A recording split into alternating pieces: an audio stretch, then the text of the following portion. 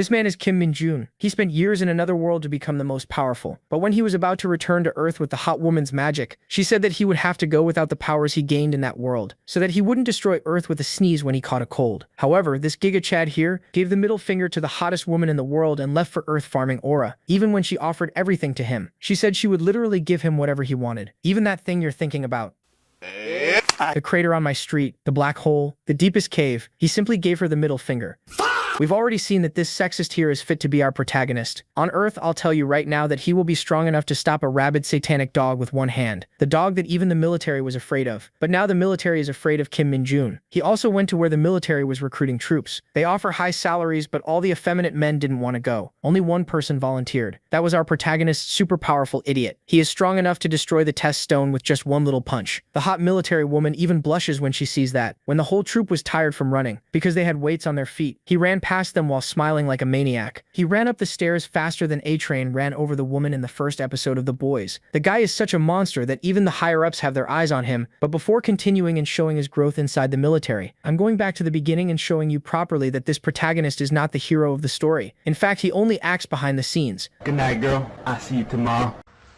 She takes him to the room where he first appeared in that world. It's been a long time since then, and Kim says he truly hates this place. She tells him to stand in the center of the circle, exactly where he was summoned. He does, and she begins the ritual. First, she says, she'll remove the saint's protection. Kim takes off his glove and mocks that so-called blessing. To him, it's nothing but a leash forcing him to obey that woman. At last, that thing is finally leaving his body. She starts the process, then admits she still doesn't understand. He gained great power there, and could still gain wealth and honor in the future, so why throw it all away? He says he doesn't care. Then he asks if she isn't worried because once that thing is removed, he could kill her. She says she would accept that. This all happened because of her. Once the binding is gone, whether he kills her or not is his choice. But if he decides not to, they should finish the ritual quickly. Kim is stunned. He's finally free of his chains. Then she says the next step is to remove the power he gained in Isgard. Taking that power back is necessary, because it would be too dangerous for him to return with it. But the protagonist suddenly uses magic and grabs her by the throat. She asks what he's doing. Kim says that power belongs to him.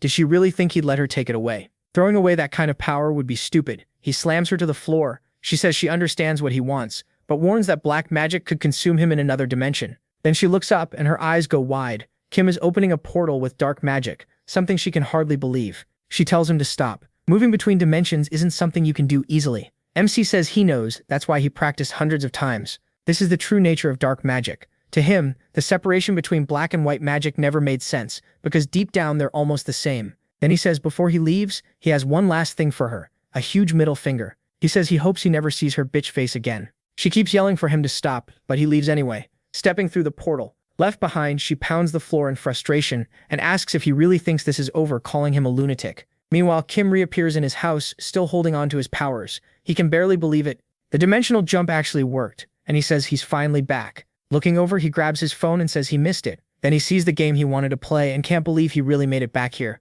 But then he notices there's no internet. A little later, some soldiers show up taking formation. They ask if this is the place, and one says yes. It matches the radio instructions. Someone asks Lieutenant Choi in Seoul if he can at least explain what's going on. Sending regular soldiers like them on a mission like this feels strange, but even the lieutenant seems confused and tells him to ask someone else. They steady themselves, then move toward their target. But when they get there, it's just Kim walking down the street. He grumbles that it's been 2 years since he got dragged into that dump, and just thinking about it still pisses him off. Thanks to modern tech, his phone still works, but he can't access anything. He wonders how the internet works now, why there's no Wi-Fi anywhere nearby, and why the shops aren't open at this hour. The soldiers stare, confused that it's just a civilian. The protagonist keeps thinking that he was in Isgard for a long time, but could things really have changed this much in only 2 years? Seeing him stroll around so casually, the soldiers wonder if civilian access wasn't supposed to be restricted, and what the guard is even doing. They call out to him and MC finally notices them. He's surprised to see people around in a residential area. Kim assumes they're training and says stuff like this must be normal now. He apologizes and says he'll leave, asking if they couldn't have picked somewhere else. But one soldier yells for him to get out of there immediately. A monster is attacking right behind him. When he turns, it's already about to hit him. Seeing that, Kim wonders why a worthless mutt like that is even here. Then he realizes his demonic energy is completely drained. Even so, he stops the monster with one hand and smashes its face into the ground. All the soldiers are stunned, and Kim doesn't stop there. After catching the monster bare-handed, he kills it with his bare hands, leaving the soldiers horrified. He asks the mutt if it thinks he's a loser, just because he can't use dark magic without demonic energy. Even weakened, trash monsters like this still can't beat him. That thought brings back the hell he went through in Isgard, basically strength training from hell. Then he looks back at the monster and wonders why it showed up in this world at all. After getting up, he speaks to the soldiers, but they're still terrified and tell him not to come any closer. Right then, another monster lands on their car. Kim says he has no idea why things got this bad. The soldiers warn that what he did could get him arrested, but since their commander told them not to make things worse, they let him go. One of them asks if he really has no clue what's been happening lately. The protagonist says that's right, he was living overseas.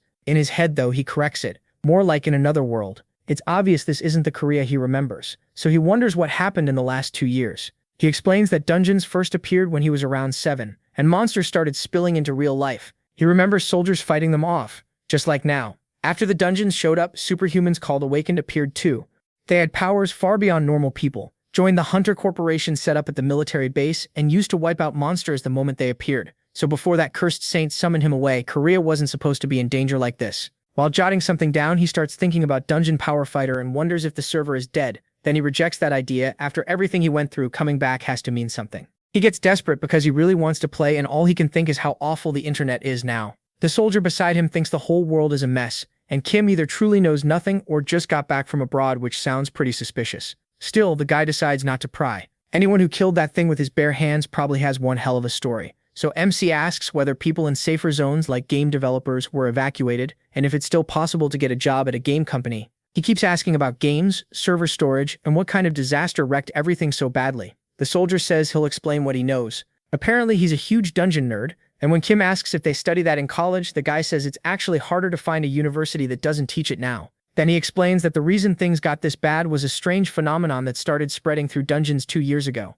One day, dungeons began appearing far more often and they started getting bigger too. But the biggest problem was the rising number of giant monsters pouring out of those abnormal dungeons. Because of that, the army couldn't control them anymore. Some civilian areas had to be sealed off, and ever since then, they've been testing ways to hold the line with fewer people. Meanwhile, Kim only cares about what happened to game companies. The soldier asks his age, and he guesses he's about 21. That means he should be enlisting soon. The soldier says half his 20s are about to vanish. The protagonist is shocked and asks what he means. Weren't hunters serving 5 years and regular troops 3? The soldier explains that because things got worse, everyone serves 5 years now, not just the Hunter Corporation. At 21, the protagonist has probably already gotten his enlistment notice. 5 years? MC can't believe it. He came back planning to play Dungeon Power Fighter once Bayonare got better, and now he has to enlist for 5 whole years. That makes him furious. Then he hears a national alert and wonders what it is. When he checks the message, it turns out to be his enlistment notice for Division X, and it says he leaves tomorrow. He stares at it, wondering if they really spam messages like this now.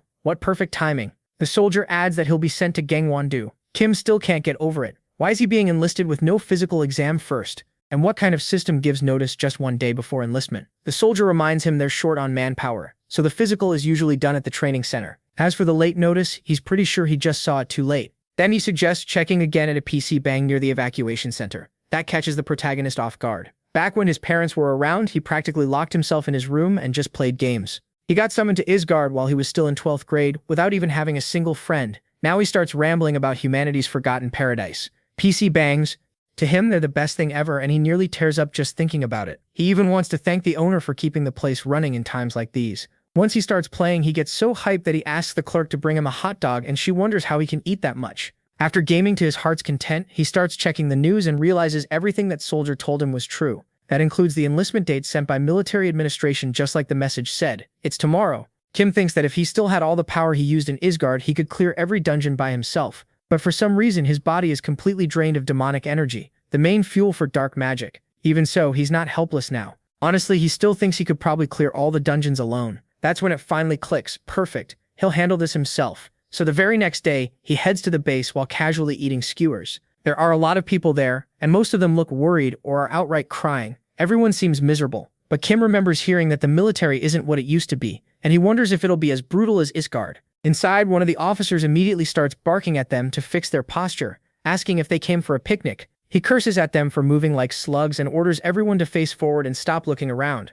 The rules keep coming, one after another, and most of them make no sense at all. But in Kim's mind, these instructors are actually pretty great. Then one of them says that before they start the schedule, anyone who wanted to join the Hunter Corporation but never got the chance should raise a hand. He reminds them that hunters are treated far better than regular troops and the starting salary is 3 million won. Then he asks if nobody wants that. A moment later, he shrugs it off as a formality and tells them not to worry, but just as he's about to move on, one of the men says there's a volunteer. Seeing the raised hand, the officer orders him to come forward right away. Kim, who clearly doesn't care about staying low-key, plants his foot and jumps straight up beside them, leaving both men stunned. Then he introduces himself as Recruit Kim Minjun and says he wants to apply for the Hunter Corporation. That takes him back to the past, in Isgard at the Forgotten Canyon. There, MC complains that being a dark mage is a miserable job. In all that chaos, he says there's no class worse than this one. No matter how crazy his skills are, if he runs out of demonic energy, none of it matters. Unlike normal mages, his power doesn't recover naturally. He has to keep refilling it by defeating monsters with demonic energy.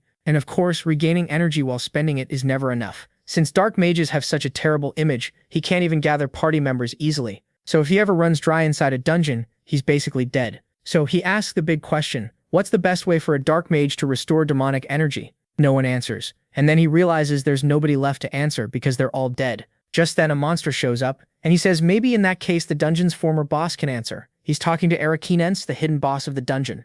Kim asks why she only showed up now. Was she waiting for him to die of boredom? She sees all her dead offspring and lets out a furious scream. He just asks, so that's your answer? When the spider attacks, he slaps her hard across the face and says that answer is wrong. Then he gives his own answer. The best way is to beat monsters with everything you've got. This happened 645 days before he returned to Earth. Back in the present, the officer asks if his name is Minjun, and the protagonist says yes. The officer tells him to wait there because a Hunter Corporation unit will come for him. MC thanks him. The man says he seems unusually eager and asks if there's some special reason he wants to join, especially now that things are so bad and even people with special abilities are returning to the regular army. The protagonist says yes, he still has unfinished business in the dungeons. That makes the mood turn awkward and the guy laughs it off, acting like Kim must be joking. The officer laughs and says he won't charge him for the floor he broke. MC just thinks, shut up, old man, he isn't joking. Then the officer explains that every dungeon in Korea is controlled by the military, and the Hunter Corps gets first priority when it comes to entering them and taking down monsters. He says the Corps is made up of highly skilled people and rank depends on ability, not how long you've served. If you are strong enough, you can keep rising with no real ceiling. Kim realizes that if he joins the Hunter Corps, he'll be able to enter dungeons. Since he can probably clear most of them alone, he's sure he'll find monsters with demonic energy. And once that happens, with his rank climbing fast, he should be able to recover the power he lost. But that little image playing in his head is just his fantasy. The real world might be a bit different. As he rides along, he figures he can probably reach 10 stars in 5 years, which is almost impossible. He even thinks he'll clear nearly every dungeon he can get into. In his mind, his easy little life will keep getting better. He'll unlock a fourth awakening, become a famous hero, make great money, and live perfectly. To him, this plan is flawless. Then an officer arrives, salutes him, and introduces himself as Sergeant Lee Sung-ho from the Hunter Corps. That makes the superior freeze up, shocked that even the battalion commander is speaking so formally to the sergeant. The sergeant then asks if Kim really has the power of a hunter. If he awakened as one, he should be able to open a status window, so he orders him to read out every stat he has. The protagonist wonders what is wrong with this guy and starts asking himself if everyone in the Hunter Corps acts like this. Still, he says fine, if the army tells him to do something, he has to do it. Then he remembers that he also had a status window back in Isengard, though he barely used it since it only showed numbers for his stats and skills. So now he wonders how it works here, and the moment he opens his status window, he gets shocked. The sergeant notices and asks what happened, telling him to say what he sees. Kim turns to the sergeant and says, there's an error. The sergeant is stunned and asks if he's messing with him. Meanwhile, at the Hunter Corps Training Center in Gyeong, a man greets his subordinate saying it's been a long time and he didn't expect to see her there. Then he asks Lee to sit down so they can talk. Since he called her a hunter, she quickly corrects him. She isn't one yet. Like everyone else who enlisted, she's just a recruit. She adds that this may sound bold, but if Lee called her there because of her father, she doesn't want any special treatment during training. He tells her she got the wrong idea because this has nothing to do with General Song. Of course she won't get special treatment, and the Hunter Corps isn't some easy organization. That makes the girl calm down a little, and she even gets embarrassed, asking why she was called in. He says a very famous rookie just enlisted, and as the training commander, he had to take interest. Since she'll be busy soon, he wanted to give her a few encouraging words first. He says it couldn't have been easy choosing between a normal soldier's path and an executive role. People like her are always needed in the field, so he thanks her both as a citizen of the nation and as a soldier. She thanks him for the encouragement while thinking this is all pretty embarrassing. Then the officer glances down and notices someone arriving. He says he got a funny report earlier and that she might be getting an interesting fellow recruit. He asks if she wants to go see him, and the girl hesitates about it. Meanwhile, Kim checks out the facilities and wonders how much money they poured into the place. He's impressed, then immediately wonders if they've got a PC room there too. But the lieutenant tells him not to get too excited, because his enlistment in the Hunter Corps still hasn't been approved. Since MC is a special case, the lieutenant says he'll test him personally. If it weren't for headquarters' decision, he wouldn't have dragged him there at all. He would have sent him straight to prison instead. And once the testing is done, if he turns out to be a liar, he'd better be ready to enlist in the military police right away. He thinks this guy is being petty about everything and asks what the test is. The lieutenant points behind him and says that if the protagonist can move that thing even 1 centimeter, he passes. Then he says he'll give him 10 minutes. In his mind, if the kid really has any hunter talent, now's the time to prove it. He explains that the mineral is red stone, a dungeon byproduct. It's absurdly dense and heavy for its size, and also extremely hard. At that size, a recruit shouldn't even be able to make it shake. Kim asks if that is all, saying he's relieved the test is so simple. The lieutenant gets really angry at the kid's nerve, staring at him and thinking there's no way to check someone else's status window. There have always been scummy people trying to exploit the hunter corps with mediocre abilities. He keeps thinking about the report that Kim jumped 5 meters onto the podium, and on top of that, his status window showed an error. To him, it all sounds like one huge lie. Just then, an officer arrives with a CEO saying this is the boy he mentioned, the one who supposedly showed incredible physical ability in front of the battalion commander at the recruit center, even though his status window says there's an error. He says that as the training commander of the Hunter Corps, he's never heard of anything like that, so he's very eager to see how unusual this recruit really is. As he walks up to the stone, MC thinks it's the same stuff that used to be everywhere in the dungeons of Isengard, that ridiculously heavy mineral. At this size, he figures he can move it easily. Then he just swings his hand back and everyone is left wondering what he's about to do. Kim gets ready to throw a massive punch, even thinking there might be some demonic energy inside it. And when he hits that thing, the stone explodes into thousands of pieces. He only thinks it'll be really unlucky if there's nothing inside. Seeing him smash something that's solid so easily, Klis can only think this is insane, that Kim is a monster. Sometime later, one of the recruits starts thinking something is seriously wrong here. Even before coming back and joining the army, he already knew the training wouldn't be normal. Once training starts, they get thrown straight into real practical work. 4 brutal weeks of non-stop suffering. On the first day, he strapped a rice bag to his ankle, and then took 6,000 steps with the weight on, and even that was called not good enough after they saw his time. So everyone had already expected that insane instructor to be a problem. That crazy training only keeps improving Kim's energy, and he'd even bet the lieutenant himself couldn't handle it if he had to do it as an active soldier. He also keeps wondering what kind of madness this is, because he is a total lunatic. The protagonist keeps sprinting at full speed, and thinks his body still feels light, so light that without the weights he might actually fly. They said hunter training would be pure hell, but compared to what he went through in Isengard, this place feels like heaven. And the food here feels more like a feast. More than that, everything they need to do all day is already written down. He even gets free time, and there's a computer room too. As long as he sleeps by the end of the day, there's basically no problem. So after enlisting, all he has to do is stand out a little more and make use of that room. To Kim, this means he can train, eat great food, make good money, and on top of that, he can even play games. That makes him start laughing, saying he's going to be a great hunter. One soldier says he's way too fast and wonders how that even makes sense, while another tells him not to question it. Meanwhile, the lieutenant sees that maniac charging up at full speed. When Kim reaches the top, he casually asks if it's already over. The lieutenant is stunned, asking what this kid is even doing. Everyone else takes over an hour to get up there, and MC hasn't been training for long at all. Then he looks at the sergeant and reminds him of his promise. If he finished in under 30 minutes, he'd get a free pass. Then he asks how long the sergeant thinks it took. After getting the pass, Kim is thrilled and heads off. The lieutenant actually feels pleased too, wondering how long it's been since a hunter trainee earned a free pass. Still, he says it doesn't matter if the protagonist has more strength or stamina than everyone else. In the Hunter Corps, the most important thing is knowing how to kill a monster, and he plans to keep a close eye on Kim. Sometime later, all the soldiers head back to the dorms. One of them checks his status sheet and notices his energy went up by 1 point. Everyone gets excited to check their own windows too,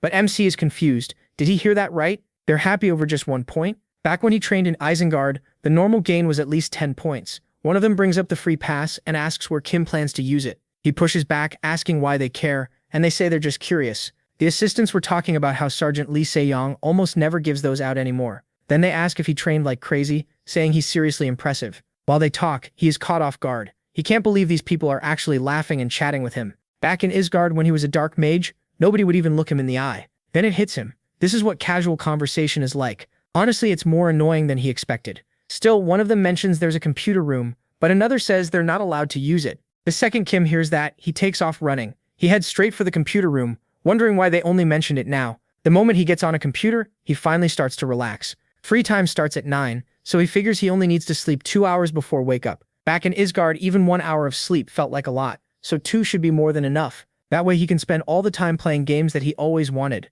Sometime later, they're forced into a march that's basically a sprint. They have to cover 40 kilometers in 2 hours or they don't get breakfast. Kim is actually happy about it. He gained 10 levels just yesterday. One of the others asks if he's really not sweating at all. The protagonist brushes it off like it was just a walk. leaving the guy wondering if he's really spent the last 4 weeks gaming and sleeping only 2 hours. Is he some kind of monster? MC starts teasing them, asking if the guy's about to call him sweetheart if he gives him water. The recruit says he only meant MC's energy is monstrous, but then he starts handing out water to everyone like they're little puppies. Then an officer steps in and snaps at them. He says the commander is deeply disappointed. With only a few weeks of training left, he already knows many of them won't make it. Compared to the other platoons, this group is far weaker, and because of that, the commander is seriously worried. Kim wonders why the guy is talking about himself in third person. Then the commander goes on, saying that even if they pass and make it to central base, they'd be dead within a month. He asks if, with their current willpower and strength, they really think they can survive dungeon adaptation training. He starts wondering what dungeon adaptation training even is. They explain that dungeons usually disappear once all the monsters inside are killed, but in rare cases, some stay open. When that happens, the dungeon changes, its structure shifts, and it becomes a place where people can gain a huge amount of experience. That makes those dungeons perfect for training. The practical exercise happens inside one, and that's what dungeon adaptation training is, a dungeon. Hearing that, the recruits are shocked. It sounds way too dangerous, and they start wondering what's going to happen to them. Seeing their reaction, the commander thinks he can feel the tension now. He says they need to stay that sharp all the time. Training is like horseback riding. If you don't hold the saddle tight, you'll fall. Still, he tells them not to worry. Nothing bad will happen if they work hard. Then he adds that the soldiers with the best scores will win a 3-day, 2-night trip. He expects that to fire them up, but nobody reacts, so he asks if they heard him. Don't they want to travel? He repeats the reward and wonders why nobody looks excited. What happened to these guys? Do they really think the army is hell? What surprises him most is that only one other person besides himself looks happy, and Kim thinks that's pretty great. Sometime later, they arrive in front of the dungeon, shocked that this is really the place. They wonder what they're even supposed to do there. Camp out or something? But they almost get run over by a truck coming in from the side. From inside that truck, a bunch of eyes appear, and they realize those are hunting dogs. The recruits panic at the monsters, saying it's their first time seeing them up close. Kim, though, wonders what's so scary. They look like Maltese or Chihuahuas to him. Then the commander yells, asking if they're scared. He says those are the monsters they'll be fighting, and the recruits can't believe he really expects them to face that. He tells them they'll form teams of 4 recruits and enter the dungeon.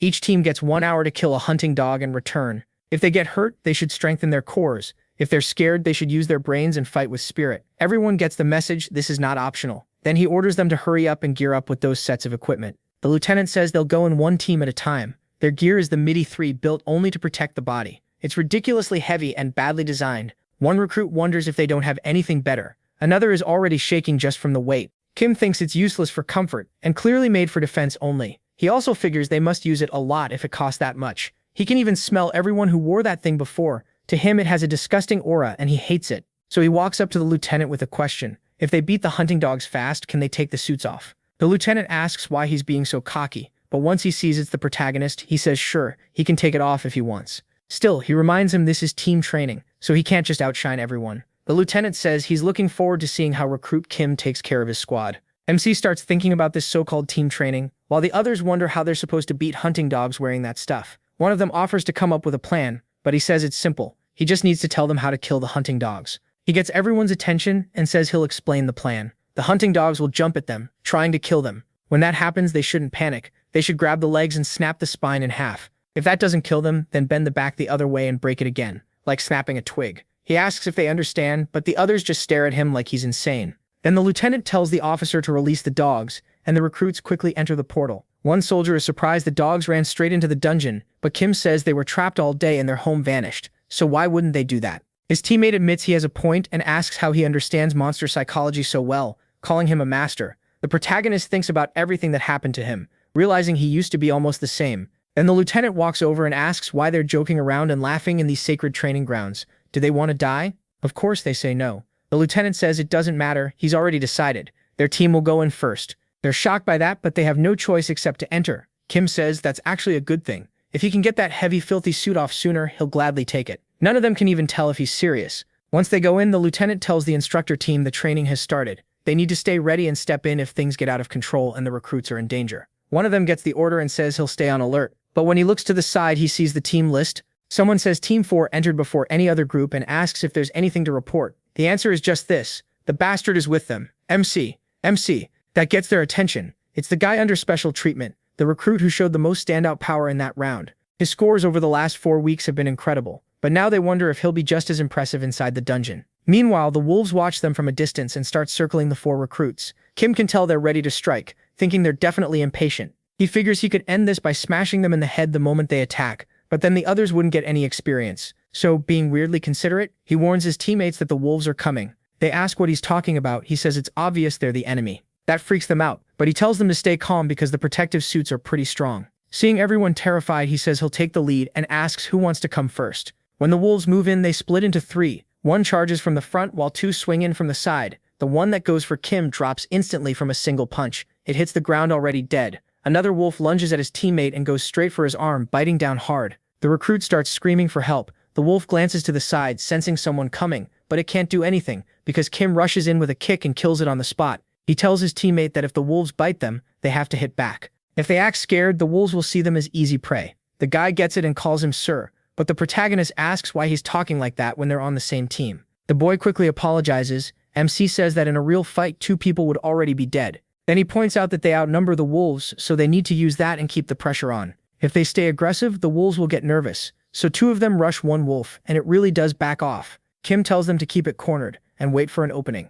Watching from outside, the two instructors wonder if he's really just a recruit. Most scared rookies would freeze up after losing focus like that. But because of his leadership, they shake off their fear. The instructors stare in disbelief, even wondering if some top sergeant somehow came back to his pre-enlistment days. Stuff like this only happens in stories. Still, the protagonist didn't rely on brute force alone. He led the team, kept them steady, and made them work together. Because of that, he gets the highest score, while the others only earn average marks. The instructors walk over and tell them they did well and can come out now. One recruit only then notices the instructors were there the whole time, but Kim barely cares and is already wondering if this earns him a vacation pass. The jealous lieutenant snaps at him to shut up, asking if he really thinks they'd hand that out. MC keeps teasing him, joking that they were really worried about the recruits and acting all sweet about it. That only makes the lieutenant even madder. But as they get close to the portal, something happens. The whole place starts shaking. They ask what that was, and one instructor orders the other to report it on the radio fast and tell everyone to get out immediately. One of the recruits asks what's going on and wonders if it was an earthquake, but Kim says no.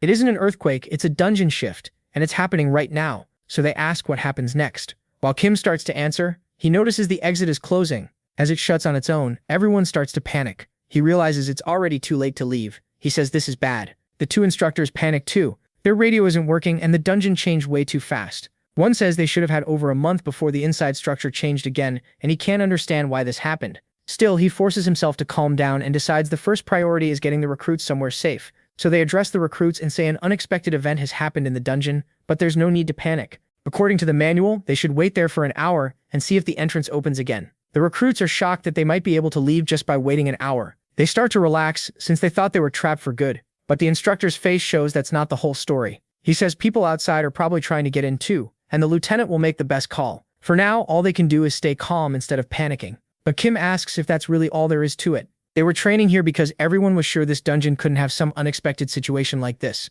To him, it's especially creepy that a dungeon entrance that was always open just sealed itself. One instructor runs over to speak with the other, and Kim figures he was right. The instructors know this situation is much worse than they're saying. They acted calm, but there's a good chance no manual really covers this. If the dungeon has turned into a closed dungeon like he suspects, it may be much harder to clear than he first thought. He remembers something similar in Isgard and tells himself this is serious, but not the absolute worst case yet since they're still alive. The instructors, though, think this really is the worst case scenario. They say the others probably already realize it too. This dungeon has become a closed dungeon.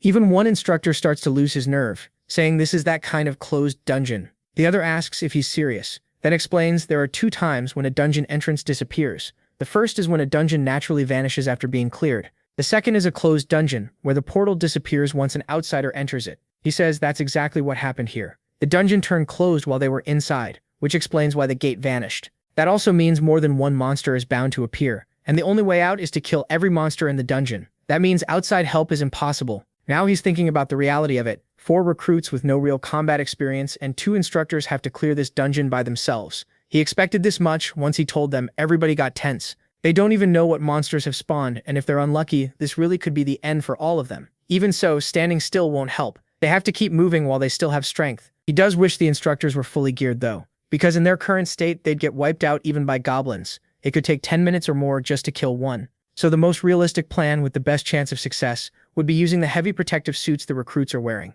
He's not happy about relying on those stupidly heavy dense outfits, but if they use their defense and put the recruits in front, the instructors could kill the monsters while the recruits tank the hits. Still, he thinks those recruits trusted them. They made it through all that brutal training. and using those rookies as human shields while he's the veteran here isn't something his pride can accept. As they keep moving, one recruit keeps walking until Kim notices something. An instructor asks if there's a problem, but then they hear a loud sound. When they look over, one instructor is already in agony, foaming at the mouth before collapsing. The other instructor starts to run to him, but Kim yells for him not to go. Even if he rushes over now, there's no way to save him, and the second instructor drops too, writhing on the ground. Kim tells everyone to stay back, because if they get any closer, the same thing will happen to them. He thinks it isn't that serious. They only passed out. He's not surprised either, because he already recognized that familiar smell. Then he grabs both instructors and throws them back toward the recruits, telling them to catch them. He warns them not to leave that area and to stay near the exit. The bald recruit asks where he's going, saying it's too dangerous.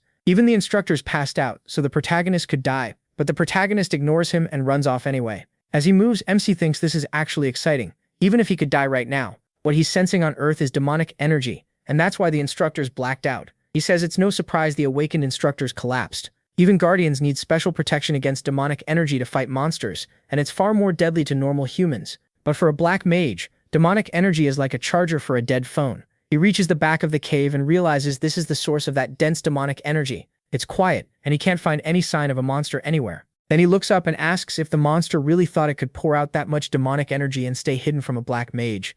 He never expected to find a dark hound here. Kim points out that just because it shares a name with a normal hound doesn't mean it's the same thing. This species is unbelievably stronger than an ordinary one. The first time he met one was a year after being summoned to Isgard. He nearly died because he'd never seen a monster like that before. Since he'd never seen one on Earth either, he tried to attack it head-on, and that was a terrible idea. Even so, he's glad to see a familiar face. Then he pulls back his fist, thanks it for the meal, and sends the monster flying. After taking it down, he thinks the smell of its blood is still disgusting. He also thinks about the huge wave of demonic energy released after death. That's why dark hounds are so hard to kill. Their blood is poisonous, and if it touches normal human skin, it rots it away. Then he absorbs all that demonic energy and keeps getting stronger. Of course, none of that poison matters to a black mage. He realizes it's been a while since he felt this tense. His phone is at 5V of charge, and he remembers seeing a demonic hound in Isgard. So why is one here? He thought Earth's monsters were ordinary, and almost harmless by comparison. Judging from everyone else's reaction, this is the first time something like this has shown up.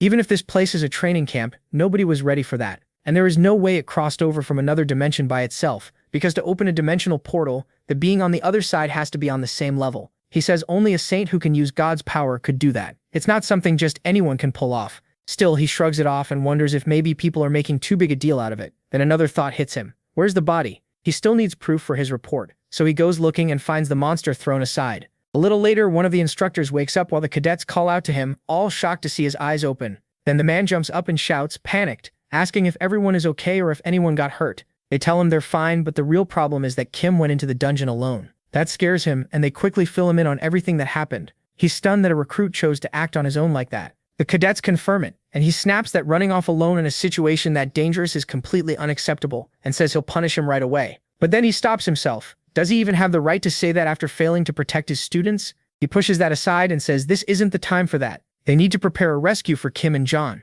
But then one of the recruits tells the trainer to look ahead, and they see him walking back with a monster on his back, asking if everyone's okay. The trainers are shocked that it's a dungeon monster. They say it looks a little different, but the protagonist just says it looks like the same crap to him and drops it on the ground. They're stunned that this was the monster that took down Edge, so they ask if MC caught that thing by himself. Someone blurts out that if he beat it alone, then he must be the strongest one there, but the others tell him to stop talking nonsense. But while they're still arguing, the gate opens again. The instructor calls for Kim, asking if he was the one who took down that hound by himself. The boy doesn't even need to answer. The instructor gets it without a word and tells the other instructor to take everyone outside first. They'll follow right after. So he stays behind with the boy. He tells him that once they're out, he needs to report straight to the commander and explain everything that happened in detail. He agrees. The instructor says he has to tell them everything. Leave nothing out, even the trainer's failure. They lost control of the situation and couldn't protect the cadets, and he admits he doesn't even know what to say without sounding pathetic. No matter what, thanks to the protagonist, everyone made it out safe. He thanks the boy again, and Kim thinks it's strange seeing him like this. The man finally says he has to admit his mistakes, then tells him to get moving. He adds that he doesn't even know what he'll report since he was unconscious, and jokes that it was a terrible time to fall asleep. MC thinks this last week here is turning out just like he said, and wonders if he should go. As he thinks it over, before he can leave, his status screen suddenly appears in front of him, saying the error has been fixed. He stares at it, wondering what the screen is even talking about, and says that this trash system never helps with anything. It's the same annoying system that bothered him in that other world. Then the status screen updates, his name, a line saying he worships Rumi Nona, founder of the doctrine, stats at strength 60, agility 60, energy 60, mana 10, and 1 acquired skill, corruption level 1. He frowns and says, "This is weird. What is this supposed to be?" What really bothers him is that line on the status window about worshipping Rumi Nona. He remembers Rumi was a character from Dungeon Power Fighter, and after becoming the strongest mage in all of Isgard, he made up lies for fun to shake off the fanatics who kept chasing him. But while people still kept following him, his status started showing that he worshipped Rumi Nona, which only made everyone ask more questions. He grumbles that now even this thing won't leave him alone, though at least it did cut down the number of fanatics. Still, it looks like he got weaker. His stats dropped way too much. Since returning, it feels like part of his demonic energy is gone. He says he was ready for the penalty from crossing dimensions, but even his skill list is down to just 1. He's disappointed that even its level got lower too. At this level, he figures corruption's effects are probably garbage. Then he starts thinking he really does look like some kind of character from a story, and realizes that like this, it's going to be hard for him to reach his goal. Even so, he reminds himself that in Isgard he started with nothing too and still became the greatest mage of all time. Since he already reached the top once, there's no reason he can't do it again. For now, he needs to rethink his goals. The game development company is stalled because of the monsters, and he has to recover his strength as fast as possible. He figures it'll work out. Compared to when he first arrived in Isgard and had to suffer through all that, this isn't so bad. The game company will just have to wait for him. And that day, the whole training center was left shaken. The dungeon gate they were training with had closed and their superiors had failed to handle the situation. On top of that, they found a new monster that had beaten the trainers, and a single trainee was the one who dealt with it. With so many strange things happening, he normally should have received a badge for that amazing feat. And the soldiers who were supposed to enjoy their final free week before deployment weren't doing that at all. One of them says they're screwed and asks how long they'll have to wait. Another complains that training is finally over and he'd rather be watching TV because this feels like a total waste of time. Then they ask the bald guy if it's true that Kim killed a new monster by himself. He says it was huge, way bigger than a normal dog, and that dungeon hound was massive. Everyone is stunned. They start wondering if the protagonist will make sergeant in less than 2 years, but one of them says no. The promotion test for hunters is really hard, and people say it usually takes 5 years or more. If you can't make it, the corporation tosses you aside. Another asks if it's true. Some hunters end up as private security for the government, and they say that's pretty sad. Sometime later, MC heads to his superior's office and sees the commander in the middle of apologizing inside the room. Then the commander's superior tells him he can leave now. After the man walks out, he asks him if he's the one who handled the dungeon accident and asks his name. He introduces himself, and then the man says he'll get straight to the point. He called the protagonist there because he has something important to say, naming him the top soldier in the training camp. After that, he says he has an offer to make and asks if the boy wants to hear it. At that moment, the commander starts seeing Kim as someone who has always been ahead of everyone else. He thinks a human this far above average is something rare to witness in his lifetime, and believes MC is someone who can change everything. He meanwhile wonders what this guy is even talking about, while the commander asks himself if this is the one who might save him from all of this. He thinks sending someone this talented to such a normal unit would be a national loss, especially when they need more people in that place. So he tells the boy that he's heard Kim has enough talent to earn a promotion. Normally, new graduates can only take the promotion exam after 1 year, but there are always exceptions in special cases. Then the commander says that if the protagonist volunteers as a hunter for the Shuram army unit in Gangu, he can grant that exception using his authority as training leader. He starts to smile, saying that if MC goes there, he won't have to wait a whole year for promotion. It would be an incredible chance, but he doesn't react the way he expected. The commander figures the boy obviously wants a promotion, but wonders if mentioning Shuro pushed too hard. Maybe that promotion exception isn't enough. Meanwhile, Kim thinks that if it's Shuro 1, then it's the undefeated hunter unit of Division 104, the place his teammates said they never want to set foot in. They said it's freezing there, the snow is deep, and it snows almost every day. Dungeons burst open sometimes, monsters show up out of nowhere, and anyone there has to stay on the front line. And to him, that sounds great. He thinks it doesn't really matter where he goes. He just needs to rank up fast. This exception is a pretty crazy option, but since it's an area where dungeons keep breaking out, it might be perfect for him. Fast promotion is key to his plan. The higher his rank, the more doors will open. And when it comes to rising fast, nothing beats dungeons. So the boy says he'll go. The commander can barely believe what he's hearing. Kim really accepts and agrees to go there. Sometime later, his friends start crying as they say goodbye. They tell him to call whenever he gets free time, and one friend asks why he picked Shuro, one especially a place nobody wanted. But the boy says that just because everyone avoids a place doesn't mean it's bad. They'd never understand, since his life goals are pretty crazy too. One friend asks if he wants to reach level 100, but he says he's already level 30, so 100 isn't that big a deal. That's when they realize the guy really does think like a maniac. After even the loudest one of them leaves, he's alone. Then a huge army jeep arrives to pick him up, and when that person steps out of it, the person stepping out of the jeep is a huge rough-looking man staring right at him. He says Kim must have waited a while and explains he was late because of the snow.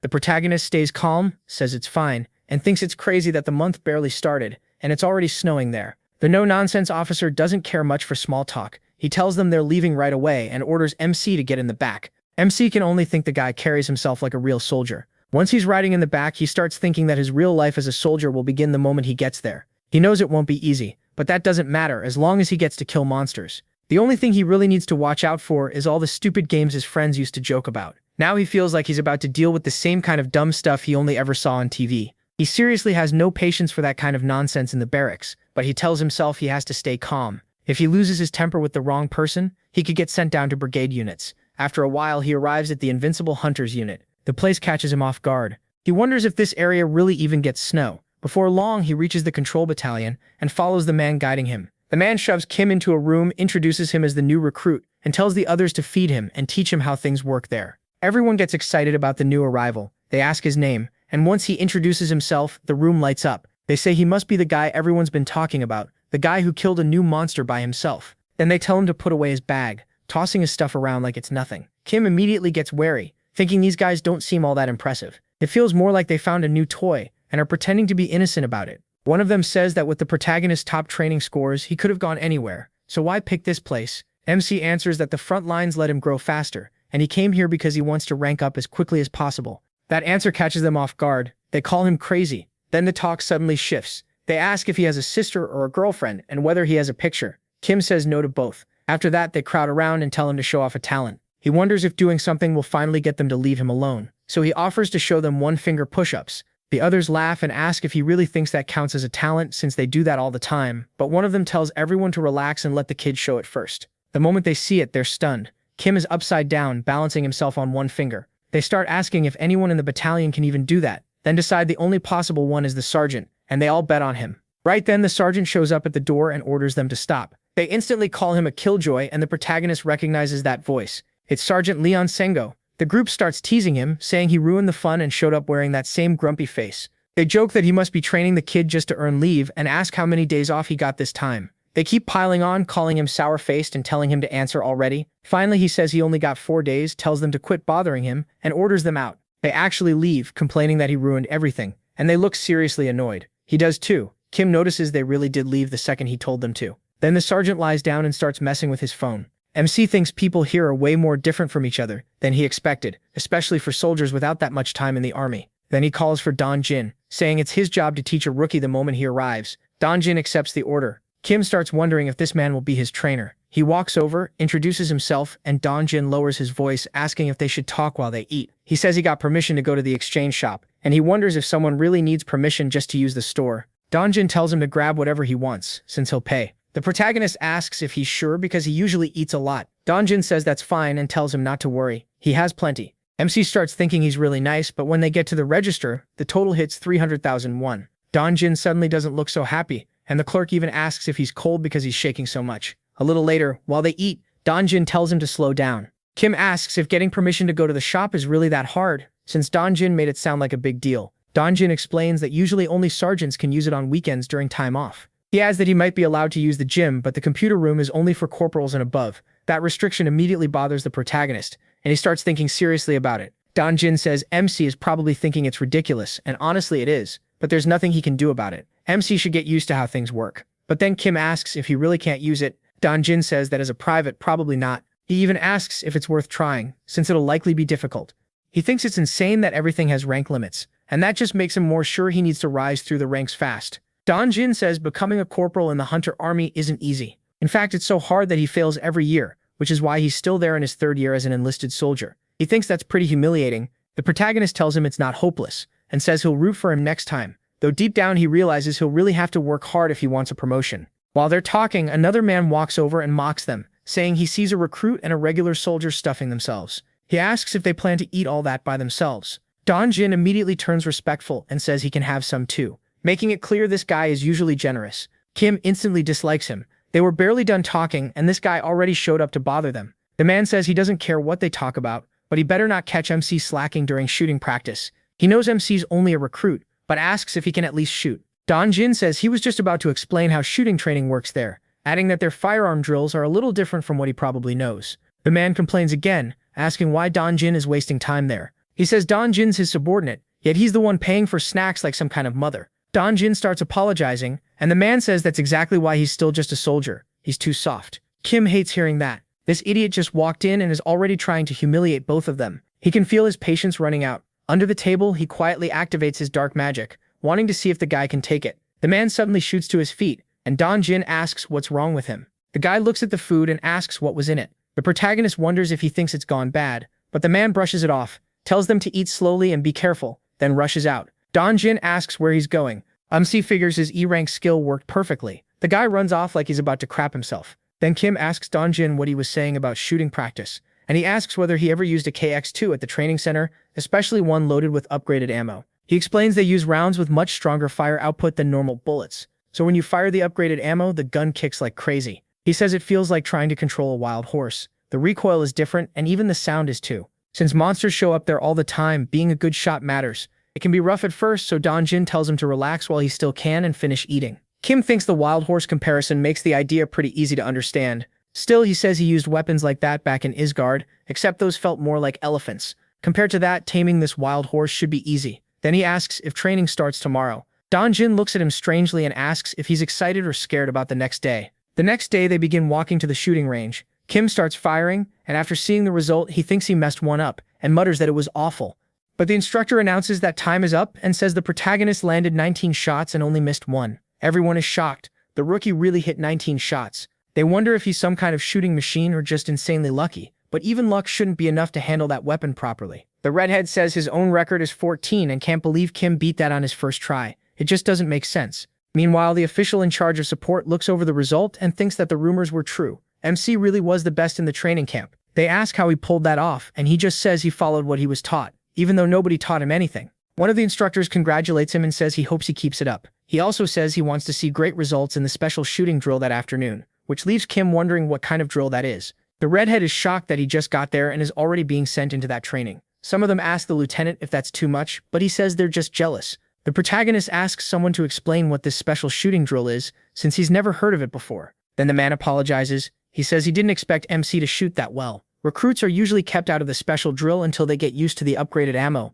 but since MC was already called in, he gives him the short version. In this drill, 2 people enter the training field at the same time and have to kill every monster on the way to the final point. The monsters aren't that strong, but they aren't fake targets that just stand there. They can fight back. There are also cardboard civilians along the route, and if he shoots even one of them, he's disqualified. Dongmin tells him not to worry. The drill stays under control, and the staff will be watching the whole time. That makes Kim happy. Real monsters in training sounds way more fun to him. While they eat, Dojin keeps praising him, but he says Dojin did well too, since he landed 13 shots. The boy says the protagonist is just being nice. That score isn't even close to impressive, especially not in Sergeant Leon Song-ho's unit, where the minimum is 17 hits. Kim thinks his old unit only needed 10, so 13 sounds fine to him. Then he starts wondering if that means he's basically number 1 here. Dongmin says he's sure MC will do great in the special drill too, but MC says that if it can be done in pairs, he wants to team up with Dojin. Dojin says that probably won't happen since the higher-ups choose the pairs. He asks if he's serious and wants to know what they base it on. Dongmin says, as far as he knows, they use a ladder game. A bunch of them watch one guy setting it up, and after a while, the lieutenant says the drill starts in 5 minutes and orders them to put on their bulletproof gear and get ready. Kim gets himself prepared, and then that coward from earlier walks up and tells him the new recruit is on his team, asking if he's really ready for this drill. He challenges the protagonist too, saying he'll show him the gap between a corporal and a rookie. MC wonders if Guanxi is really going to be his partner. From the way he's acting, the guy still hasn't realized how pathetic he is.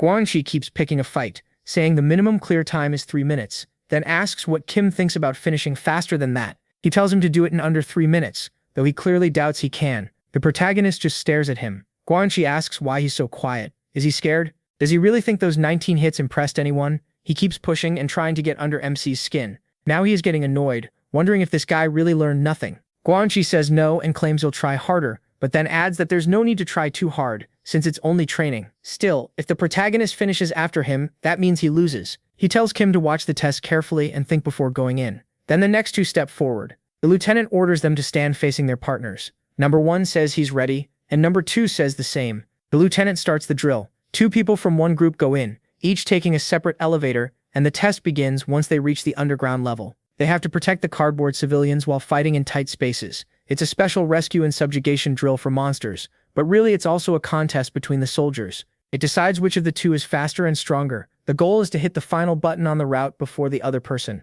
As Kim watches the screen tracking the match, he wonders why the monster icons are different sizes. Guanxi explains that the size shows how dangerous they are. The bigger the icon, the tougher the monster. Then he asks if MC really didn't know that. He goes on to say that each soldier gets 2 monsters, but the placements are completely random, so they won't know what they're facing until they run right into it. One of the soldiers ends up meeting a giant frog. It attacks right away with its tongue, and the marker for that soldier moves close to the monster. Kim thinks number 1 got the faster start, but with monsters involved, it's still hard to tell. Then number 2 runs into a giant rat monster and says he's got this. Once he beats it, only 1 monster is left. But his next enemy is a massive, disgusting worm, and he blurts out, "What the hell is that?" Meanwhile, number 1 defeats his second frog, then looks ahead and wonders what that thing is. Did Donner finish already? But then he spots the button right in front of him and slams it. He clears the route in 2 minutes and 24 seconds, and everyone is shocked. They start asking if the minimum time is going to change after that. While others think that's insane, number 1 even mocks his opponent, asking why he took so long. Was he building a weapon down there?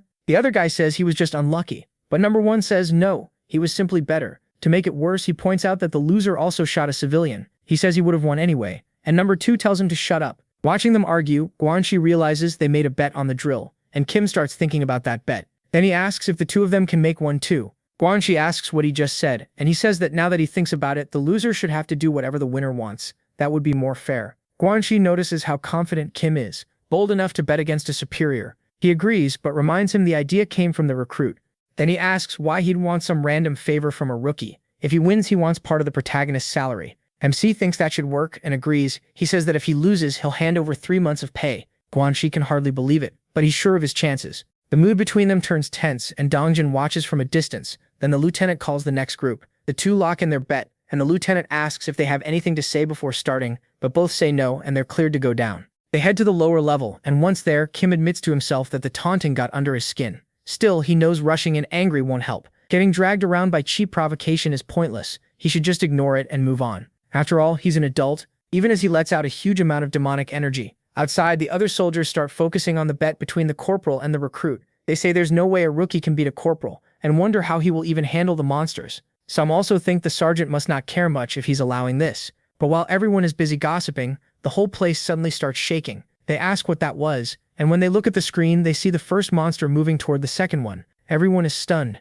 Down below, Kim feels it too and wonders what that vibration is. He tries to figure out what's happening, and when he looks, he finds a 2-horned cyclops eating the monster that was supposed to be first. Now he's face to face with that giant thing. The protagonist is surprised. The monster is busy eating the other one, and he wonders what's going on and whether it was even supposed to be there. Then the monster looks at him, sees him as prey, and pulls the rat from its mouth. It hurls the rat at him, but Kim quickly dodges. The only thing he can think about is that day's dinner. He wonders if it's chicken and hopes he can finish this fast so he can go eat. He tells himself to be careful not to hit a civilian target, because if he just fires wildly, he could get disqualified. The monster raises its arm and throws a punch at him. Kim activates his demonic energy and wonders why these things are so annoying. Then he drives a huge punch straight into the monster's attacking hand, and the Cyclops' hand explodes into pieces. The monster howls in pain, and MC thinks, good. Now it's quieter, next he just has to kill it. But when he looks back at the monster, he sees its hand regenerating, and instead of growing back normally, it returns as a green blade covered in a strange aura. Back outside, the others realize the recruit is fighting a huge monster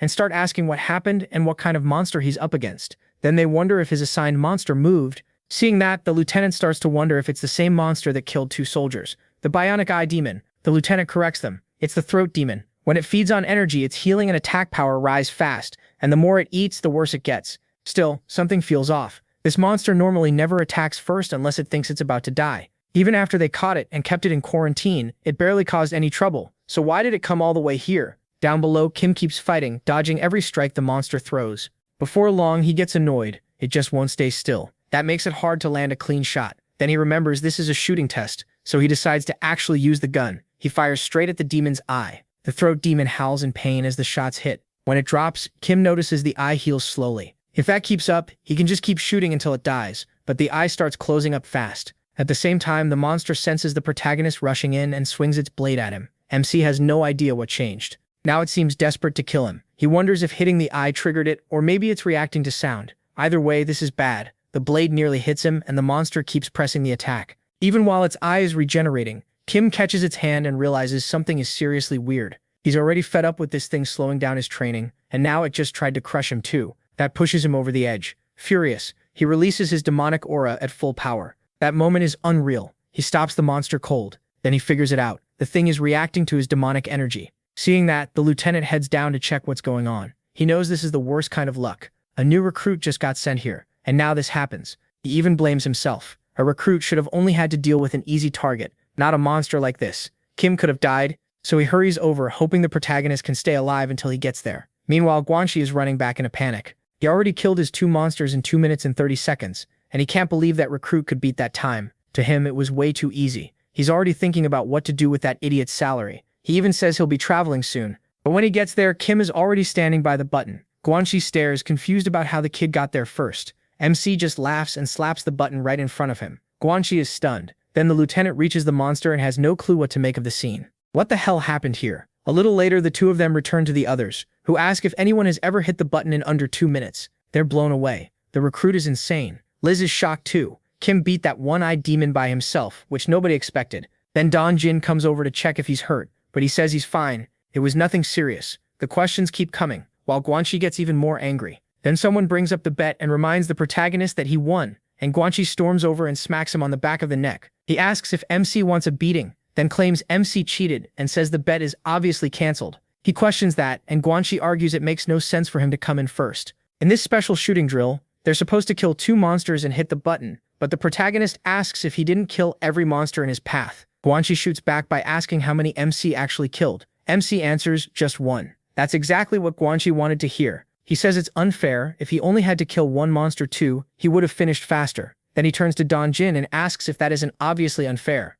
Don Jin starts stammering, and Guanxi orders him to answer already, before he gets hit. Watching this, Kim starts to think this guy is seriously annoying. Even if it was a weird exception, his only regret is killing that monster with a punch instead of a shot. He really did want to win that bet. Still, he can't help wondering why Guanxi is taking it out on Don Jin instead of arguing with him directly. Just then, the lieutenant arrives. He asks Guanxi if he has no shame. Kim risked his life too. Guanxi instantly gets rude and asks who he thinks he is. The lieutenant explains that the one-eyed demon is usually calm, but it mutates when it eats and senses danger. What he faced was way harder than just dealing with 2 weak monsters, and Songho asks if anyone still doesn't get it. Guanxi tells him to calm down and asks if he's trying to challenge him just because he got promoted. Songho only looks at him and says he's still a piece of trash. That makes Guanxi panic. He tells him to stop, saying there's no need to humiliate him in front of the kids or get so serious over a joke. Songho asks, a joke? Then says it only became a joke because Guanxi lost. Either way, he says it must be cold down there. It's hard to believe Guanxi was once an amazing veteran, and even harder to believe he's still stuck in the same place,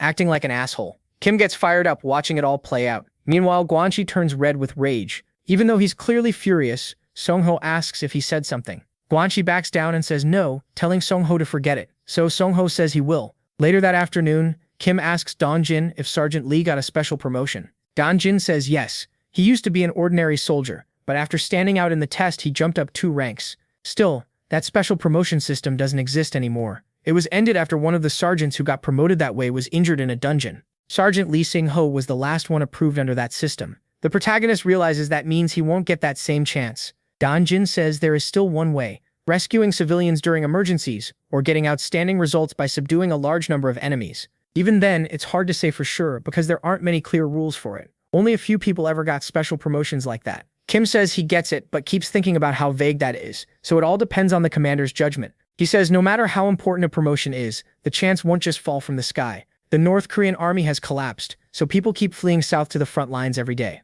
MC says he's only been here 2 days, so as a recruit he understands, but he still wants a promotion fast. Don Jin tells him that if he keeps working hard, it'll come soon. Meanwhile, MC secretly wishes a portal would open right there, and the moment he finishes that stupid wish, an alarm goes off. An emergency notice is sent to the command room. A group of meds bats has appeared at the oil depot, and everyone nearby must rush over and help set up a protective shield. Hearing that, Kim lights up like a total psycho. He knows meds bats are bat-like monsters about the size of a child. They move in groups, and based on their size and strength alone, they aren't that dangerous. The real problem is that they can shoot fireballs from their mouths, and since they showed up at the oil depot, this is a real emergency. The whole place could explode. So everyone starts wondering how many bats are over there. 2 soldiers try to stop them. One says he'll kill them all, but the other asks if he's crazy. They can't fire near the oil depot. If they shoot or if the bats spit fire, the whole area could blow up. So the first asks if they're supposed to just stand there. His partner says the bats still haven't gotten too close, so for now they'll keep watch and call for backup. Once help arrives, they'll put up the shield. No matter what, they have to keep the area from making any contact with fire or there could be a massive explosion. The two soldiers panic. Since arriving here, they've never dealt with anything like this. Then the madman Kim shows up and says he'll draw the bats' attention. The soldiers are shocked to see him there, but they ask what he thinks he can do without any gear and tell him to go back right now. He barely cares about equipment. Right now, the only thing on his mind is getting a promotion through these monsters. He's already imagining the title, the recruit who handled an emergency by himself. He wants to take over this whole situation and grab that title as a bonus. The only question is whether he can really pull it off.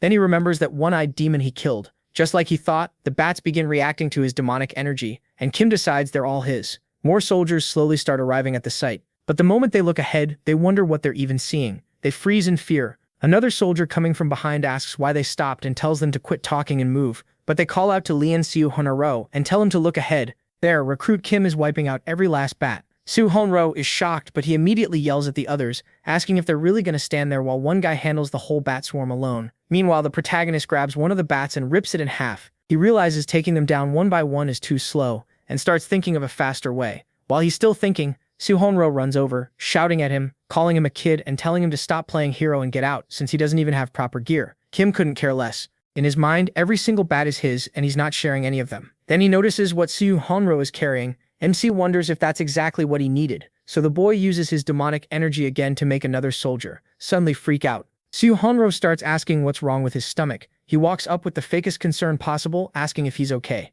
Siu Honro insists he's fine and tries to play it off, but he keeps pressing, saying he really doesn't look okay. In the end, Siu Honro says he's just going to step away. That's all the protagonist needs. He grabs the man's weapon, tells him not to worry because this will be over soon, and gets pretty happy about getting his hands on the electric baton. He says that now he's really going to have some fun. Then he starts tearing through the bats with a crazy kill streak. Everyone watching is stunned. He's wiping out the whole swarm by himself. And while his count keeps going up, one soldier looks up and spots one of the bats aiming a fireball straight at the worst possible place. He shouts to the other soldiers with guns ready, telling them to fire. This time he says they have permission to shoot it, and they try to take the bat down. But the maniac Kim appears behind it first, saying this isn't a good place to play with fire. Then he kills the creature before it can do anything. The soldiers below can't believe it. They start asking how he even got up there, and if anyone has any idea how many he's killed already. After that, they finally activate the protective shield and order everyone to check whether all storage points are covered. Once the bats are gathered up, they start asking what they're supposed to do with all of them. Then they call for Lian Sem Honro. They ask where those bats even came from, since none of them showed up on radar. While he's asking about the report, someone notices a weird smell coming from Lian Sem Honro, still because of the protagonist's magic. They also ask if all the bats were electrocuted and how many there are. Sem Honro says it looks like 30. He also figures Lian Sem Honro isn't the one at fault. He only came over because of the smell. It's pointed out that even if he isn't a combat specialist, an operations captain should still be directing the fight, yet he only showed up after everything was over. Sem Honro thinks to himself that he's sure the guy wasn't even watching the radar in the control room. Then the loudmouth commander asks if Sem Honro was the one who electrocuted all those bats, saying he'll report the achievement to the commander above him. Sem Honro flat out says it wasn't him. The man is surprised and asks who did it, wondering if anyone else in that unit even knows how to use an electric baton besides him. Sem Honro explains the bats weren't killed with just the baton. One person killed all of them with his bare hands and tells him to put that in the report. The commander asks if he's messing with him. It's hard to believe one person tore apart all those bats alone, and if Sem Honro didn't do it, then who could have? Just then, Kenan walks in and tells Sem Honro he came to return the electric baton he borrowed earlier, but then admits he may have used it a little too much, and wonders if he overdid it. The next day, the commander tells Kenan to be honest. He asks if the boy had some kind of experience already, or if something was wrong with him, but Kenan says no. Then the commander asks if he had done anything before all this happened, and again the boy says no. So the commander tells him that if that's true, he better not do anything reckless like yesterday again. He says the boy got lucky this time, but hunters like them never know what tomorrow will bring. Kenan thinks that lucky or not, he's staying in this battalion. The commander goes on saying the hunter division is special. Unlike normal troops, there are only 4 battalions that fight like this, and each battalion under that division has only a small number of hunters in the entire army. Kenan thinks that's obvious. Not just anyone can become a hunter, but he still wonders why the commander suddenly started talking about all this. Then the commander asks if he knows the reason behind it, and the boy clearly doesn't. So the commander explains that unlike ordinary soldiers, everyone there is special. Not all of them go to the front lines, of course. Some handle administration, some deal with certain monsters, others focus on battle tactics, and so on. Hearing that, the boy remembers that commander who doesn't seem good at anything. The commander in front of him says that's just how things work there, and hunters are promoted only by skill and performance. Kenan thinks that when the commander called him in, he expected praise, but instead it's sounding more and more like a lecture, even after he did something impressive. Then the commander asks if he was expecting to be called in that morning. He tells Kenan to pay close attention, because that day, the hunter with the most monster kills in the 104th Hunter Division is arriving. A pretty scary-looking guy then steps out of the car and the commander says he's here to visit their battalion. At once, everyone in the battalion lines up to welcome him. When he finishes greeting them and looks at Semhanro, he asks if the boy was the one who led yesterday's situation, and says he did a good job. The stiff, nervous boy thanks him for the praise, while the others whisper that just his eyes alone are intimidating.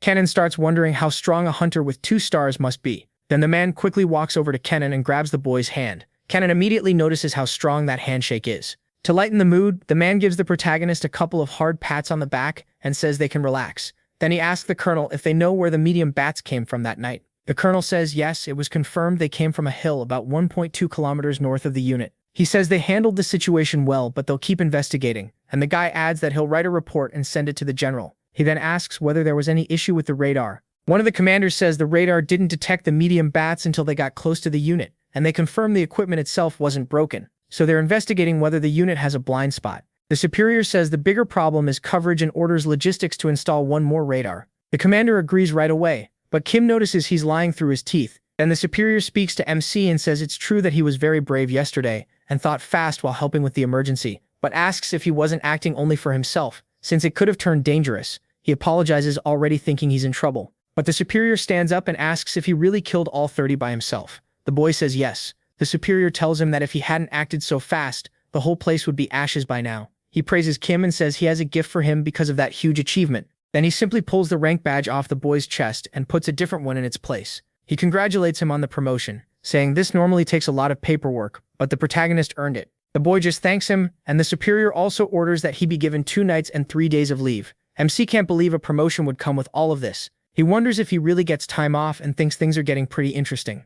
As they leave the room, one of his superiors tells him they barely even had time to talk, yet he's already achieved a lot. The man says he'll be getting plenty of praise thanks to him. Then he asks if this is the boy's first time going home since enlistment, and what he plans to do outside. The protagonist heads out looking seriously excited. He says he's going into the computer dungeon, and adds that he should probably stop by home too, but there's no internet there. So he plans to spend his full 2 nights and 3 days in that place. But when he walks into the establishment, a man who seems drunk asks another guy sitting nearby why he's there. The seated man asks what he wants. The other tells his brother to keep quiet, saying that crappy soldier might hear them. Then he says he needed to get into that cave and do his job there. He complains that they won't let him do it, even though he got permission and paid for it. His brother says they went in, took complete control of the area, and are saying there's poison in that place. He adds that it's become a real headache and that going in there could be dangerous. The hot-headed one snaps back that all they need to do is wear a gas mask and go in. That's when Kim asks where exactly they're talking about. The 2 men look at him, clearly startled. Sometime later, after apparently squeezing the information out of them, he arrives somewhere else in a small truck.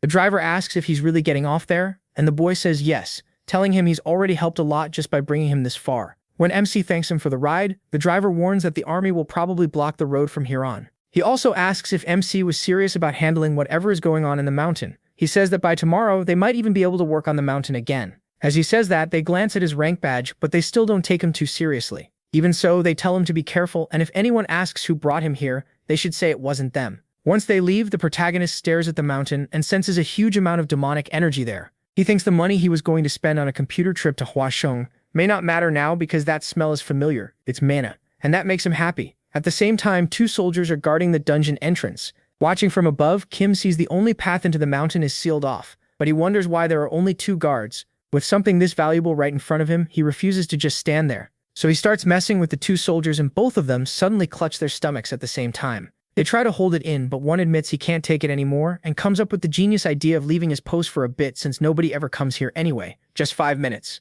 But the second he leaves, Kim shows up and slips inside, making use of that demonic mana. Once he gets in, he's shocked there isn't a single monster around. So where is all this mana coming from? Then he decides it doesn't matter. Everything here belongs to him now. He starts absorbing the demonic energy, and his magic stat begins rising 1 point at a time. To him, this is incredible. The system says that after absorbing enough demonic energy, his corruption skill has grown stronger, and because he absorbed the right amount, he also unlocked night steps. That makes him even happier because he's finally starting to regain the strength he had in the other world. He thinks this is one of the best skills he could have gotten. With night steps, he can summon a shadow, hide in darkness, and take down a target easily. It's a great skill, one he used a lot back in Geisgard. To keep the summon active, he only has to feed it a little demonic energy now and then, since it acts as an independent shadow. So he summons the shadow, and it's definitely way smaller than either of them expected. Kim wonders what the hell this is. Is it because of the penalty from crossing dimensions, or because his mana stat is still too low? He grumbles that this sucks, and figures that if it leaves the cave, it'll probably vanish in the sunlight. Still, since it's so small, it can hide almost anywhere. Then the shadow speaks up, says it's hungry, and asks for some demonic energy. A few days later, Kim returns from his trip, and everyone starts congratulating him. He became the fastest promoted fighter in battalion history. People even wonder if the commander really let him go out, since he personally changed MC's insignia. Then he looks back at Donjin and says he bought him some moisturizer. Donjin lights up and says he'll make good use of it. Just then Guanxi walks over, jokes about how nice people suddenly are around here, and says he almost cried watching their friendship. Right after that, he asks if the protagonist bought the magazine he wanted, and the protagonist says yes, but he was really just messing with him. Then the redhead realizes MC is that rookie, and asks if he stopped by admin and saw the list of promotion exam candidates. Did he sign up? His friend jumps in, wondering since when a newbie is even allowed to take the test. After all, he hasn't even been here a full year. The redhead asks if the commander really approved it even though he just got here. Now everyone's attention turns to Kim, and he says that back at the training center, the colonel made him an offer. He explains the whole thing, and everyone is stunned. The colonel sent him here so he could take the promotion exam a full year early. They call it insane and realize the protagonist accepted he's really taking the test this year. If he passes, that'll be even crazier. One of them says everyone taking the exam on Saturday will have extra training the next day, and even offers to let Kim practice with his melee weapon, telling him to work hard. MC starts wondering what this melee training is supposed to be, and whether they can use weapons other than guns. When class starts, the instructor says he's going over how the promotion exam works. Those who already failed it before shouldn't think of this as their last chance, and the first-timers need to pay close attention. He explains that the exam has two main parts, a written test and a practical test. The written part is easy if you know the basics, almost like a driver's license exam. After leaving the room, Kim wonders if any of that really matters. The practical test is about weapon skill, strength, and probably how well they fight monsters too. He knows he can pass, but if he gets a perfect score, he might earn extra benefits, so he starts wondering if he should take this exam seriously. The next day, they get ready for melee training, and the instructor calls them idiots and orders each of them to grab just one melee weapon. Everyone rushes to pick one. He tells them to choose whatever is right in front of them so they can start already, and warns them not to fool around. This lesson will cover the basics of melee combat according to the Hunter Manual. Still, he admits not everything they need is written in that manual. What they'll learn here is only the foundation, so later they'll need to find their own fighting style. But the basics matter most, so they need to watch closely and copy exactly what he does. Then he starts showing different strikes, slashes, and movements with the sword. Kim figures he understands now why the test includes melee weapons. He remembers that one-eyed monster he fought and thinks it's stupid to rely only on guns when dealing with monsters. Then everyone starts trying it for themselves, but Kim is the only one who does anything decent. He thinks the fighting styles in Esguardo were better, and because of that, this level is easy for him. The instructor finally tells everyone to stop and calls him over. The protagonist introduces himself and asks what's going on. He steps up beside the instructor, who says they were watching his movements and the way he handles a sword is very unusual. That's exactly why everyone should pay attention to how Kim is doing it. MC is caught off guard by that, but he starts demonstrating in front of everyone.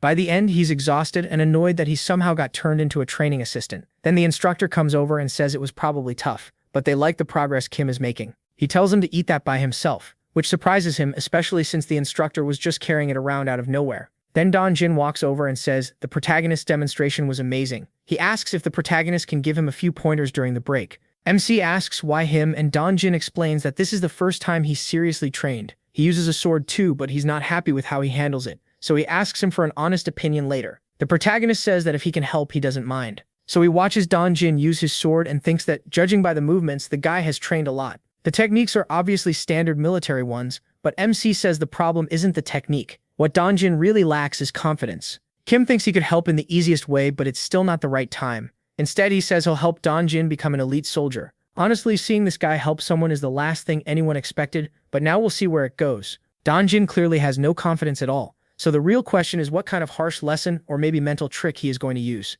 Then Saturday comes, the day of the promotion exam. Everyone is training in their own spot when an announcement tells all soldiers taking the promotion exam to report to the main yard immediately. The message keeps repeating, and Kim gets ready, saying the day has finally come. When they arrive, the representative sees everyone is there and says they'll be under Second Lieutenant Encho Min and the commander. He tells them to behave, follow orders, and not forget to submit their report at the end of the day. After that, everyone gets on the bus, Inside, they're told the exam will be held at the 105th Division in Gapyeong, where the battalion is stationed. During the ride, they're told to study a little more if they can. While sitting there, Kim overhears two guys saying the 4th Women's Battalion will be taking part too. One of them wonders if they'll be tested together with them, and the other idiot says today is when he'll show off the weapon skills he's been practicing for a year. His big plan is to get one of their phone numbers that way. Kim just thinks about how he has to pass. Once they reach the 105th, they head straight to the exam room, where everyone is split up. A furious officer steps in front of them and announces that everyone from the 2nd Battalion passed the written exam, except Jo Youngwook. He orders the group to head to the practical test right away, leaving Youngwook behind, and the others start laughing. They keep mocking him as they move out. On the way to the practical exam, everyone wonders how he even failed since the written test was easier than getting a driver's license. Youngwook starts apologizing, but while that's going on, one female soldier keeps watching Kim. From outside, they have to listen to a long, boring speech, standing there stiff and trying not to fall asleep. At the end of the lecture, the speaker says a few people are taking the exam under special conditions. Corporal Kim and Song Yoon-so from the 104th Division. He explains that even though neither of them has served for over a year, they're still here taking the test. That makes the protagonist wonder if there's someone else here in the same situation as him. Then the speaker warns them not to do anything stupid and embarrass themselves in front of the newer soldiers. Right away, people start whispering about MC. Even then, that female soldier glances back and locks eyes with him, noticing he's already a corporal. Her face turns bright red. Kim, though, has no clue what she means by it. Soon, Captain Jung steps forward and says they'll now be tested on strength, speed, and stamina. The first test is strength, and it's pretty simple. All they have to do is push the test volunteer, a huge guy built like a double-door fridge. Kim remembers taking a similar test before and wonders if all his training will actually matter here. They're told they have 1 minute. For a perfect score, they need to push the man 10 meters. The test starts the moment their name is called, and the first up is first-class cook, Jin Hyuk. He takes off his shirt and starts pushing, but the big man doesn't budge at all. With just one shove of his shoulder, the volunteer sends him flying. Jin Hyuk gets 0 points and fails. They're then told that anyone who scores under 40 points will be eliminated on the spot. That instantly puts everyone on edge. After that, one person after another barely manages anything. Some get 10 points, some 20, some get nothing at all, and frustration starts building. Even the captain notices that no one has passed yet. Then it's Anseor's turn and she scores 50 points. She pushes the man back 5 meters, making everyone stare in shock. She's the first person to pass, and people can't believe someone that pretty pulled it off. Some even joke, asking if that giant is her dad. In the end, they just blame it on good genetics. Then the girl looks straight at Kim. He wonders if she's focused on him because she also got the same special exception. Next, they call him. He walks right up to the man and wonders if he should just do what he did to that red stone before. A perfect score means sending him the full 10 meters. Instead, Kim launches the guy all the way into the wall. Everyone freezes. That walking tank flew way past the 10-meter mark. So Captain Jung gives Kim a full 100 points, and Sarah is left stunned, and the protagonist admits he may have overdone it a little. After that, the test continues, but a lot more people fail. When it's over, the captain tells everyone to be quiet, and says the strength test is done. The speed test will begin in a few minutes, and anyone who failed should head for the exit, where another soldier will guide them. Then they start setting up the speed test, and everyone realizes they'll have to dodge bullets. The captain tells them to relax. They're only rubber rounds, but getting hit will still hurt like crazy, so they need to avoid as many as they can. Kim finds that interesting right away, and the captain explains that a perfect score means staying inside the netted area for 1 full minute. It's called a speed test, but if someone is confident in their toughness, they can try to endure some hits and stay inside anyway. The cutoff is 30 seconds. If they leave the area before that or get seriously hurt, they fail. With that, he calls for the test to begin. Then Kim's name is called. When he looks back, he sees Dong Jin. He's surprised, and the guy asks what kind of face that is. Did MC think he'd fail the strength test? MC absolutely did, but he tries not to show it. Instead, he says most of the others have probably taken that test before, so it's actually harder to fail than pass. Dongjin says this is his big chance for a better promotion, even if it came late after trying so many times. Then he gives Kim a warning. Those rubber rounds move almost as fast as real bullets, so he can't look away for even a second. He has to watch the gun barrel and picture where the shot will go. While they're talking, the first participant gets hit. The shot splits his head open, and he has to be dragged out for treatment. Seeing that, he says the pass rate for this speed test must be really low. But then he remembers all the monsters he fought in the other world, and compared to that, this doesn't seem so hard. Even so, people keep failing. The captain snaps at them, asking why they're this bad, and says the sergeant promotion exam is far harder than this little game. If they want any shot at it later, they'd better improve. Still, more and more of them get knocked out. Then finally, they call that female soldier, and she starts stretching. The first shot comes, and she dodges it, then slips past several more in a row. By the end, she earns a perfect score without taking a single hit, then walks back to the group. She looks Kim straight in the eye. Now he's completely confused, wondering why she keeps staring at him like that. Then the protagonist is called up. He notices she's still watching him and starts wondering if he did something wrong. Maybe he should have congratulated her for the perfect score, but all he really knows is that her stare is making him uncomfortable. While he's still distracted, the first round comes flying at him and he dodges it with a quick tilt of his head. The girl is clearly shocked. Kim then says that now he'll show the difference in their skill. He starts avoiding every shot with the smallest movements possible, just slight shifts of his body, head, and torso. To everyone watching, it looks like he's simply walking around while every bullet misses him. Not one round lands. He even looks at the girl and smiles right at her. The timer passes 1 minute and 10 seconds, and the test is still going until the captain finally orders them to stop, since Kim already earned a perfect score. After that, they move on to the last exam, and the captain says everything is going as expected. Now it's time for the energy and physical endurance test. He says the final test is actually pretty simple. Enter an empty dungeon and get back out within 40 minutes. Kim notes that the examiner will stay at the meeting point, and all they need to do is get their hand stamped at the end of the dungeon, then return. The real problem is the distance between the stamp point and the trip back, so they basically need to run the whole test. At least that's what MC thinks. Then he wonders why everyone is sprinting together from the start and why they all look so nervous. To him, it feels dumb. Wouldn't sending them in one at a time make more sense? Just then, Asura brushes past him with her shoulder and stares him right in the eyes. Kim notices she's doing that weird thing again and wonders what she wants this time. Then she tells him to hurry up and takes off ahead of him. That instantly annoys him, and he starts wondering if she's trying to compete with him. The tension rises and he bursts forward, closing the gap fast. He gets closer and then passes her, saying, "This is nothing special." The girl asks what he's talking about, and he says he's just talking to himself. That's just how he is. Then he takes off again. That only makes her more annoyed. The girl remembers when she first arrived with the other female cadets. Back then, they said she had barely shown up before meeting with the commander and asked if it was true that she was a general's daughter with all kinds of talent. She got embarrassed, which the others took as confirmation. Later, when she went to change clothes, they said they expected her to be a little stuck-up, but she was actually pretty different. Even so, they admitted they were jealous because it already looked like the best soldier in their battalion had been decided. As she kept changing, she remembered Kim breaking that huge rock and thought those girls had no idea what they were talking about. Then during a training exercise, she managed to grab the flag and her whole team cheered. The supervisor announced that the white team had captured the blue team's flag in a record time of 3 minutes and 34 seconds, and because of that, white team earned a 10-minute break. Meanwhile, the blue team had to keep training. They were told they did a great job and could rest where they were until the next call. The girls on her team said they barely did anything at all. It was only because they had the best one with them. The praise seemed to make the supervisor pretty happy, but while the soldiers were getting settled, one of them came running over, clearly upset, and said the record they had just set in flag capture training had already been broken.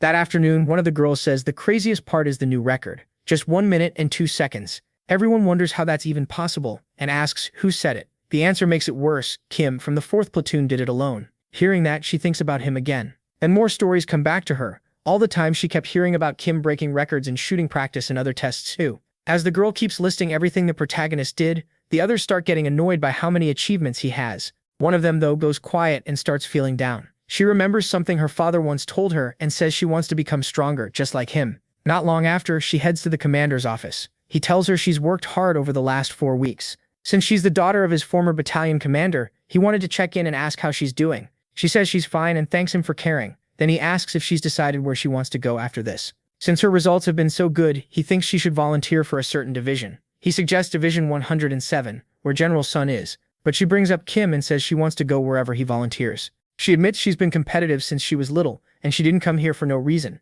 When someone gets under her skin, she gets mad like a kid being teased, and somehow MC does exactly that. She thinks back on everything he did and says he even makes her feel jealous. Then she apologizes and adds that if she wants to be strong, she has to be number one, and she'll do it without her father's help. So when she meets someone stronger and more skilled than her, of course she wants to compete. She pushes herself hard to reach the end, only to find Kim casually talking with the officer handing out the stamps. Right away, she asks if he broke her record again. In response, he just shows her his stamp. Then he asks if she fell asleep on the way there, which instantly ticks her off. She demands her stamp too, hurrying them up because she's going to catch him. She's furious. Even so, she finishes after him, completely exhausted while he's still totally relaxed. The captain announces that time is up. Kim finished in 29 minutes and takes first place. Yu Chanso comes in second at 32 minutes. The captain praises him, saying he was amazing and scored perfectly in everything. He just thanks him. Then the captain says all 3 physical tests are done. Everyone who passed can go eat lunch and meet in front of the training yard at 1 p.m., which gets everyone excited.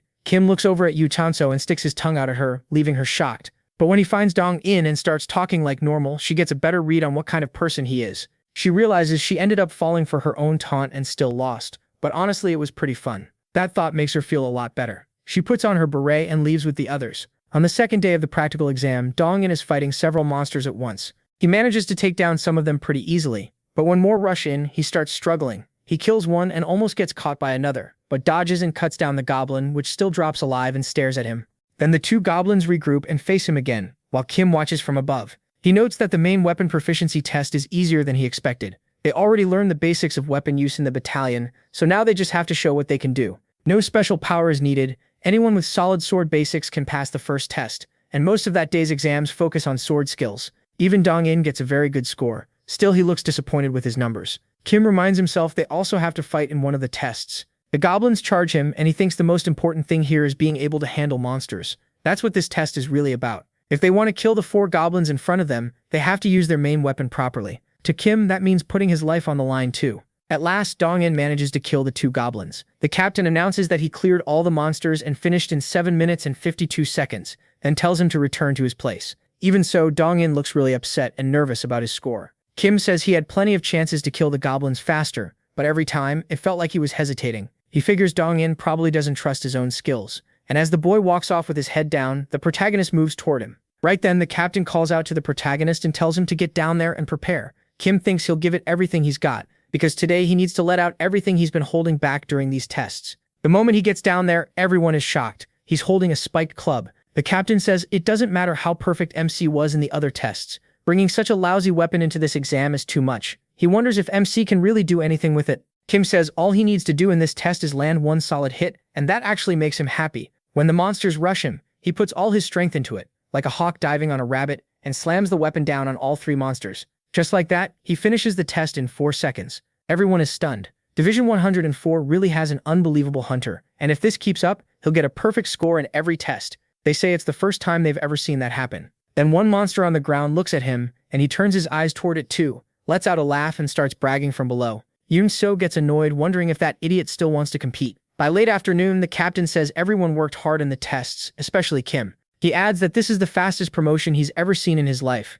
Dong-in says he was worried he'd be the only one from the battalion who wouldn't pass. He adds that their battalion commander will be thrilled to hear how hard they worked, and probably won't believe he passed every single test with a perfect score. Everyone celebrates with him and jokes, asking what he'll do now and whether he's going to use that status to mess with them later. Kim just says it's fine, thinking that now he'll be able to do whatever he wants. As everyone boards the bus, he spots Dong-jin. Dong-jin calls the protagonist Sergeant, while MC is already thinking that once they get back, they'll train their weapons even harder together.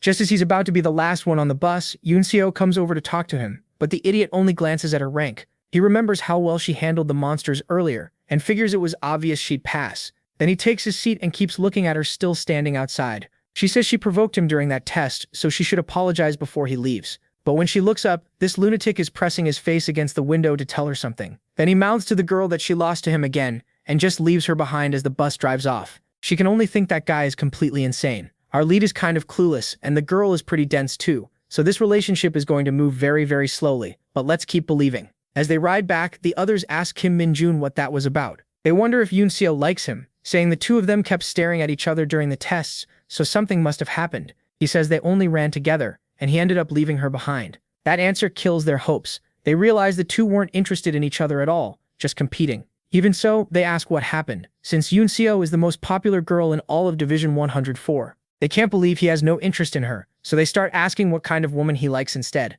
Kim just thinks they're being annoying. He says it's definitely not her, and they immediately get annoyed, so they press him to say what his type actually is. He answers that it's Rumi, and nobody has any clue what he's talking about. He says Rumi is the most beautiful woman in the world, and asks if they seriously don't know her. Then they realize she's from that game he's obsessed with, and feel totally let down. That night, everyone digs into the chicken. They say it's the first time the commander has ever done something like this, wondering if he's ever even been this happy before. So they tell Kim Min-jun to eat a lot, because this happened thanks to him. They add that he's already at 3 bars, and soon the kid might pass them all. Then Yoon-seo suddenly barges in with a box of bottles, saying she needs 2 of them to come to the break room. Dong-jin says that's fine, but someone else asks what this is about. Seo Ga-lihu explains that he was filing a report for the admin team and they wanted to celebrate because one squad member got a perfect score on the promotion exam. But while he's talking, they notice Seo Ga-lihu has beer with him, and it's obvious he isn't planning to drink all that alone. He says it's a gift from the general for Kim Min-jun, and they weren't even supposed to be there. The redhead says he knew it would end like this the moment the protagonist got assigned to that idiot's squad.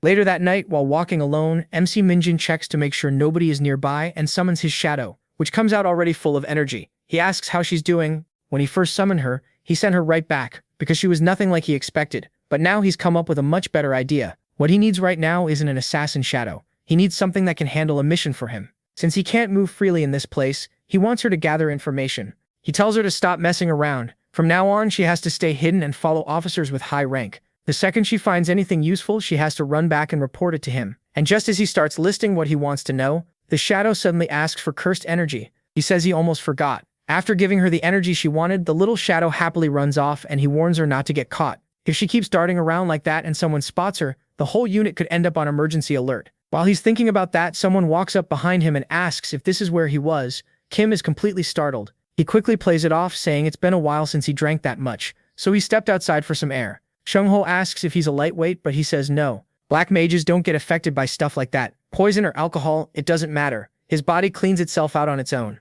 Seung-ho congratulates him on the promotion, but tells him not to get lazy just because he got rewarded. He needs to keep working hard. Then he adds that if Kim really can handle his drink, he should head back and have some more before the others finish every bottle. The protagonist thinks, luckily Seung-ho didn't notice anything. He really needs to be more careful. He also realizes that the longer he stays here, the more seriously he's starting to take this life, and he doesn't like that much. The next day, two high-ranking officers say it looks like they struck gold this time. Looking over the list, one of them thinks most of these guys just did the bare minimum, but one name stands out with a perfect score. The other already knows who it is, Kim. He says the boy did especially well on the monster test, setting a record of just 4 seconds. That makes the man bring him up again. Choi Sung from the training center had praised him before too, but MC is even better than expected. He was also impressive in the eye storage incident, and it's been confirmed that Kim was the first one there and the one who solved it. They point out that he's been in the battalion for less than a month, and everything he's done so far has been clean and fair. To them, the kid clearly has a bright future. One says it's only a matter of time before rumors start spreading, and once they do, that place will start watching him too. The other asks if he means the Special Hunter Brigade, saying that even for him that place might be too much, but his superior tells him to relax. He knows what he's talking about, and he trusts the protagonist's potential. He says he's seen many hunters in his life. Some of them were true monsters, legends of the hunter army, and among them, a new monster may be about to appear. Meanwhile, Kim gets thrown into the middle of a desert, surrounded by lizardmen, golems, and all kinds of other tribes, and this lunatic is standing there with only his club. He wonders if he should start the massacre. The next day, everyone is wrecked in Kim's room with a bad hangover. Then he walks in humming, looking perfectly fine, and his friend asks how he can be this okay. After all, the kid drank a ton. They call him a monster. When he looks back, it's Soo Hin-poo, and Kim asks if he's feeling okay. Seung-ho says he is. He explains that he feels better after sweating that much. MC realizes this guy really is a soldier. Then Seung-ho remembers something and asks if he has gone to the gym yet. He says not yet. Seung-ho tells him he couldn't use the gym before, so now he should take advantage of it. The protagonist says he will. Then Seung-ho remembers to mention that their battalion's simulation machine is really good too, and MC should try it. That instantly grabs his attention, and he wonders if this is the virtual reality room everyone kept talking about. So he heads over to the second training room. Once he gets inside, he notices it's very different from what he imagined. He starts wondering what they have in there, and then a list of monsters pops up in front of him. He picks ogres, and the machine asks how many monsters he wants. That makes him pretty happy, and he says the more the better. But the system tells him he went over the limit. The max he can request is only 30 monsters. Kim grumbles that it sucks. He wanted to kill as many as possible, but fine, he'll do it, the machine's way. Next it tells him to choose a weapon, and he's surprised he can pick from all of them. After making his choice, he says it's time to begin. He puts on the VR gear and gets dropped into that desert. Then monsters start appearing all around him. He says this is awesome and starts cutting them down. It all feels incredibly real. As he keeps beating down the monsters, he thinks this is way too fun. Soon every last one around him is dead, but then he thinks 30 monsters is way too few, since he finished too fast, and wonders what happens if he changes things up a bit. So he sets 30 of each type. Monster after monster, kobolds, norks, stone golems, and lizardmen, they all charge at him and he grins. Now this is more like it. Now he can actually have some fun. Once the countdown ends, everything rushes him, and he says it'll be a pleasure to fight all of them. Then the one-sided slaughter begins with him using nothing but that nailed club. He crushes the monsters with ridiculous ease, taking them out one by one. After a while, he kills the last monster. Only then does he take in the total disaster around him. The computer announces the battle is over and the simulation has ended too. Kim takes off the headset and says that was amazing. He calls it one of the most fun things he's found in this place. Then the system tells him a new basic skill has been created, bladed weapon. He asks what that is, and the system explains it boosts his skill with bladed weapons. That catches him off guard, and he wonders why it appeared out of nowhere. Still, he admits it's not bad at all. He thought he'd get some weapon-related skill, and this is actually pretty great. It also means he doesn't need to go searching for dungeons right now, since he gained a skill just by training here, so whenever he has free time, he can come back and enjoy himself. But when he steps out of the room, he finds Don Jin waiting there, asking what that was. Kim doesn't really get what he means, so Don Jin points at the board showing the latest results from the second training room. All the numbers are displayed there, and Don Jin starts wondering if his friend really killed all those monsters by himself in the simulation. Kim almost thinks about making an excuse, but instead just asks if Don Jin wants to try it too. Don Jin hesitates since he isn't allowed in there. The protagonist says it's no big deal, he can just go in, and he even wishes him good luck. Don Jin keeps telling him to stop and asks if he's hiding something. MC says of course not, but Don Jin complains he still has a hangover, and MC tells him he'll feel better after sweating a little. Then he locks the guy inside. While they're messing around like idiots, Guan Shik shows up. He sees the results from inside and is left speechless. A little later, Guan Shik goes to the guy's room and asks where Kim is. One of them says everyone else went to the supply depot to grab tools for clearing snow from the battalion. So Sergeant, he said he'd stay at the gym until it was time to start. The guy giving the report realizes he accidentally put extra emphasis on the protagonist's rank right in front of Guan Shik and immediately thinks he messed up. But Guan Shik just tells him the battalion commander is looking for Kim. That makes the boy run off in a hurry, thinking he'd better go before the commander gets annoyed with him. After that, Guan Shik asks what the others are doing. The two idiots drag it out a little and ask if he really wants to know. Then they explain they're running a betting pool on when MC will get promoted again. Everyone's betting anywhere from 6 months to 2 years, and the prize is a full month's salary. Guan Shik asks why they always do this kind of nonsense, and one of them says somebody bet he will rank up in 6 months. He wonders how the hell anyone could get promoted with only 6 months of service. Another guy complains that was his bet, and besides, Kim isn't normal. Guan Shik looks at the sheet then writes something down himself. That shocks the others. They ask if he's serious.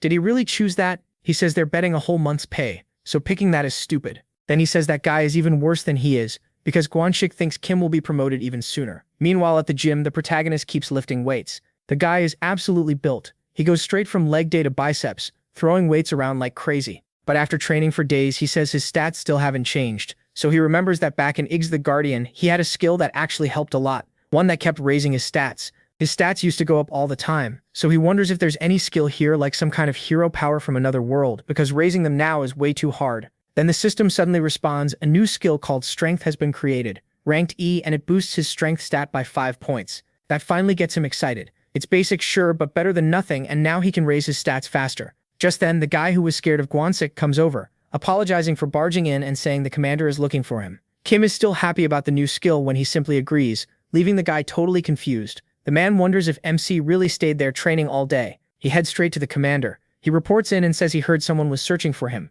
The commander confirms it. He says it's nothing serious. They just need to go to the council room for now. On the way, he asks how life as a sergeant has been after a week, and Kim says it's actually been kind of fun. The protagonist also congratulates the commander on his promotion. The commander says MC saved him during that incident with the bats, and he's truly grateful for that. He brushes it off like it was nothing. Still, the commander says that's exactly why he called him in. Because Kim handled the bat problem and got a perfect exam score, the battalion commander gave him something. He hopes the protagonist won't be disappointed, since hunters don't usually get formal ceremonies for this. It's a citation for outstanding military service, and the commander assures him it was properly approved. MC asks what that really means. The answer is simple. If he earns more citations, he might get promoted again. The commander says that's likely, but he also warns him that citations like this are hard to get. Very few hunters receive them, and hunters with several citations are extremely rare. Kim immediately asks if he'd rank up again if he got 10 of them. The commander can only think that this isn't some loyalty rewards card. A few days later, they're back at the gate of another portal, told to grab their weapons, stay ready, and wait for orders. Today's mission is to clear a dungeon. They're told to use everything they trained for inside, stay calm, and they should be able to finish the mission. The commander starts explaining what kind of dungeon they're entering, while someone brings over a box full of supplies. The soldiers already don't like what they're seeing. He tells them they're heading into the rat's nest, better known as the sewer. Inside, everyone has to wear masks because the place reeks. All of them think it's disgusting. Most hunters call that dungeon the sewer because it's full of rat nests. Even if it isn't considered high risk, around 200 monsters usually show up there. The tunnels are so tight inside that using firearms becomes risky, which is why the dungeon is still rated as difficult. One soldier points out that the path they used is probably the only entrance, so it would be smarter to lure the monsters back there. The commander agrees and orders them to set a trap. Kim adds that the stench covering the whole dungeon means they need to keep their special gas masks on during the entire operation. So that's what they do. Han Yang starts complaining about the awful smell. He says that's exactly why hunters can't fight at full power in a place like this. Meanwhile, the commander pulls something out of the case, a banana that definitely doesn't look normal. Even through the masks, Kim and Han Yang feel sick just looking at it. Then he starts tossing those ultra-rotten bananas all over the place. While giving orders, the commander suddenly notices something and gets alarmed. There are monster bones scattered everywhere. The moment they see that, someone warns that the monsters are coming. He orders everyone to get ready and build a barricade at the front line. They move into position right away. One of them tells everyone to hold there until the rats arrive and each soldier gets to work. In the middle of that, Hanong suggests a bet on who kills the most, with a snack shop bonus on the line, so they go for it. Another soldier tells them not to get worked up, and Hanong asks if he wants in too, but the kid says nothing. Then the rats start pouring in. The commander orders everyone to draw their weapons, hold their positions, and attack without falling back. Kim gets fired up right away, itching to jump into the fight. Sergeant, the protagonist, Mong Ki, starts cutting down rats with his sword, while Han Yong chops the heads off every rat that gets near him. Seong Ho just beats them down with brute force. Kim watches everyone handling their jobs perfectly, but while he's distracted, 3 rats leap at him. He casually thinks everyone's doing great and kills the rats without even looking, smashing their heads off with his club. On top of that, he notices these rats are pretty weak. He also points out that they've got 2 heavy hitters covering the rear, and with those 2 handling such a huge area by themselves, ranking up might be harder than he thought. Then he notices something else. Even Dong Jin is managing his part perfectly. Kim figures that special training really did work, but then someone starts yelling for help, and Dong Jin volunteers to go assist. At the same time, Han Solji looks sharply to the side toward the direction the boy ran. After they finish off the rats in front of them, they realize more are coming from above, so everyone is told to stay alert. The commander sends squads 1 and 4 up there to take them out, while Kim stays with the barricade for safety. They're not to rush those rats carelessly. After that, they keep up the slaughter. Some of them want to push farther in, figuring there must be more rats deeper inside. Then Kim asks what's going on. He starts sensing demonic energy nearby and realizes he missed it earlier because of the special gas mask. Now he's sure. He notices the ground opening beneath everyone and shouts that something is coming from below, but he's too late. They almost get caught, and when they look ahead, they see a gigantic rat, basically Master Splinter on steroids. Kim realizes it's an irregular monster, a 4-eyed rat. He remembers the bones from earlier and figures this thing was probably responsible, meaning it's even eating normal rat monsters. The beast is a cannibal. Then it lunges at Gwansik and knocks him flat to the ground. The man beside him thinks moving in would be too dangerous, and he can't even move. They call out to Gwansik, telling him to stay calm and get out of there carefully. Just as the monster swings its paw at him, Dong Jin jumps in and blocks the hit with his sword, but the blade is knocked away and barely hurts the monster. He grabs Gwansik and tells him to get up and run. While everyone is frozen in fear, Kim leaps over them all, carrying a shield and a club.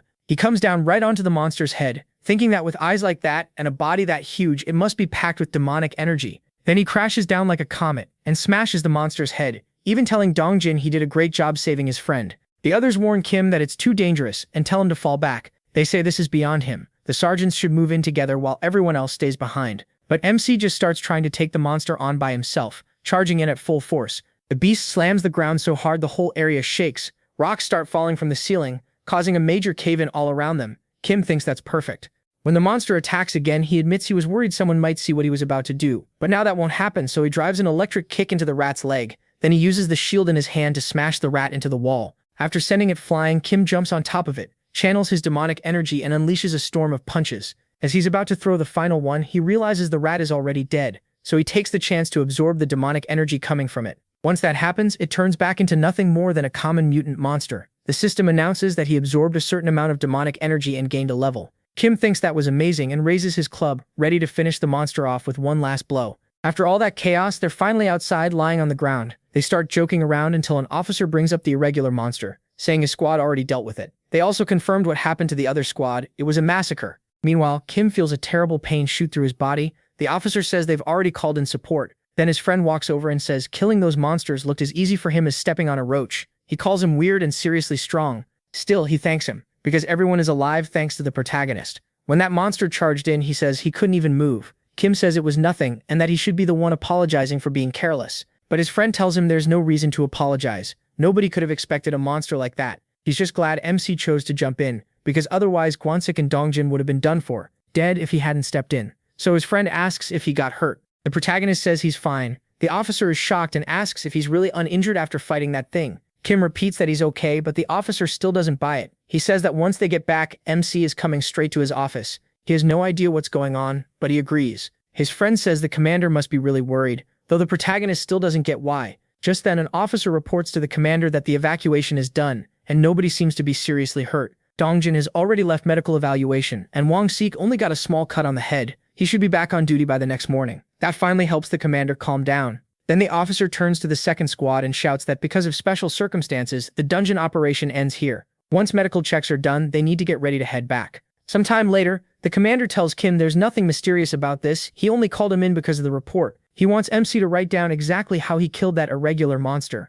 He starts wondering how he's supposed to explain it, since all he really did was hit it with the shield and then punch it. He can't help asking if they'll even believe that. The commander sits back down and says he didn't see much because of all the smoke. Then he asks if Kim really punched the thing with his bare hands, staring at the boy's scraped-up hand. The protagonist gets a little nervous and laughs it off, saying it was an emergency, so he acted without thinking.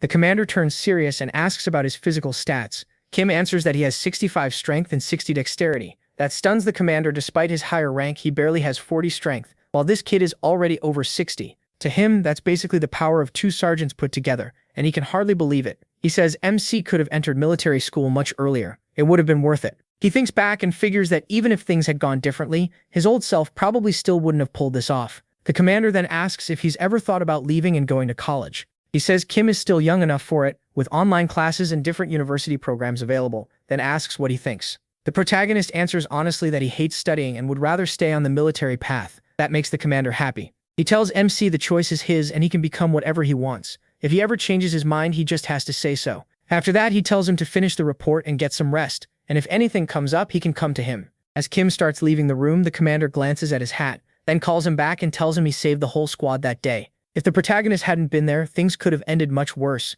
and even the commander might not have been able to stop it, so he simply thanks the boy. Kim says he only did what had to be done. Once he leaves the room, he thinks now it's finally time to enjoy himself. He leveled up and got stronger. But before that, he goes to talk with his friends, and notices one of them wants special training with him, just like Dongjin.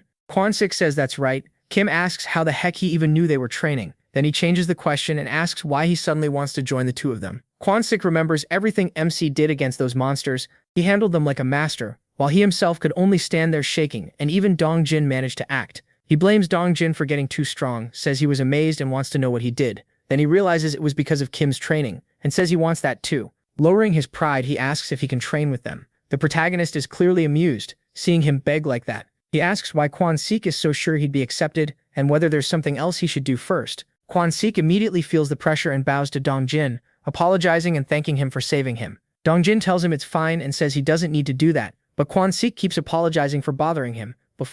He says he doesn't know if they'll accept him, but he truly wants to train with them because he wants to get stronger and help the battalion more. Dongjin asks if it's okay for him to join them. Kim says, of course it's not okay. Kwansik says he knew MC would say that, but thanks them anyway for still being alive, and starts to leave. Dongjin feels bad right away, but Kim says he does have one condition. It's about a pigeon. For the next 24 hours, if Kwansik spends the whole time pretending to be one, then he'll let him train with them. That makes Kwansik furious, and he asks if he doesn't want to do it.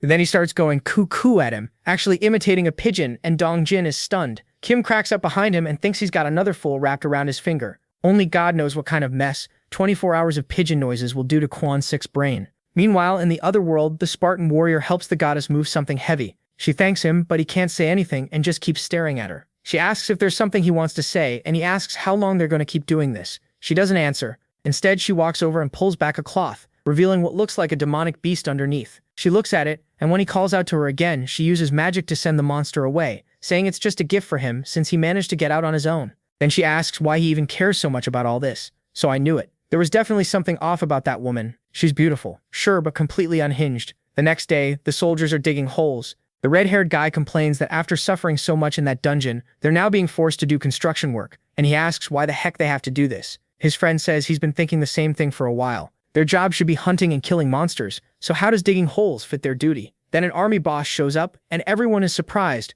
Someone yells that the thing has arrived, and they all run over to grab a block. Kwansik says, thing is way too vague, it could mean a rock or anything else. He says it's heavier than it looks and asks what the hell it is. The officer explains that they use it for construction. It's made from minerals found in dungeons, and just as he starts to say the real name, Kim asks if he was talking to him. Kwansik notices the protagonist has those heavy blocks on his shoulder like they're nothing, and can't believe it. He says he was only talking to himself. He just thought someone might be curious about what those blocks are. Everyone keeps carrying them, struggling one by one, while Kim casually carries 4 on his shoulders. Then the officer announces a 10-minute break and goes to the commander saying he overheard something while picking up materials at headquarters. Apparently, something happened in the jurisdiction of Division 104, and they suspect it might be a new dungeon. That shocks everyone. Even the commander asks if it's serious, and the men start panicking. If they have to enter that dungeon, they're scared of what'll happen. Someone asks if this is a joke, but the officer says it's still being investigated and tells them to be quiet. Kim is left wondering about it, and Kwon-sik notices that he has no idea what's going on. So he explains that a new dungeon is the kind that's usually much bigger inside than normal, and the number and rank of the monsters are also higher. That means the danger level is much worse. When a dungeon appears and hasn't been identified yet, hunters call it a new dungeon. He adds that it's also perfect for gaining more combat experience, and once someone joins the hunter division, they can take part in the— Kwon-sik says it's called hunter training and planning. Kim asks again what he's even talking about. Kwon-sik goes quiet for a second, and awkwardly says he just thought someone might want to know.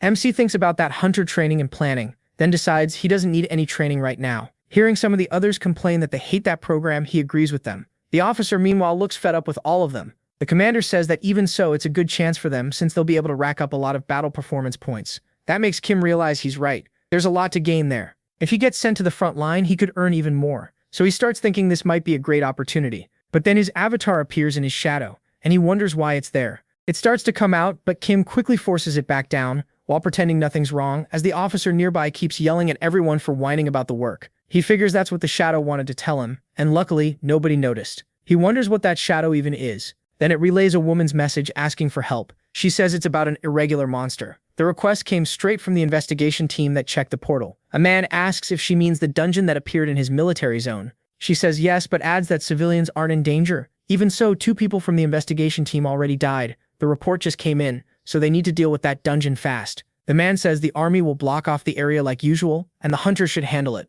Right now, his top priority is the dungeon in Hunkang's residential district. He tells the woman to focus on that one first. After hearing all this, Kim is glad the shadow brought him the information. Then he starts wondering if he should take leave and handle it himself. Back at home, he gets himself ready for the trip. He checks if he packed everything. Then his eyes land on a photo of the commander's family. He remembers the commander asking a day earlier if he wanted to leave already. The construction report showed he'd been working hard, so maybe he wanted to finish up and enjoy a break. The commander said he could approve it since the protagonist had helped him a lot, and that made the protagonist really happy. Then he mentioned that MC's home address was inside a quarantine zone, and asked where he'd stayed the last time he had leave. He said he spent it at a cyber cafe. The commander said he'd figured as much, and offered him a place to stay if he didn't mind. It was his old family apartment. They'd moved because of his job, so it was empty now, but they still kept it clean and used it during vacations. Kim tried to turn the offer down, but the commander told him it was fine. He was the one offering it, and even if it was a little far from the base, it was in the same city, way better than sleeping in a cyber cafe again. The protagonist realizes it wouldn't really take him far out of his way, so the commander tells him to stay there even if it's just for sleep, and wishes him a good vacation. In the end, Kim accepts. After that, the commander starts thinking about the boy while he's already on leave. MC looks at that photo again and gets ready to head out. He tells himself he should get going right away. Then out on the street, a hooded guy who looks totally not suspicious at all starts moving through the area. Kim recalls the woman saying the dungeon seemed to be near a school in Oyeongang, and that she told her subordinate to stay 1 kilometer away and keep every route under control. Meanwhile, the army watches the entrance. He moves across the rooftops and jumps inside. That's when he realizes he found the portal. He wonders what kind of dungeon this one is and calmly heads in. Kim says he wanted to know what kind of monsters were inside, but his summon couldn't get the full picture. Since it gave him only part of the answer, he'll have to find out himself. So he steps into the dungeon. Inside, the atmosphere is totally different, a dead, creepy forest. That immediately feels off to him. Looking down, he finds a broken sword. That makes him wonder if someone else was there. The moment he senses it, he calls out and says he knows someone is there, telling them to show themselves. A monster answers instead.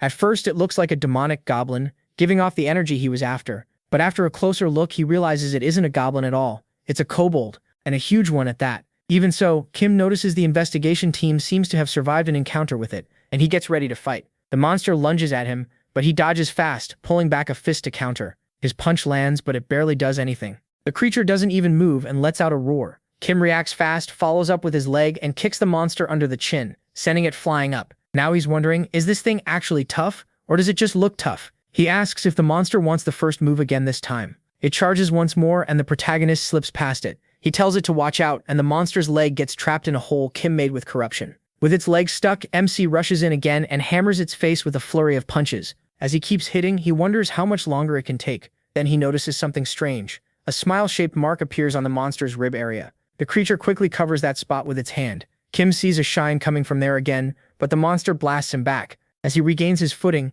he notices the creature tore his coat. That also reminds him of the broken sword he found earlier. Kim says every monster he's seen since coming back was at least stronger than an ant, but this one is only around as strong as a beetle. The monster seems to understand that and gets mad, growling as it charges him again. It attacks the boy one more time, but Kim says that even then it's still just another worm. He takes the hit to the face, gets furious, and tells the monster to look at what it did. He just bought that outfit. Then he drives the broken sword into the monster's gut, right where it had been guarding. The creature cries out in pain and Kim keeps going, lifting his leg and smashing its head with a downward kick. After that, he absorbs demonic energy, and the system says he got the exact amount needed, raising him 3 levels. It also says that after absorbing enough energy, the skill Dark Arrow has been unlocked. Nightstep levels up 2, and a new skill, Basic Swordsmanship, is created. Kim is thrilled as he checks his stats and sees how much they changed.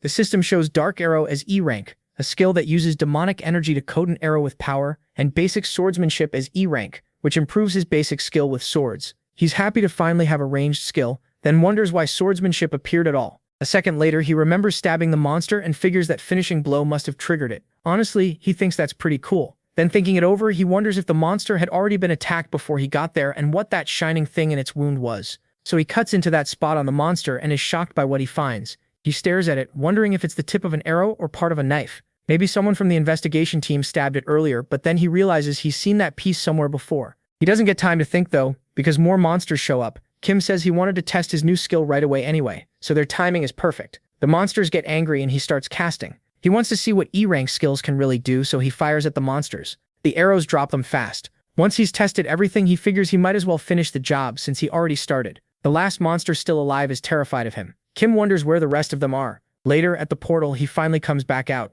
He's pleased. He cleared the dungeon at last. Now all that's left is to enjoy himself. Okay, seriously, he's starting to look more like a villain than the actual villains. Sometime later, back at the base with the soldiers, he returns to normal life and thinks about how great that vacation was. But when he got back to the battalion expecting them to welcome him with open arms, they look like they'd just come from a funeral. Then they tell him they're completely screwed because new dungeon training starts next week. Each squad will enter through a different random entrance with the goal of reaching the center. So they move out trying to get there. The monsters appear at random too, and everyone panics at the first one since nobody knows what might show up. The officer warns them the monsters will appear in a few seconds, so they start readying their weapons. This is basically live training for the battalion. Then several black balls full of teeth appear. He identifies them as black balls, tells everyone to grab their weapons and get ready to fire. They open up immediately. Kim says it's just like he expected. This is way more fun than he imagined. Everyone keeps firing at the creatures, taking them down one by one. The officer explains that black balls are hard to kill with normal weapons because their bodies are so elastic, so they can't stop shooting for even a second.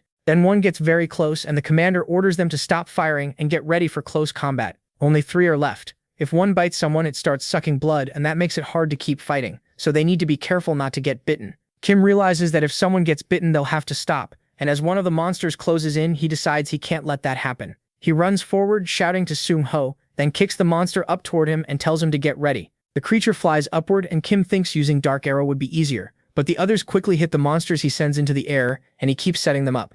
The commander praises him and tells everyone to fire at the black balls still above them. Before long, all of them are taken out. The commander says they'll take a 10-minute break before moving on. Everyone should check their gear, and if anyone's hurt, they need to report it right away so the battalion can be informed. Then his friends walk over to Kim. They're all grateful for what he did. Even Gwon-sik looks pleased, but Sunguk glances his way and he quietly backs off. Meanwhile, Sunguk and his friend are completely worn out. They wonder if this dungeon drill is even worse than the real dungeon they went into, and he asks how long they've been inside. His friend says he has no clue, but it probably won't be much different from last time. The red-haired guy asks what he means, and the boy explains there's a boss in this dungeon too. That makes him ask where it is. Then his friend remembers something. A group of officers once entered that dungeon and killed a giant elephant, and one high-ranking officer did it with his bare hand. After that, he went to the others and told them it was time to train.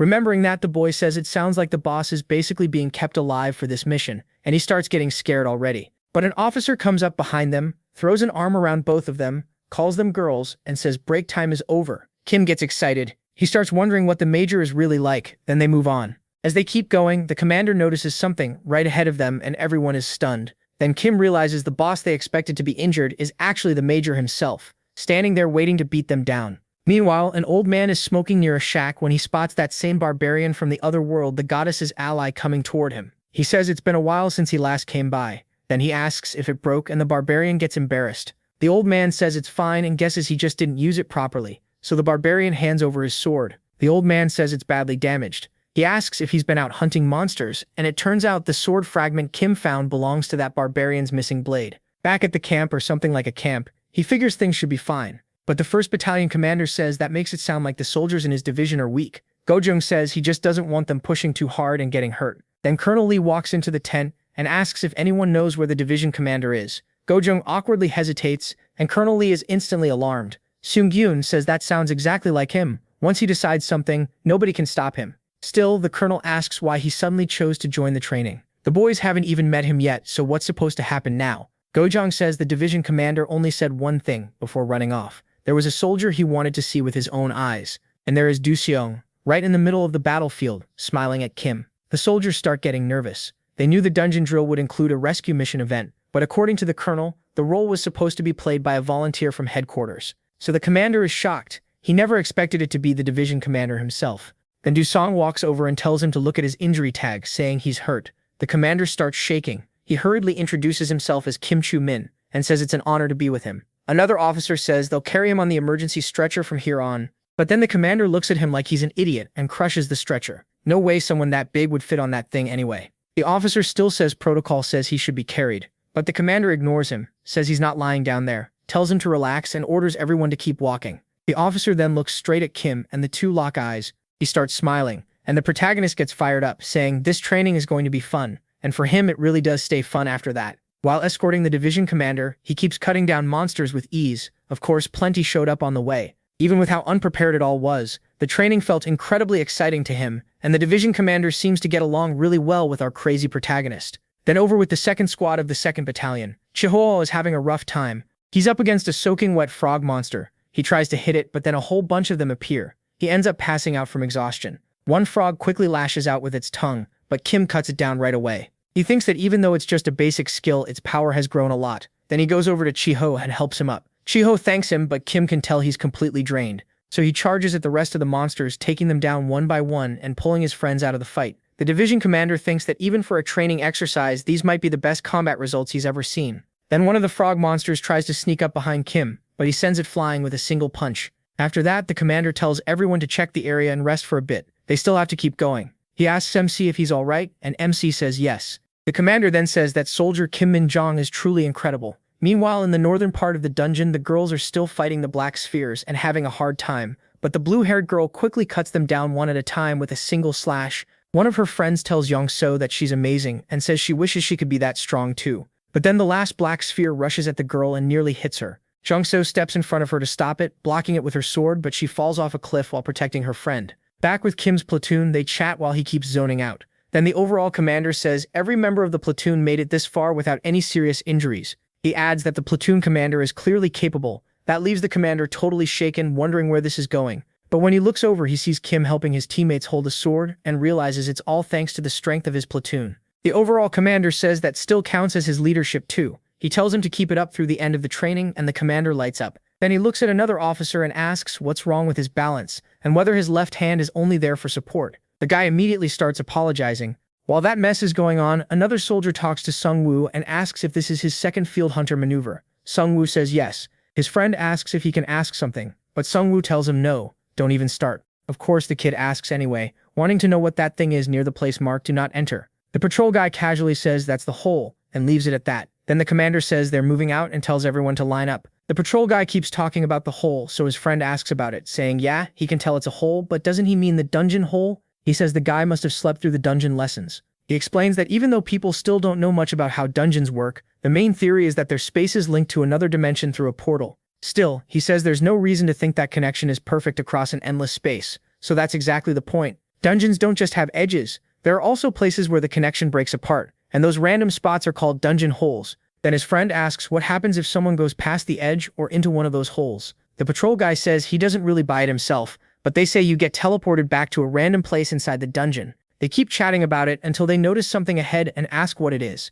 Kim also walks over and is startled along with the commander. Then he realizes it's Sekdolf, lying on the ground, unconscious. They give her water, wake her up, and put a splint on her leg. The overall commander just watches as the platoon commander says he already reported the situation to battalion headquarters, so she shouldn't worry and should just rest. She asks if he can confirm whether everyone in her battalion is safe. He says they are, and they've all been worried about her. They even paused training to search for her, though he's sure they'll continue now that he's reported in. She thanks the commander and says that's a relief. Then she tries to stand but realizes her foot is badly injured. The officer tells her it'll be hard to keep training with that foot, and says hunters need to protect themselves just as much as they need to improve their fighting skills. The commander says he already contacted headquarters and the transport team should arrive soon. Unfortunately, her training session is over. The girl looks downcast hearing that. Then the overall commander asks how the soldier is doing, and she's shocked because it's Major General Seo Kyung. She wonders what the division commander is doing there, especially since that platoon was supposed to be in the middle of its own training. The commander says she's stable, no major external injuries, but it looks like she badly twisted her left ankle, so continuing the exercise will be difficult.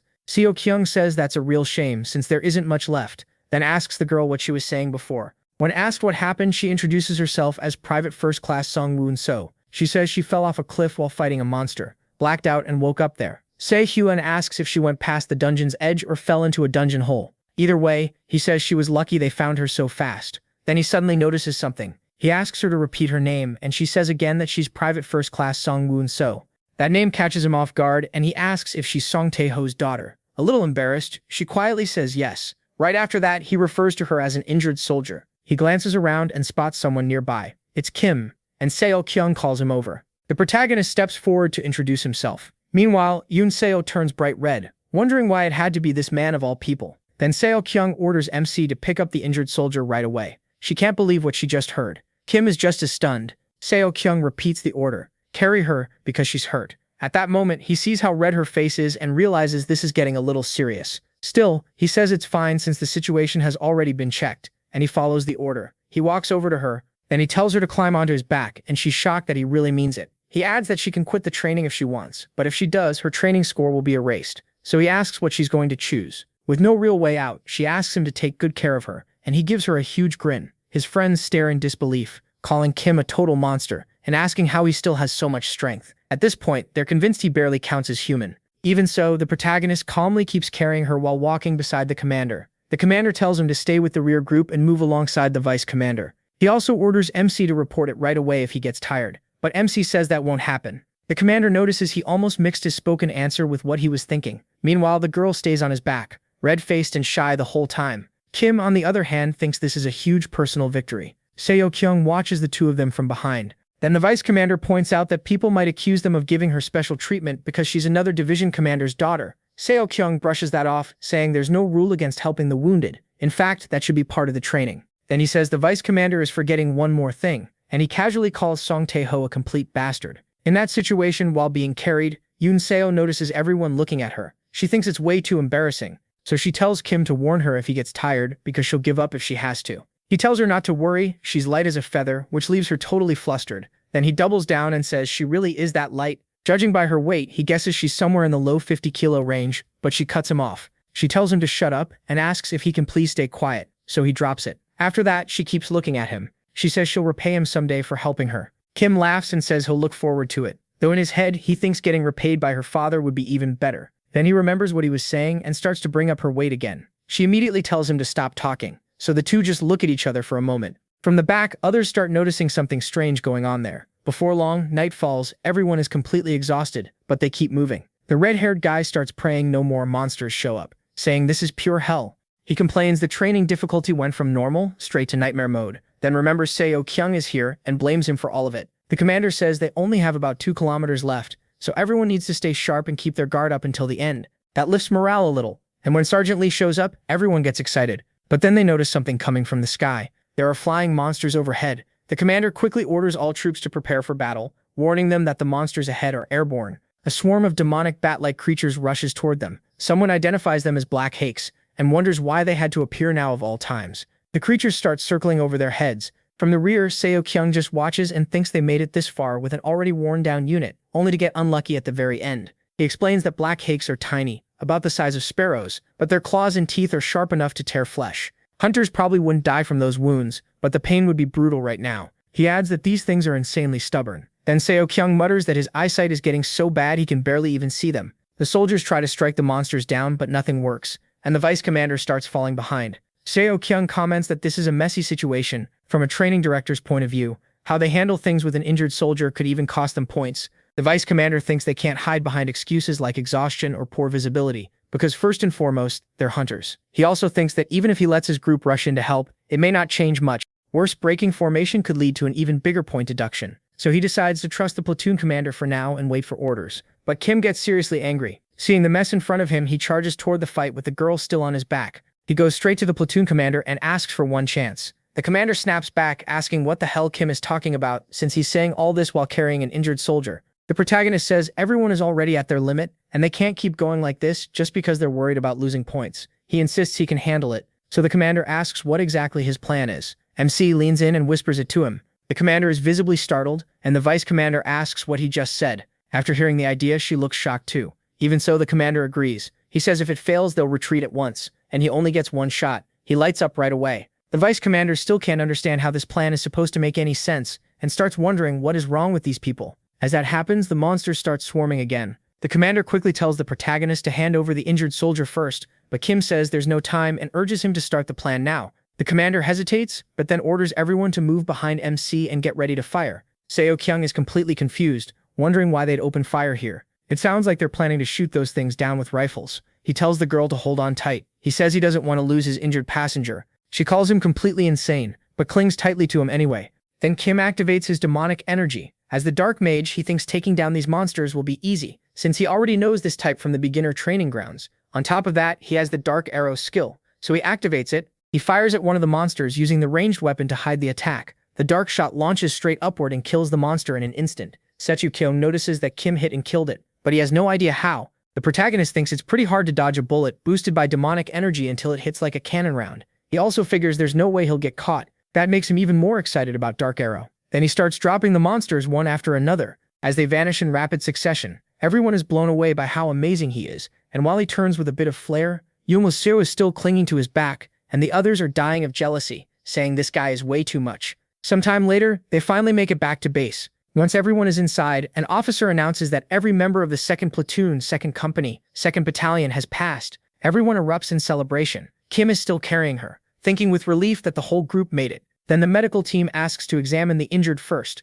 The commander tells everyone they did well, and thanks them for not giving up on themselves and enduring to the end. That makes the whole unit even happier, but he also tells them not to lose focus yet. They'll be moved to the tents to rest, so everyone should get moving. Meanwhile, Kim is still holding the girl and jokingly asks where he should go to be rewarded for his great achievement. Then the commander calls out to MC. He praises him, saying he acted first and never backed away from danger. The protagonist thanks his superior, thinking that should be obvious, though the praise still makes him a little shy. Then Yoon Seo asks if he can put her down now. After he sets her onto the stretcher, she apologizes for any trouble she may have caused the platoon, and thanks them too. The commander says he's glad they were able to finish the training together, and tells her not to think of herself as a burden. Then Seo-kyung shows up laughing loudly, saying that's great. He points out that in the end, the whole platoon completed the training. Then he heads toward Kim, trying to pull him into a hug, but MC slips away. Seo-kyung comes right back and tries again, ending up chasing him around. The commander admits that honestly, they owe it all to that crazy bastard. While Seo-kyung is still messing around with Kim, he hears a familiar voice. It's Colonel Yo Ji-hai, arriving with several commanders beside her. As she walks in, she passes straight by without even glancing at Seo-kyung. The protagonist is surprised by that. Kim is surprised. By that, the woman walks straight to the private and asks about her injury. She says only her left ankle is hurt and it's nothing serious. The colonel says she got lucky, considering she fell into a dungeon pit, and orders them to move her carefully. Then she turns her gaze to the side. She asks Seo-kyung how his training observation went. Right after that, she asks if she can speak with him in private about it. He asks if it has to be now, and she says yes. He asks again if it really has to be right this second. With a firm, slightly scary look, she makes it clear, yes, right now. Sometime later, Kim is already going all in on the food. The cook keeps bringing him more, and asks if he wants extra chicken. MC asks if it's really okay for him to eat all that. The cook says sure, everyone else is asleep, so he doubts anyone else is coming to eat. Kim says he can't let that hard work go to waste, and tells him to hand over the chicken. The cook asks if he's from the 2nd Platoon of the 2nd Company. He heard they did the best in the division during training, and he asks if that's true. The cook says it is. Earlier, he heard the higher-ups saying the battalion commander praised the protagonist's results. He also heard the protagonist even took care of the black creatures in the middle of the night, and asks if that really happened. MC says yeah, something like that did happen. The cook can't believe those things can be beaten at night, and says Kim is amazing either way. He goes on to say this field exercise was the worst one yet. Across the whole division, around 70% of the first-class corporals gave up. The cook keeps talking, but he barely cares. He's too busy enjoying how good the meat tastes. A little later, some officers are gathered together when that stern guy from earlier looks out the window and says the camp feels way too quiet. One officer agrees. Since they gave the soldiers free time that morning, just like he suggested, most of them are still sleeping in. He clicks his tongue and says those idiots should get up and eat. Then he adds that everyone did well in this training, and even the division commander was impressed. Another officer says he heard the commander personally watch the second platoon of the second company. Captain Kim says that makes sense. The division commander is a great guy and not arrogant at all. But the officer in the middle doesn't seem to agree. Captain, the protagonist, notices and asks if he said something wrong. The man says no, it's not his fault. It's just that the 4th Battalion commander was really stressed because of that incident. He wonders what kind of person she is to say something like that to the division commander. The superior says she wasn't exactly wrong. None of them could defend the fact that he left his post without telling anyone. And besides, even he thinks the 4th Battalion commander is a little scary. Still, he says everything turned out fine thanks to MC again. The others agree MC really is incredible, and the superior says he proved his worth right in front of the division commander. Smiling, he says he's already looking forward to the next monthly meeting. At the 104th Division headquarters, Seo Kyung reads a report while the commander calmly drinks her tea.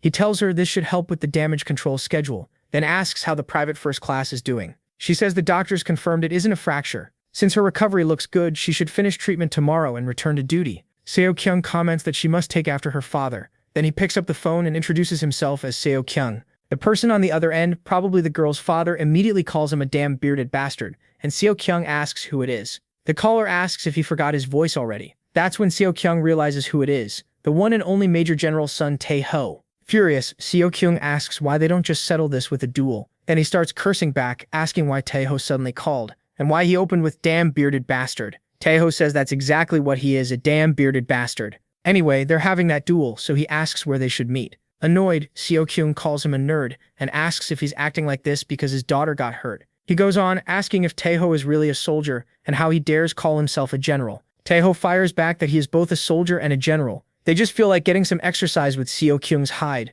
since it lasts longer than a normal punching bag. Seo Kyung says he's being unbelievably childish. He apologizes that Tae-ho's daughter got hurt, but says it happened during training. Tae-ho hits him where it hurts, asking what Seo Kyung would know when he couldn't even get married. Seo Kyung forces himself to stay calm and asks where Tae-ho is. Then he complains that Tae-ho still isn't answering, asks if he's in Daejeon right now, and tells him not to move. He also insists it's not that he couldn't get married, he just didn't want to. Then he asks what the hell is wrong with that idiot, and why he won't answer. The commander quietly says the call ended. Still mad, Seo Kyung only notices just then. He asks if she has Tae-ho's number and tells her to call him immediately. But she asks him to calm down, saying Tae-ho has every right to be angry right now. Seo Kyung grumbles, asking what she means. Wasn't it just his daughter getting hurt? She explains that once the girl was transferred, the hospital surely contacted her guardian, and of course that guardian has the right to know his daughter was injured. She even got special permission to finish the training before being moved to the hospital, which helps Seo Kyung calm down a bit. The commander says he should at least give Tae-ho an explanation, if not a full apology. After all, he only wanted to test the second platoon of the second company of the 2nd Battalion. Seo Kyung admits she's right. That was exactly his goal. He wanted to see how those guys would react to a truly injured person. Since there seems to be a misunderstanding, he says he'll explain it. Then he shows her that he broke his own phone. So he asks for the girl's phone and says he'll call on speaker. He has no intention of letting that brute get his personal number. He gets weirdly excited while waiting for Tae-ho to answer. When the call connects, Tae-ho asks why Colonel Yu is calling, and whether that bearded bastard is with her. She says yes, and apologizes for not contacting him sooner. Then she explains the division commander's phone is broken, so she called instead. Seo Kyung says he couldn't speak earlier because he was too stressed. An emergency happened while he was personally observing that platoon. Swallowing his pride, he admits he was careless. Even if she weren't his own daughter, if someone gave her that kind of special permission, he wouldn't have stayed quiet either. So he formally apologizes for getting in the way of her growth. Colonel Yu looks almost proud of him, but Tae-ho just asks what the hell he's talking about. Neither side understands the other. Tae-ho says Seo Kyung must be scared, so fine, forget the duel. Just give him the unit and name of the bastard who carried his daughter on his back. Seo Kyung asks what he means. Tae-ho demands to know how they let some random guy carry his daughter instead of a medic. He says he can't even remember the last time he carried her himself, then warns Seo Kyung to be ready next time and again asks for the name of the guy who carried her. He says he'd better answer right now, but Colonel Yu simply hangs up. Then she looks at Seo Kyung, who's still furious and muttering about special permission, apologies, and explanations. She tells him to calm down. Instead, he orders her to prepare a vehicle immediately. She asks where he's going. He tells her to clear the rest of her schedule. They're going to Daejeon right now. She asks if he's serious, clearly fed up with those idiots. Meanwhile, Kim has no clue what kind of mess he's about to get dragged into. He's still thinking about how good that chicken tasted as he walks. Then his shadow starts drawing his attention. Kim looks down at it, tells her to hide, and quickly takes her somewhere else. Once outside, he throws her out and asks what she's doing. Didn't he tell her to stay hidden? She looks confused but then remembers she had something to tell him. Kim says he knew no one was nearby, but asks if she seriously didn't think popping up like that would annoy him. She lowers her head, but then he hands his food to her. After that, he asks what it is this time. She shows him a memory, and when he sees it, he wonders if there was some kind of ambush. He also notices suspicious demonic energy and realizes it's in Huaqian again. Kim says she went all the way there and admits that's pretty impressive for his shadow. Then he gives her a little more demonic energy and says now he should probably think up an excuse to leave again. He starts thinking it'll look suspicious if he suddenly disappears, and if this is only a vague lead, he'd just be wasting his vacation days. Still, he says it was a good thing he got a day off as a reward when he went to Yanggu last time. When he walks into the room, everyone is celebrating something. Everyone congratulates Kim for being picked as the top soldier in the Hunter's Field Exercise Division, and he thanks the commander. The commander adds that there's a prize this time too. More importantly, thanks to him, the whole platoon gets a day off. The protagonist's eyes light up. He quickly asks if he can use his day off tomorrow. The commander notices how rushed he sounds and asks if something's wrong. Kim says no, he just wants tomorrow off, that's all. The others can tell the kid is really stubborn. Even so, the commander says it's fine and that he'll see what he can do. MC thanks him. The next day, he's already in Hongchan. Everyone there is busy working, and Kim wonders what happened to turn things into this, and why so many hunters are there. He ends up standing right in the middle of them. Annoyed, he thinks his shadow better give his demonic energy back soon, since it tricked him. Then the CEO spots him and walks over. A little earlier, on the outskirts of Hongchan, the female soldiers had been assigned cleanup duty. One of them asks when this is finally going to end. The other says their hunter drill results were awful, so the battalion commander is already mad. Even the company commander looks serious, so she should stop complaining and get back to work.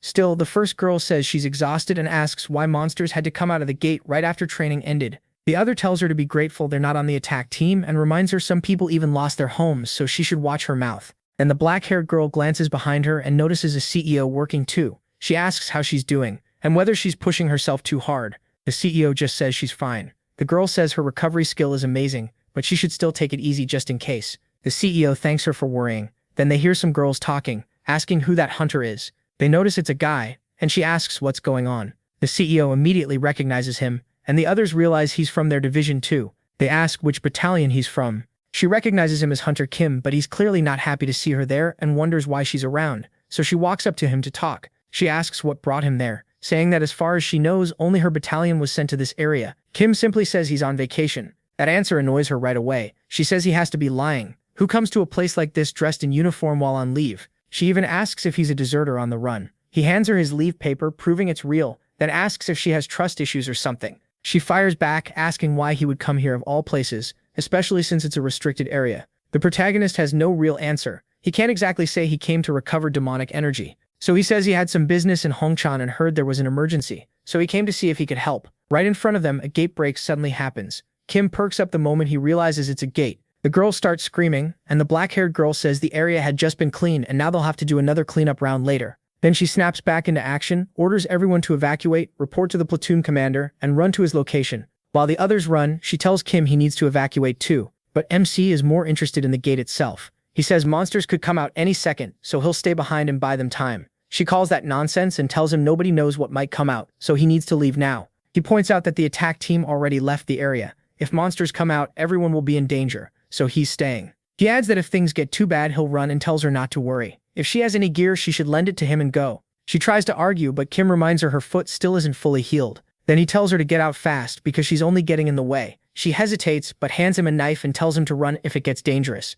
She says she'll come back with the platoon members as fast as she can. That leaves Kim alone behind. He thinks about how some monsters hate leaving their own territory. If a gate connects to a dungeon with monsters like that, they usually stay inside. But the ones that don't usually move in packs, which is why everyone evacuated so fast. Then he sees them and says he gets it now. Demonic boars. The monsters charge straight at him. Kim recognizes them as red boars. He says they must be all worked up from eating demonic energy as they rush him. He activates Black Arrow, hitting several of them at once. Still, he notes the arrows aren't strong enough to pierce their hide. So he jumps, launching himself high into the air, and wonders what they've got besides tough defense. He drops down and slices into the boars, but even that isn't enough to kill them. Kim admits their skin is hard, then wonders if the same is true for the inside. He uses his demonic energy again with the D-rank skill Corruption, and starts killing them from the inside. He taunts them, asking what's wrong. Didn't they like the demonic energy he gave them? One of the boars begins to die, but it still charges him in a frenzy. Instead, the crazed boar slams into and kills one of its own, and Kim gladly collects the demonic energy from their bodies.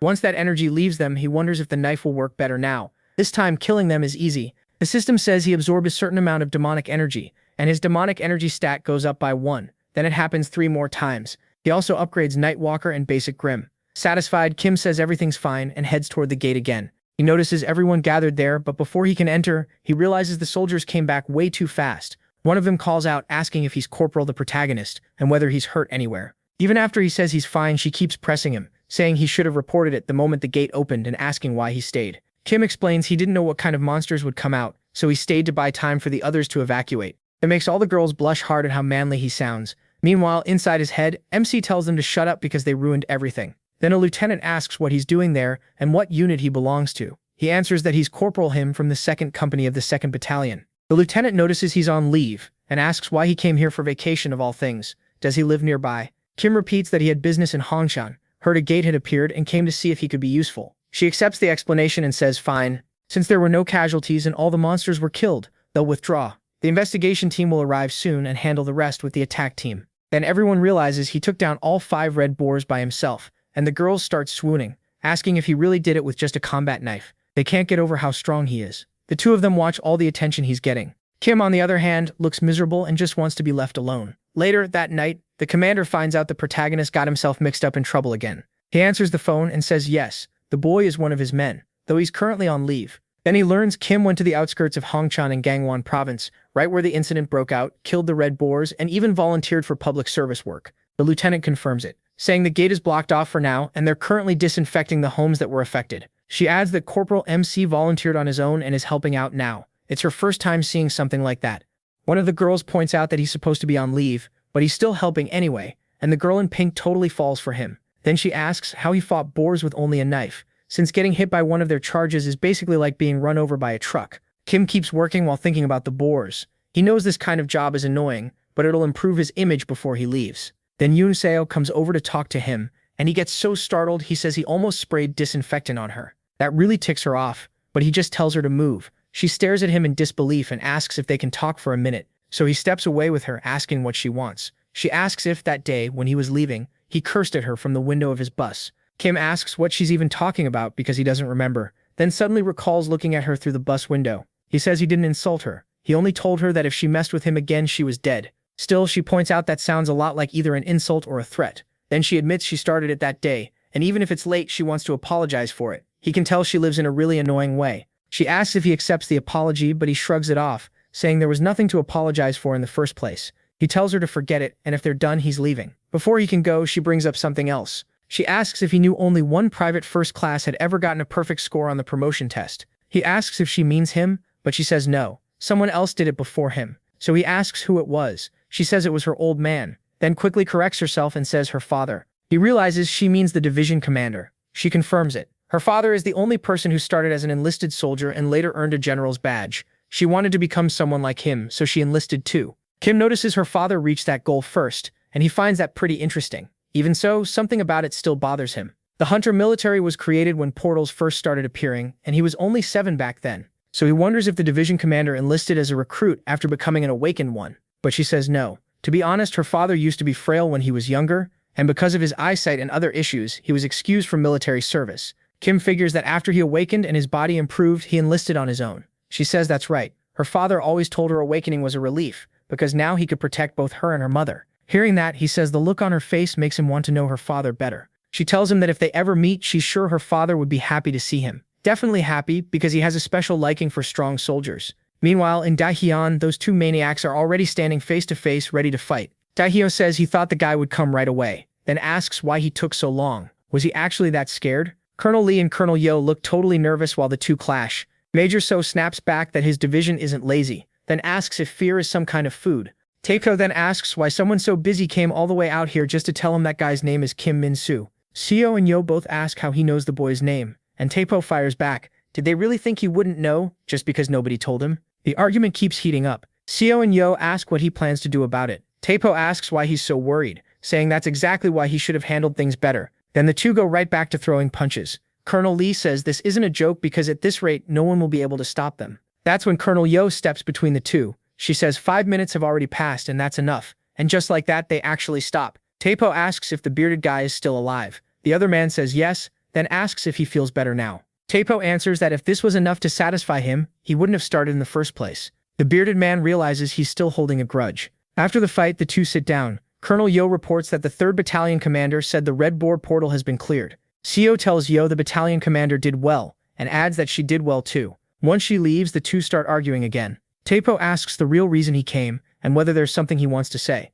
Then Seo Yo says that guy Kim, he plans to give him a special promotion to sergeant. Taepo asks if he came just to brag about supporting the guy who messed with his daughter. The other man shoots back that nobody messed with his daughter and Taepo should be thankful the kid helped her. Taepo points out that this is the same guy who only just became a corporal, and before that got a special promotion to private first class. He asks what exactly he's thinking. Seo Yo says he plans to push him all the way toward becoming a commissioned officer. Taepo says that'll draw way too much attention. He asks if Hakuseo will really stay quiet and says that if Seo Yo recognizes someone, that person will definitely become a target. The reply is simple. That's why he's telling him now, so he'll stay on his side in the future. Taepo says he can't do that based only on his word. He'll decide after seeing the boy himself. But then Seo Yo asks if that's really his only reason for wanting to do that. At that same moment, on the outskirts of Huashan, the boy notices something strange in his path, a man lying on the ground. Then the man rises in front of him showing white hair and says he finally found Kim Min. Meanwhile, on the bus, the girls thank the protagonist for all his hard work, and one of them starts trying to give him her number.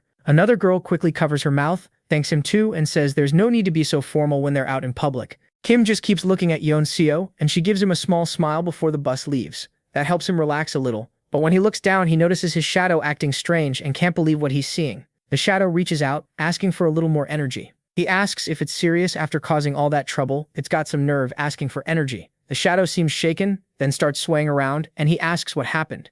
Once he focuses on it, he realizes a demonic energy being is crossing into this dimension, not through a dungeon portal, but on its own. He starts wondering if his shadow's detection got this strong because his Nightwalker skill was upgraded to C rank. He looks at the shadow with a bit of pride and realizes maybe his real specialty wasn't assassination after all. Then he asks the shadow where this is happening. Right away, he heads toward the location, and when he reaches the spot the shadow marked, he gives it a little energy. That's when he sees a portal opening in front of him. A strange one. It keeps expanding even more. He stares at it, trying to make out who's coming through, and a white-haired person starts rising up. The person says he finally found Kim Minjun. He really doesn't like what he's seeing, especially when that person starts sniffling and calling him Master Manode. Kim yells back, calling him a crazy bastard, and the guy immediately faceplants on the ground. MC walks over and asks if he's okay. Then he reminds him he told him to forget all about him and live his own life. So why did he come to this world? Still, the guy just calls him Master Manode again. That leaves the boy completely speechless, and he remembers finding this kid almost dead, being attacked by a beast. Weak and already waiting for death, he was saved by Kim Minjun, who blasted magic right into that winged lion's face. He had asked why there was a human there and who this kid even was. The boy started trembling, so Kim first thought he was already dead. But when he looked closer, he just stared at the kid's face and wondered why he was so good looking. Then he asked why the kid wasn't speaking. The boy finally asked if the protagonist Minjun was Master Manode. The protagonist was surprised he could talk at all and asked how he knew him. The kid burst into tears saying MC was the hope of all dark mages and asking if he really was Master Manode. That's when MC finally realized the kid was a dark mage too. Still, he couldn't help asking why he was so weak and whether that was normal. He also told him to stop saying stupid stuff like hope of all dark mages, and if he was that weak, he had no business going into dungeons. Then Kim remembered something and asked the boy's name. The boy said he didn't have one. That actually shocked him. He says the kid isn't just weak, he doesn't even have a name, so he decides to handle that and declares that from now on his name is Lee Bungo. Then Kim asks if he's crazy, why would he even try to travel to another dimension? Bungo says the protagonist was the one who abandoned them after leaving nothing but a note. The cult is on the verge of collapse, and Bungo asks how he could leave without saying a word. MC fires back that they were the ones making all that noise about following him, so did they really think he'd give warning before leaving? Even so, he says Bungo still followed him, but Bungo starts acting dramatic, saying he should have at least taken his right-hand man with him. He flatly refuses to recognize him as any such thing. Still, he notices the boy looking sick, so he asks why he's struggling so badly and lifts him up with energy. Bungo thanks him again, saying the protagonist saved him once more and that he'll repay that kindness with his life. The protagonist shuts that down and tells him to explain everything from the beginning, exactly how he got here and not to hide anything. Bungo says it was all a miracle born from his faith in him, and that his wish to be of help made all of this possible. Kim tells him to stop the nonsense, but the boy insists it's true. Then MC asks how someone with his level of power could cross dimensions at all, and whether the saint was the one who sent him. The boy says the followers only obey Master Manode. He laughs, tells him to stop stalling, and asks if he wants to tell the truth or die. The kid quickly gives in. After the protagonist Minjun left, he started watching the saint because of a strange rumor. The protagonist asks what rumor he means. It started after that day when something strange began happening. Bungo says he turned into a bird and slipped into the goddess's castle. Every night, weird noises were coming from the temple. When he got there, he saw a gladiator carrying something covered up, and there were monsters under the cloth. According to the rumors, they had been gathering a huge number of monsters, but there was no sign of any of them ever leaving the temple. Then he saw the goddess doing something to those monsters and sending them away. After that, there were no bones, skin, or scraps of flesh left behind. So he wondered how they could get rid of that many monsters without leaving a single trace. And just like Bungo expected, those people were sending the monsters to him. Kim Minjun asks if all of that is true. The boy says he would never lie to his master. That makes MC Minjun think the goddess is a real bitch. So this is how she wants to play. Then he asks if the boy knows what this is. The kid studies the fragment and says it looks like a piece of a sword used by the temple guards. He asks if Kim Minjun remembers the captain's weapon. Only then does the boy remember the weapons that man used. He then asks how Bungo could just run all the way there like that. What if the portal had sent him somewhere else? On top of that, one wrong step could have killed him if he got stuck in the dimensional gap. The boy admits he didn't know that. While grinning like an idiot, the protagonist remembers that's right, these people were never normal. He looks back at the fragment and wonders what the hell they're trying to do. Then the story shifts to 1,224 days before Kim Minjun returned to Earth, based on the Isgard calendar. The goddess was staring out at the distance, so he asked what was going on and why she called him there. She says it's nice to come out and feel the wind sometimes, and asks if he doesn't agree. That just makes him really annoyed. He says he's been sleeping badly for days because of how slow things are. So what's supposed to be good about this? She apologizes for not thinking harder about his situation and says she can't leave the temple's territory anyway. He just goes along with that and asks again why she called him. She says she heard several of his friends were badly hurt in the park's dungeon and mentions his beloved Luminona cult. Kim Minjun shuts that down right away. Those people aren't his friends, and that cult doesn't exist. They got it into their heads that they would follow him, then got hurt by the dark hounds, what they call parks, but they've already been treated and won't die. The goddess notes that MC calls them dark hounds and asks if that's what they're called in his world. But he says those things don't exist on Earth. What they call parks are basically hunting dogs in his world, so he chose to call them dark hounds. Then he says he's still asking because he can't make sense of it, no matter how much he thinks about it. Is there really no link between Isgard and the gates that appeared on Earth? She says no. Like she said before, portals and monsters started appearing in Isgard hundreds of years ago. If there is any connection between Isgard and his world, it's that both are suffering from the same phenomenon. She admits it makes sense for him to be suspicious, since the same monsters he saw back home are here too, and he himself came to Isgard through a portal. Still, dimensional travel isn't easy. Even summoning him took a long time and heavy preparation. So moving huge numbers of monsters and creating dungeons would be impossible. Kim Minjun just looks at her and says he gets it. When this is all over and it's time to send him home, she better not change her mind. She answers with a very sinister smile. Back in the present, in the mountains near Huashen, he says he never trusted the saint. So he secretly confirmed that Isgard really had been dealing with portals for a long time. He also learned that moving something as big as a dungeon across dimensions isn't impossible, but it wouldn't be easy even for the saint. Then he remembers everything he went through killing those monsters, and asks why now. Why is she spending so much holy power to keep sending monsters? Is she using sacred relics, or doing all this just to get back at him? Then he notices Bungo kneeling in front of him, swearing he'll stay by his side until death, and asking Kimi to accept that. Kimi gets annoyed since there's no way to send the kid back anyway. He says fine, but first they need to fix what the boy calls him. His name isn't Minodi, it's Kim Minjun. Bungo thanks him and calls him Kim Minjun, saying he'll repay his kindness until the day he dies and even after. Kimi snaps back that it's Minjun, not that, then asks if Bungo can use imitation magic. The boy proudly says of course. Thanks to his demonic energy, he's overflowing with power. Kimi tells him not to lie. He barely gave him any. Bungo apologizes and admits that for now, all he can do is turn into a small animal. Kimi says that's enough and tells him to try becoming a crow like that one over there. The boy transforms perfectly. Kimi tells him to stick with the Nightwalker for now. But when the Nightwalker comes out of the shadows and sees Bungo, the two clearly don't get along. They start glaring at each other. So Kimi tells them not to fight. Bungo starts squawking complaints like a bird, but Kimi reminds him he can talk like a human. So Bungo says that as Master Kimi's right-hand man, he first needs to establish the hierarchy. Kimi immediately shuts that down. There will be no hierarchy. They're going to shake hands and be friends. So the two of them end up doing what he says, even if they don't want to. Then Kimi tells Bungo to ask the Nightwalker what he should do. He also tells the Nightwalker to stop Bungo if he tries anything too dangerous or too flashy. Safety comes first and both of them understand. Kimi says that's all and sends them off. Bungo starts flying through the night while the Nightwalker slips back into the shadows. Exhausted from dealing with both of them, Kimi says he's going to eat and go to sleep. A few days later, at the Guanxi barracks, Guanxi comes in looking way too happy. Everyone stares at him in shock and asks if he finally lost it. A few days ago, he spent all day acting like a pigeon, so they figure his brain must have melted. But Guanxi says the platoon's quarterly performance results are out and already posted in front of the administration office. That gets everyone excited to go check, though one of them wonders if that bastard is still in first. This term had tons of training and raids, so Ruvel says no way. He says he was a machine this month. Then Guanxi reveals Lee Sung-ho scored 75 points this quarter. Ruvel groans, sure that means first place again. While another guy says he'd be happy with 50 since a penalty and being barred from leave at his age would kill his career. Then Guanxi says actually Lee Sung-ho is in second place. They get excited, but now they want to know who scored more than 75. Then Kim Min walks up and says he's back from leave. Guanxi announces that the protagonist Min took first with 99 points. Everyone is stunned, and the commander walks over to ask how Kim Min's break was. He says it was great. Then the commander raises a hand and asks if he sees this. When everyone looks, they're shocked. MC is getting another special promotion, twice in less than a month. The commander says headquarters sent the official notice today. He was named the division's top soldier during field training, and he also received merit for volunteering to help in the Huasheng dungeon during his leave. There was another special order from the division commander, congratulating him. Kim Min thinks of Kyung and feels thrilled. Then they change the boy's rank, and once again, he gets promoted. Meanwhile, one of the men there remembers the bet they made. Guanxi had said Kim Min would get promoted within a month, so he says he'll make good use of that money. But then the protagonist Min snatches the paper from their hands and asks Guanxi if he sees that he's a sergeant now. He still calls him corporal though. MC notices they had plenty of fun while he was gone, and asks if Guanxi won the bet. He says yes, and MC sees it's a lot of money, basically hitting the jackpot. Right away, Guanxi senses something is wrong. He says that's a very good thing, smiling at the cash like a villain.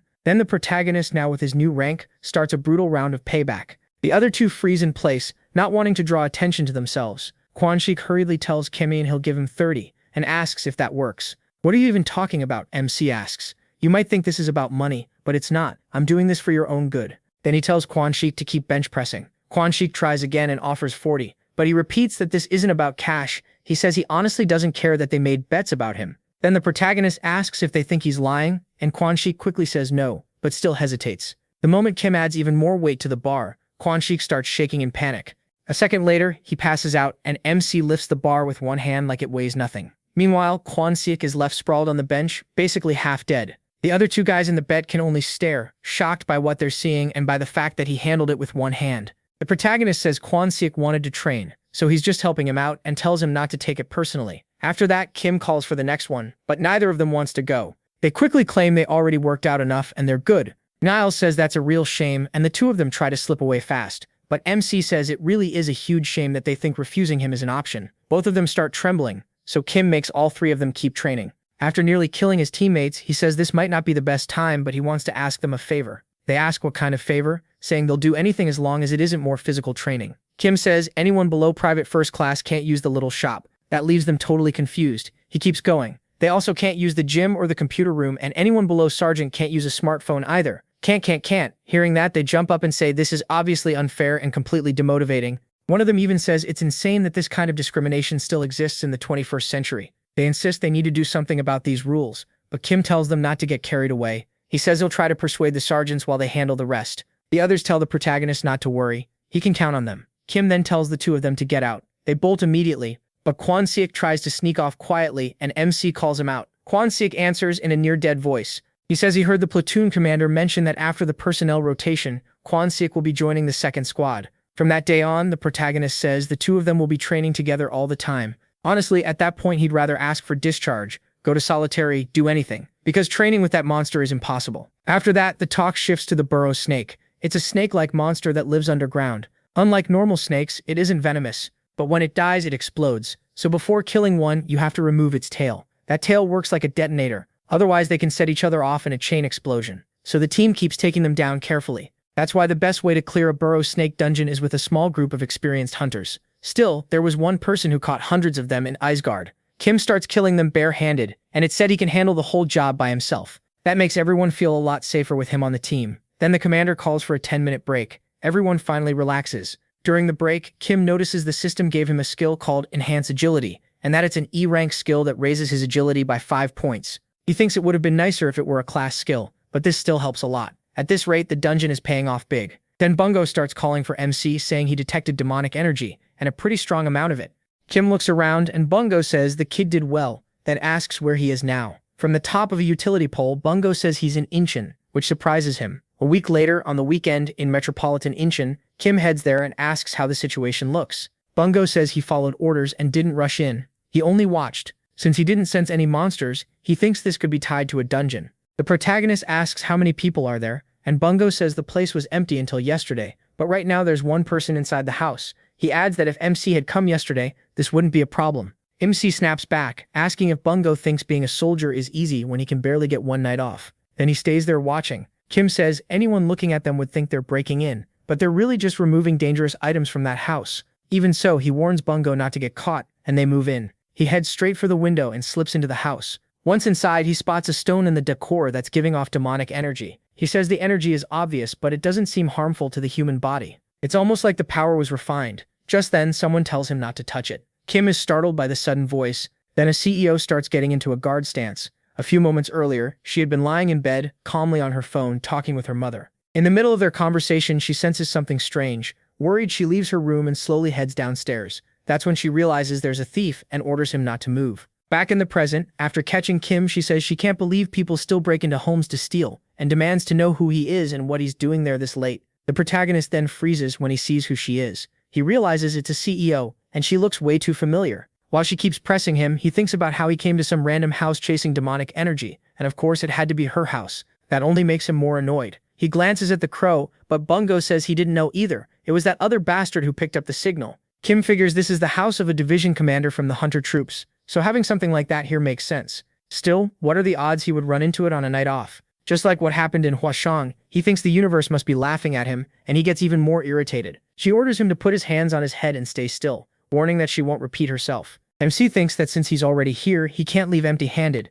so he slides a hand inside his coat. She reminds him she told him not to move and tries to kick him, but Kim dodges with ease. He pulls out a pen and paper from his pocket while she keeps trying to hit him. All the while, he calmly writes, which makes her more and more angry because he clearly isn't taking her seriously. Kim notices she's actually very fast and thinks she'll become a sergeant before long, but when she goes for his jugular, he stops her attack in an instant. He tells her she's still got a long way to go before she can reach his level, then pushes her hand down and quickly leaves the note there. She thinks this bastard is definitely not normal. A move like that has to belong to an awakened one. She attacks again, but Kim avoids it easily. Then he looks at the demon stone and moves in over the girl. She panics, thinking she won't be able to dodge it, but he never touches her. He grabs the stone and takes off. She yells for him to stop, but it's useless. Watching him escape, she realizes she didn't land a single hit. Then when she looks at the note, she sees that he wrote "You lose" and starts cursing Kim out. She calls him every name she can think of. Later, once he's far away, he looks at the stone and says it holds more demonic energy than most monsters. Since it was in the home of a 2-star hunter, it probably isn't harmful to the human body. Bungo says he thinks it must be a monster crystal. The protagonist asks who gave him permission to open his mouth. Bungo instantly apologizes, and the protagonist says he knows it's a monster crystal. What he's wondering is why it has demonic energy. He says he never saw anything like this, even in Isgard. Thinking it over, he explains that a monster crystal is a mineral sometimes found inside monsters. Those crystals differ based on the host's age and threat level, but all of them contain mana in proportion to their size. Among the things you can get from hunting monsters, this is one of the most valuable. When he breaks the outer casing, he says he's never heard of crystals carrying demonic energy. Then he shatters the crystal itself, releasing a flood of energy. He says he has no idea why something like this is on Earth, but when he absorbs it, his demonic energy goes up by 1 point. The same thing happens 3 more times, and he says that if he doesn't want to fall into the Saints' stupid game, he can't waste time worrying about every little detail. After absorbing it all, he gains the skill Demonic Energy Singularity and also Demonic Energy Grab. Kim is thrilled to get 2 skills at once. His stats keep improving, and he thinks now things are finally getting good, so he checks Demonic Energy Singularity first. The skill makes his demonic energy colorless and odorless, so it won't affect the area around him. He can turn it on or off whenever he wants. MC thinks that the more demonic energy builds up in his body, the harder it gets to control, and he'd been worried about hurting people nearby, even if he stayed careful. This skill came at the perfect time. On top of that, he also got Demonic Energy Grab, so he tests the new skill directly on Bungo, pulling him right into his hand. He quickly figures out the weight limit is low, but at least now he'll never need to get up just to grab a soda. Then he tosses the bird back and says he has a new mission for both of them. They need to gather information on dungeons and any items connected to them that might carry demonic energy. The 2 of them understand, and once they're fed, they start fighting. But when Kim looks back, they're making faces at each other like siblings. So he asks Bungo if he's tried Korean food yet. So he takes the kid out for some real food. With those weird clothes he's wearing, both the owner and Kim are stunned when they see him start crying, saying the food is amazing.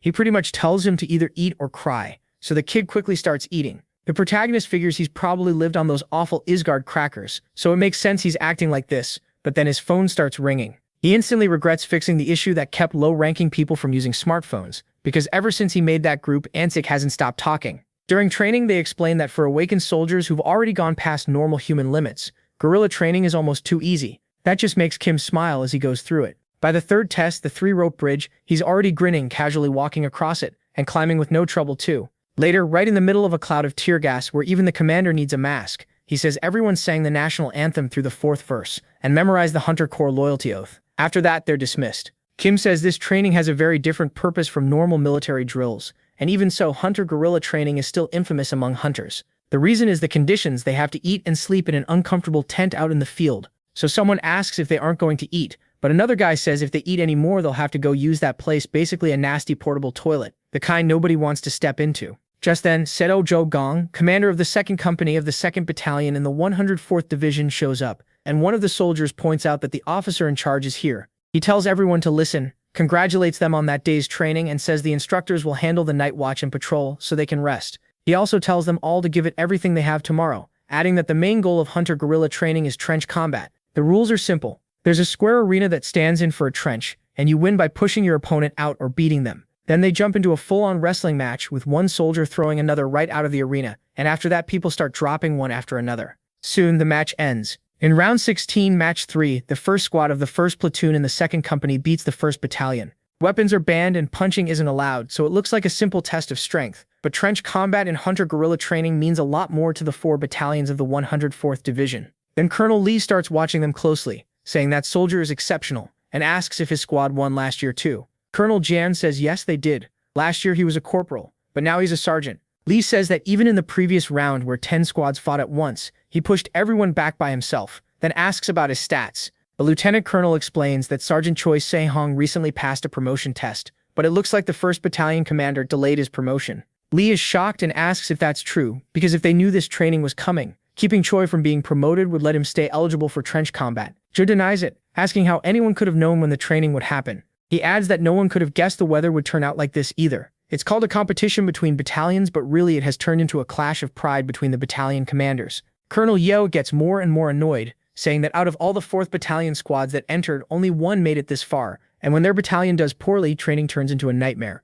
Meanwhile, the team of that guy who's been tossing everyone out starts smiling, and he looks at Kim, asking if he's the hunter from the 2nd Battalion. MC says he is. The guy calls him a celebrity, saying he heard he became a sergeant faster than anyone else. The protagonist doesn't really know how to answer, so he just thanks him for the praise. Then the guy lets out a nasty little laugh and says the rumors got his hopes up, but Kim looks like a total pushover. That makes everyone around them mad, asking what he's talking about and whether he has a death wish. But then he grabs the 2 men who spoke up and forces them back down to sit. He says sorry for what he said, claiming he was just thinking out loud, while crushing their shoulders with so much pressure that one of them wonders what kind of strength this is. He can't even stand. The big guy says it just slipped out, then walks off grinning with his friends and showing off. The 2 left behind are furious, and Gwansik asks Kim if he's really going to let that insult slide. MC says it's fine. Gwansik isn't buying that. He says he'll go show those meatheads what they can do. But when he looks at him, Kim doesn't look calm at all. The veins on his forehead are practically popping, and he says he'll deal with it later. Then the 4th squad of the 4th platoon in the 4th Company of the 4th Battalion gets ready.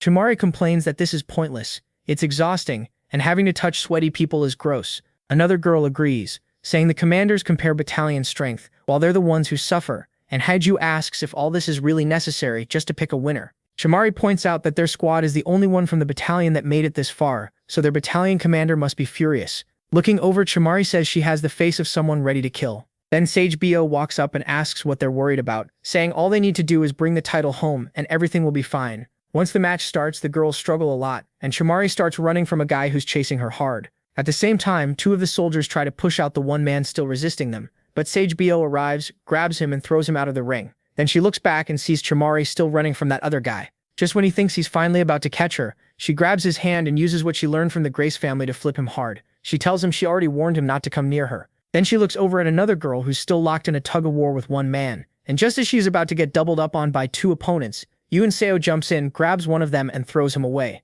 The girl thanks her while tossing the other guy aside with a huge throw. The next enemy squad, made up of guys who look about 60, can hardly believe it. A bunch of grown men couldn't take down even one of them, and one guy says he expected nothing and still ended up disappointed. He says they always leave the work to them, then tells the younger guys to watch how it's done. They crouch down and say everyone keeps talking about Choi, but this year the win will be theirs. But as they charge in, Sale Tbyo steps in front of them, bracing herself and grabbing at their midsections. They ask if she's really going to take on both of them alone. She clearly has the strength for it, but asks who said she was alone. Then all 6 girls join together and throw them out. That brings the round to an end, with the 4th squad of the 4th platoon and the 4th company of the 4th battalion taking the win. The girls are thrilled. Watching the match, Kim thinks they work well together and every one of them is skilled. One of the guys says that squad is the real deal, while Gwansik points out they'll face Choi in the quarterfinals and this time he'll lose. But the other guy says Choi has to make it to the finals first, so they can face him there, because they plan to wipe the floor with him, and Gwansik agrees. Then he wonders if they'll make the finals themselves, but the other guy says they have Sergeant Lee Seung-ho and Kim on their team, so losing isn't even an option. As Chamari's platoon leaves the ring, she notices the protagonist sitting there and starts calling out to him, greeting the boy. Everyone is surprised, and Gwansik wonders if she just waved at them, but she's only looking at Kim. Meanwhile, the other guy gets emotional and says that come to think of it, he's not a janitor, so maybe he shouldn't be talking about wiping the floor with somebody. Gwansik says Choi was arrogant, but these things happen, and forgiving people is an art. They all agree, saying it's a shame, but they'll postpone getting even because they should be cheering for the 4th battalion. Kim tells them they're way too down bad. The commanders, meanwhile, start mocking each other because one of them lost to the girls from the 4th battalion. Then round 5 is announced, with MC taking part. Commander Yu notices him there and remembers everything he did with So Kyung. Meanwhile, the bearded guy asks Kim if he heard that the squad that wins the competition gets group leave. He says he wants to stay far away from them on his day off, so the guy tells him they can just avoid getting first place. But the protagonist's attitude changes completely, and he says they would never do something that stupid. Then, with the 2 teams standing face to face, the match begins. They rush the other team right away, but Kim's team starts shoving everyone back, holding them down with ease, even lifting some of them off the ground. Then Gwansik says they're way too light, but one of the opponents, the biggest one of them all, starts staring at a boy who's holding 2 men at once. Kim steps in front of him and thinks the guy might be useful, so maybe he should test that out. The big guy charges straight at MC. Himinjun says his control still isn't very accurate, but then he uses his demonic energy grip to catch the brute by the foot, slam him down and grab his head. He realizes he can throw off an opponent's balance like this, so the guy topples over with no clue what just happened. Furious, he rushes Kim Minjun again. The protagonist uses the demonic grip one more time, this time catching his hand, throwing him off balance and making him crash face first into the ground. The guy still can't figure out what's going on. Kim Minjun thinks he can't let him notice anything strange, so he lures him in again, and when the brute gets back up, MC decides playtime is over. He charges in and slips to the side when the brute tries to grab him. Then he gets behind him and just launches him into the air. Not long after that, just as expected, they reach the finals without any trouble. Still, their final opponent isn't the 4th squad of the 4th battalion. That really ticks Gwansik and Han Yong off. Then the last round begins with Choi staring down at Kim Minjun's team, and Han Yong asks if that bastard used to wrestle. Gwansik says he trained until he was winning at middleweight, but had to stop after he awakened. Han Yong says that, going by what Choi did in that tournament, he must be really good, and Gwansik confirms he always won championships. That surprises Han Yong, because Choi fights dirty even though he's skilled. That just makes both of them even madder. But Kim Minjun says the real reason they're so angry goes back to the quarterfinals. It wasn't just that Choi's squad won, it was the way they won. Their favorite blonde was completely wrecked by the end of the match, and even after using the last of her strength to rush Choi, they still lost 6-0. In that fight, nobody was thrown out of the arena. Kim Minjun says that wasn't a sports match at all. It looked more like combat training, and he says it wasn't Choi's fault for winning. While barely following the one rule of not hitting people, it was the loser's fault for being too weak. Even so, TBO sits with the other girls, still upset about it. She's clearly still frustrated by the result. Gwansik says they'll teach those guys some manners. Kim Minjun cuts in, saying they still have a lot to learn. If they're mad at Choi, then they should focus on beating him here instead of getting worked up before the match even starts. Meanwhile, Choi keeps glaring at them with that smug look, and Han Yong asks if he's planning to take them all on alone too. Choi says he can't do that with the famous Sergeant Liu Shenghuai around, then asks why Han Yong brought it up. He asks if they really think they could beat him if he fought them all by himself. Then he looks at Kim Minjun, who's just standing there with a blank expression, and says he thought he would get mad after he roughed up his little girlfriend, but he doesn't seem bothered at all. The protagonist has no idea what he's talking about, and Gwansik asks the same thing. What girlfriend? Choi asks if that pink-haired girl from the 4th Battalion isn't his girlfriend, since she was all excited, watching him and cheering for him. Gwansik loses it and asks if Choi's insane. She wasn't waving at Sergeant Kim Minjun. Then he realizes how embarrassing this sounds and tries to brush it off, insisting that's not the point. Han Yong says MC doesn't care about real girls anyway, only Loom from his game. That makes Choi burst out laughing. He asks if it's that old game's Loom, the starter NPC from that trash game, then asks if she's his waifu and keeps mocking him, saying he was born to be a simp. At that, everyone stares at the protagonist in shock. Choi keeps going, saying he thought guys this hopeless were just a myth, but falling for a 2D character is a whole new level of pathetic.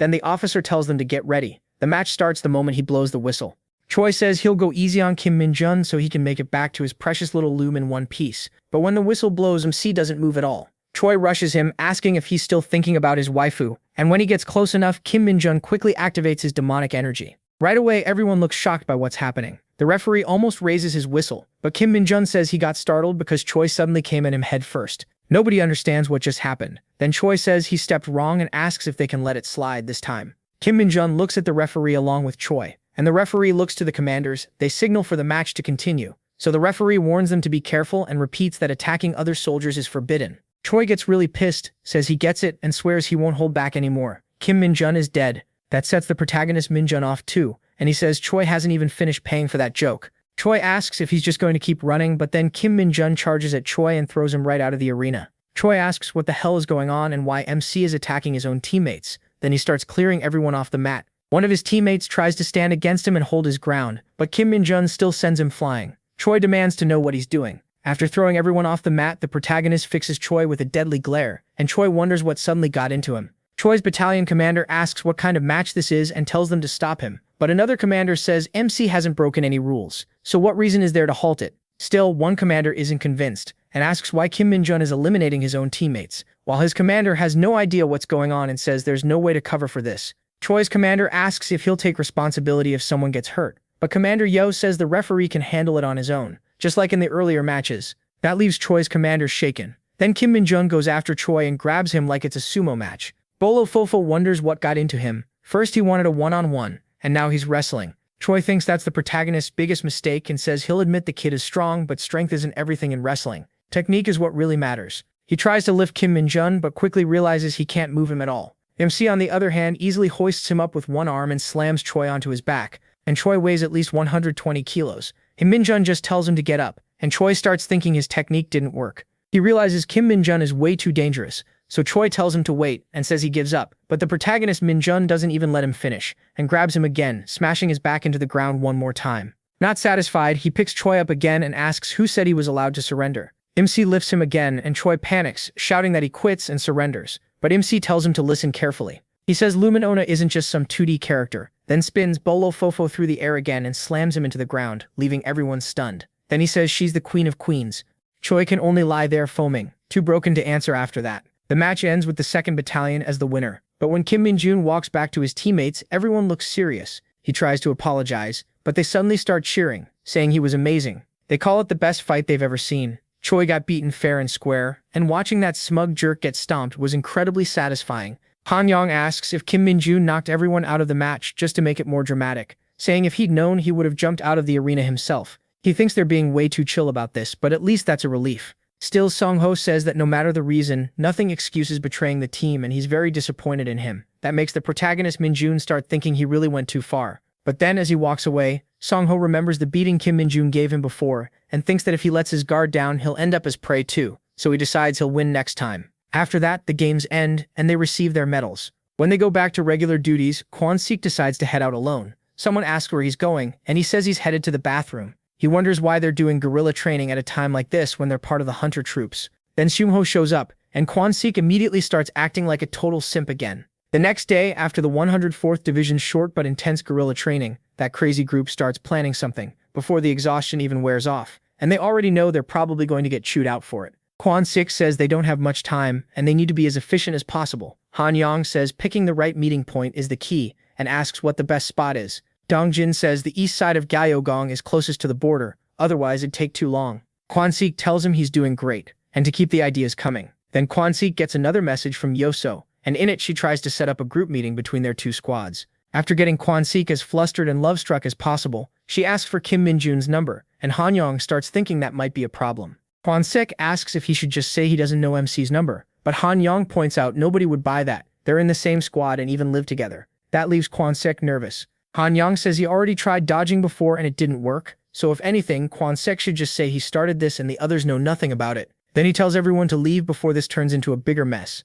But Kwon-sik stays behind. He throws out one last idea. Maybe Kim might actually want to go out with them too. The others just leave him there. Meanwhile, inside, he checks his system stats and realizes these are his guerrilla training results. His strength went up by 5, agility by 1, and his rank rose from E to D. He silently thanks Choi for that since raising his stats has been really hard ever since they passed 60. This time at least, agility went up by 1 and strength by 5, which he thinks is great until Bungo starts calling for him. Kim asks what he wants. Bungo asks if he can have some soup, and the protagonist can't believe it. He already gave him money to buy his own food. Bungo looks way too happy about it, which annoys MC even more, and then he finally gets to why he came over. He says he found a strange aura. That only makes Kim madder. He asks why Bungo didn't say that first, and wonders what kind of aura it is. Demonic energy or something? Bungo says it's not demonic, but it's definitely weird. He says he's never felt anything like it, not even in Isgard.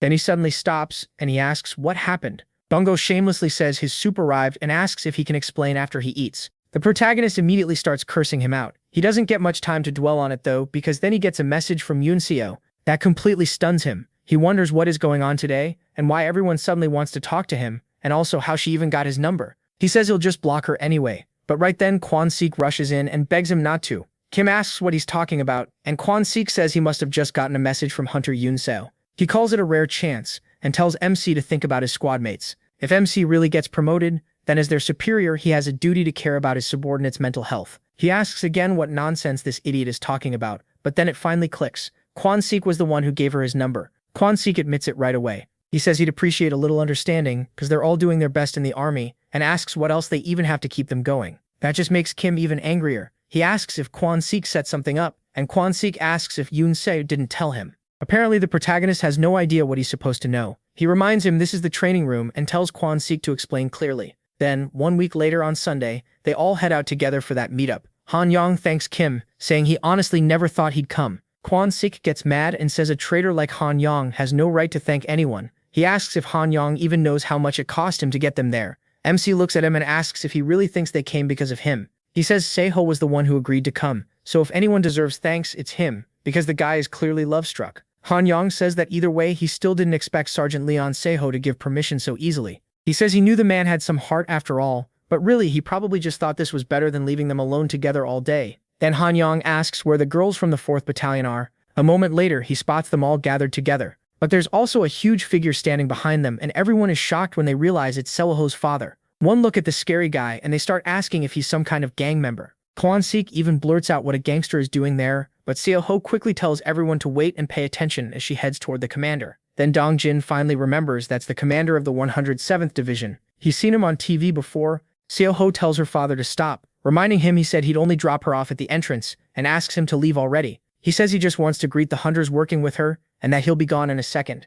She tries to argue, but her father locks eyes with Kim. He walks over, stops right in front of him, and asks if he's the Wonjun he's heard about. Later, at the park, Choi Mari gets super excited and grabs Kim, pulling him along right away. The other desperate guys get fired up too, calling the girls over and bragging that they made an optimized plan, so they should just leave it to them. The girls get excited too, which leaves only the two muscleheads behind. Seichi Bayol says she doesn't really like places like this, and Sang-ho says he doesn't either. She asks if he's serious, and he says he'd rather spend his weekend lifting alone. That makes her instantly respect him, and she asks how much he can curl. After that, the group hits the roller coaster together. They also get the girls to try on animal ear headbands, then ride another roller coaster in pairs. The gym duo even ends up doing an arm wrestling match. Soon they stop at a shooting booth advertising 10 shots for 10,000 won.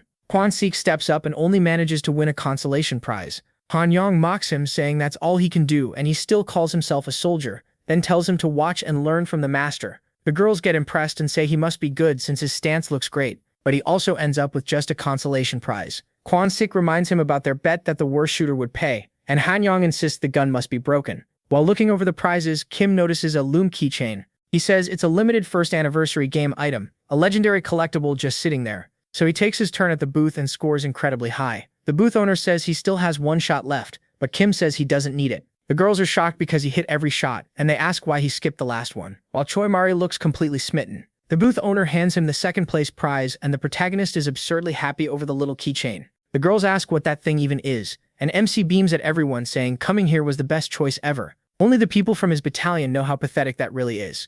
As they move on to the next ride, Yunseo calls out to Kim and asks what he talked about with her father earlier. He remembers what happened when her father took him somewhere private and apologized for taking up his precious day off. Kim says it's fine and asks what he wanted to talk about with him. Then the colonel suddenly grips the kid's shoulder hard. The protagonist immediately understands what's happening and gets a little annoyed. Then Yunseo's father says Kim was trained very well, and he admits that much. He adds that since the boy did his daughter a favor, he should receive something in return. MC asks what it is. The colonel says it's a dungeon item normally reserved for generals, but he's making an exception. He explains that the army's appraisal skills aren't perfectly accurate yet, but it should raise stats by a random amount. Kim sees that it's a bracelet and is thrilled, thanking the general. The man says he's giving it to him with the expectation that he'll keep training and use it wisely, and warns him not to tell anyone where he got it. He adds that if he ever comes to Dajian, he should call so they can have lunch together. Then last of all, he warns the protagonist that if he tries anything with his daughter, he'll kill him. So maybe the future father-in-law isn't so calm after all, and MC should stay away from his daughter, but at least he survived and got an awesome artifact.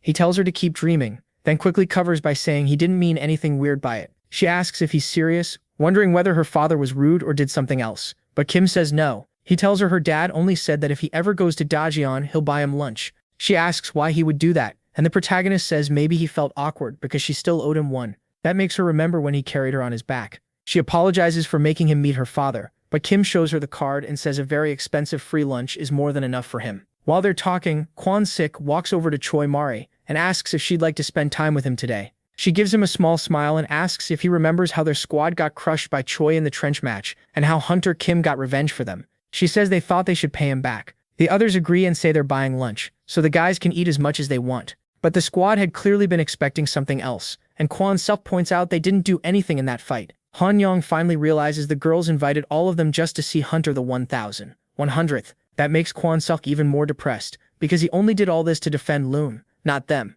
Meanwhile, in Dajian, Bungo heads toward a gate that opened there. One of the female soldiers says the dungeon is estimated to contain 100 kilos of mana stone. They all look toward it, and Colonel Sanjian gets seriously fired up by the news. Then back at the park, the two squads say goodbye, and the girls tell them they had a great time and to get back safe. Guanzi says they had fun too, and Han Yong promises that next time they'll pay for the meal. Yang Seo also says goodbye to Kim. While he heads back home, Bungo calls him and says there's a problem. The protagonist asks what happened this time, then warns him if this is about buying food again, he's dead. But Bongo says the dungeon he's watching feels off. MC asks what he means, since Bongo himself said it was still under investigation, and MC already took time off to go to Dajian and rest tomorrow. Bongo agrees, saying that up to now there were only some warning signs and a few soldiers around it, but all of a sudden, the place got really busy. That instantly pisses him off, and he tells Bongo to keep reporting everything until he gets there. Then the next day at noon, in Dajian, he arrives and says the whole place is a total mess. Looking at the portal, he sees mana crystals being hauled out non-stop,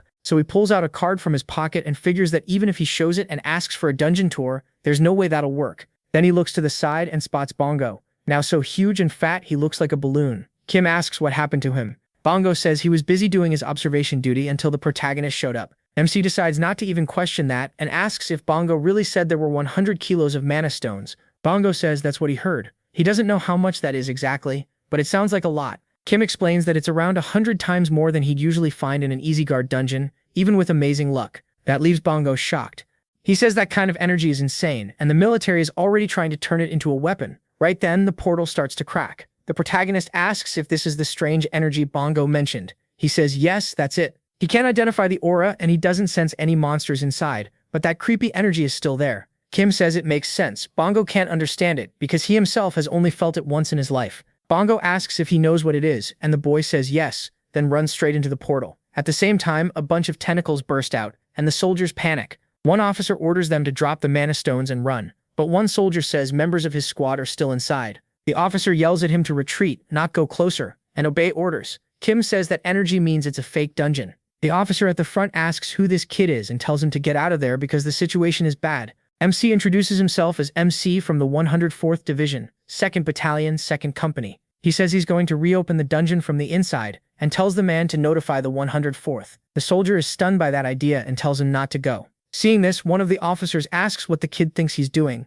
but Kim jumps in anyway and vanishes inside the portal. Then the portal closes and the tentacles seal the whole entrance. Now everyone thinks they're completely screwed, and inside, Kim finds himself in a totally different kind of dungeon. There, he finds 5 more trapped soldiers. He asks if anyone else is there, and Seong says no, then asks who the protagonist is. The protagonist introduces himself and says he just happened to be passing by. He quickly adds that the situation is bad and says he'll explain later, then asks if anyone is hurt. He tells them to check their bodies and equipment, so they put down their weapons and inspect everything. Kim asks if that's all they brought into the dungeon, and Sang-won says they're just a transport team, that's all they were given, and the inspection team already left. MC can't believe anyone would send a transport team in alone, something is seriously wrong here. He tells them to grab their gear. Then he says he doesn't know if they realize it, but they're inside a fake dungeon. They ask what that means, and Kim says it's rare. To put it simply, they should think of the dungeon entrance as a giant monster. Everyone is shocked, and he says it pulls people in to swallow them. This time, the bait was those mana stones. He tells them not to worry because he'll get them out of this hellhole himself.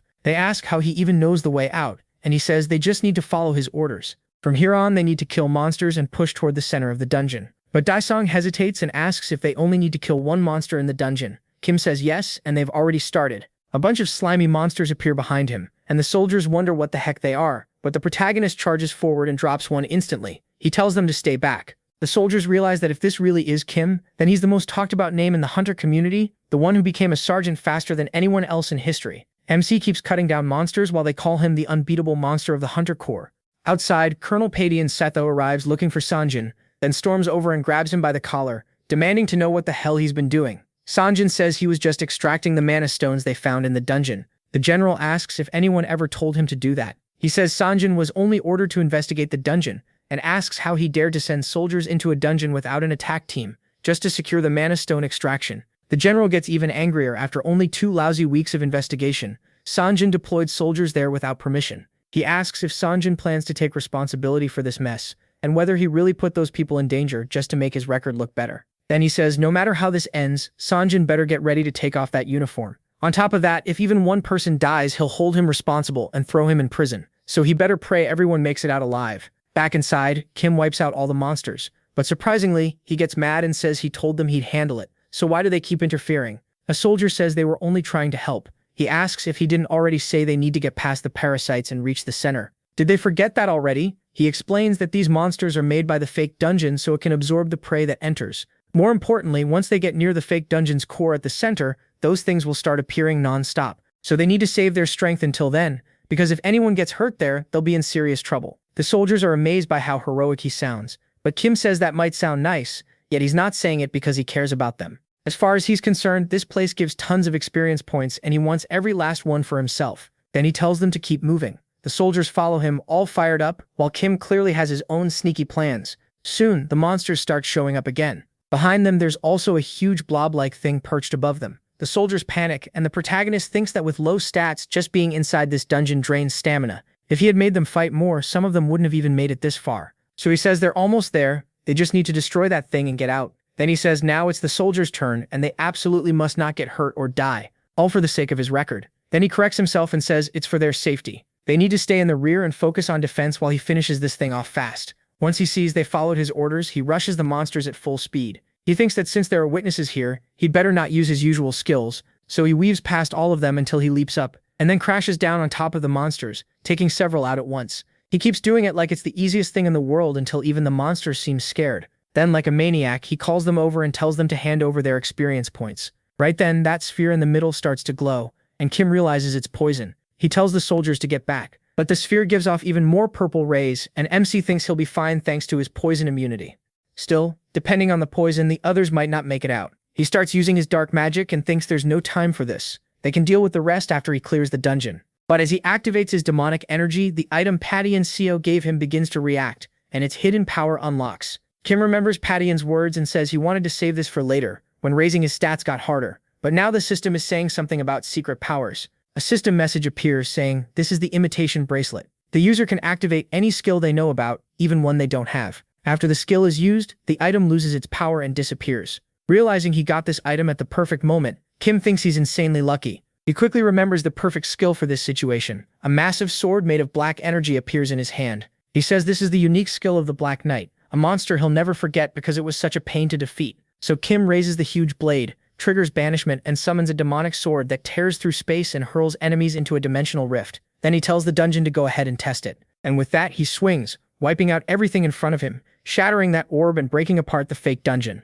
Kim is glad it's finally over, but Bongu quickly warns him that they've got a serious problem. Right now, the soldiers outside are setting something up at the dungeon entrance. One of them reports that the mana bomb has been installed, and only essential personnel can stay while everyone else evacuates. Bongu tells him they're planting a mana bomb. He asks if Kim can hear him, but the protagonist tells him not to worry. After smashing the orb, he says they're leaving right now. Outside, they speak with the division commander and hand over the detonator. He says it would be great if this could force the portal open, but it might also trigger an unexpected reaction inside the dungeon. Then he remembers hearing that Kim is still in there. The report confirmed MC is inside the dungeon with his team. Commander Song asks why the hell he is there, wondering why he entered a dungeon outside his area of operations. The officer explains that according to the soldiers on site, the protagonist rushed in right after stating his post. Song asks if the 104th Division has been contacted, and the officer says yes. The commander of the 2nd Battalion where Kim serves is already on the way. That gives Commander Song a little more hope, but even so, the bomb stays in place, ready to be detonated. An officer reports that all troops have already evacuated to a safe distance. Song says they've spent 4 hours inside that dungeon with no proper equipment. He wants to believe in MC, but there's no time left to delay.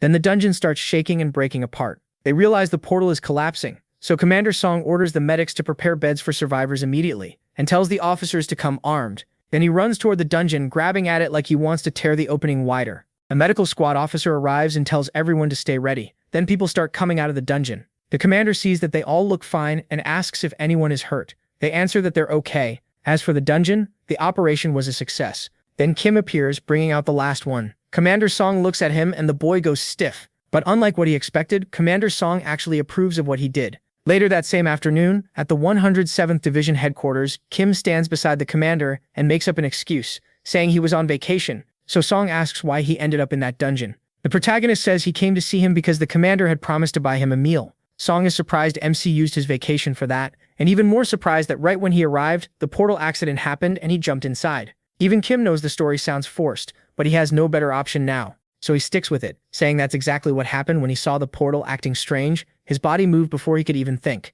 Hearing that, Commander Song actually buys it. He says the more he sees him, the stranger the kid seems, and now he gets why Dochio Kyung praises him so much. He is honestly surprised that worked. Song tells him that clearing a fake dungeon with 0 deaths is an impressive achievement, and thanks him for it. The protagonist feels pretty proud of himself, but then the commander says he's standing out too much. He's being promoted unusually fast, and after today's incident, Hunter Headquarters has probably already started paying attention to him. Kim wonders if that's really a bad thing, and Song tells him that if this attention causes trouble, he should say so right away. Whatever happens, Song and the commander of the 54th Division will help him. MC thanks them both and says that if anything comes up, he'll definitely speak up. Then Song says he won't be able to pay for that meal because he's swamped with work, but if he wants something else, now's the time to ask. If it's possible, he'll grant any request as thanks for saving his men. Kim asks if he can get promoted, but Song says no, that part isn't up to him. Then the protagonist glances to the side and spots another one of those stones filled with demonic energy. He can tell it's weak but refined, and he's surprised he didn't notice it before. Song catches him staring and asks if he wants it, then asks whether he even knows what it is. MC says it's his first time seeing a stone like that. He doesn't know exactly what it is, but he wants to add it to his collection. Song says that's a weirdly desperate hobby. After thinking for a moment, Song explains that it's a byproduct from a dungeon, so it's not supposed to be taken outside. He adds that his house was robbed recently, so that one is all he has left, and if he ever finds the bastard who stole Coda right in front of him. Even so, he picks it up and gives it to him, saying it still hasn't been identified, but it doesn't seem harmful to the human body. He gratefully accepts it. Song thinks that, just like before, he keeps getting involved with this guy, yet for some reason he doesn't mind. Then he remembers something and asks the protagonist what kind of relationship he has with his daughter. MC answers that they're just fellow hunters, nothing more and nothing less. Song likes that answer. He says Kim is on vacation and should enjoy his time, that he can leave now, and also asks him to tell the battalion commander to come in after he leaves. He agrees. That night, the protagonist meets up with Bongu. Bongu starts eating the food MC gave him and acts like it's amazing. MC complains, asking if he plans to keep making that noise all night. Even with that distraction, Kim starts absorbing the stone. His demonic energy rises a lot again, and he wonders if he's nearing the limit. Maybe the stone is becoming less effective because his demonic energy is already so high. Then the system announces that since his demonic energy has reached the limit, he has unlocked the skill Demonic Energy Whip. He is thrilled that he got it. Somewhere in Gyeonggong Province at Hunter Force headquarters, someone is shouting, demanding to know how the hell he's doing his job if he let an accident like this happen. The man apologizes to the Lieutenant General, who says the 107th Division will be audited soon and tells him to prepare. He adds that the man should consider himself lucky that this is all he's getting. He says he could have ripped that uniform right off him, and orders him to send that bastard Lee Sanjin straight to headquarters tomorrow. The man agrees, and then someone else enters the room, making the Lieutenant General straighten up at once. The newcomer tells the Lieutenant General not to be so harsh, his shouting can be heard outside. He immediately apologizes and addresses him as Sir.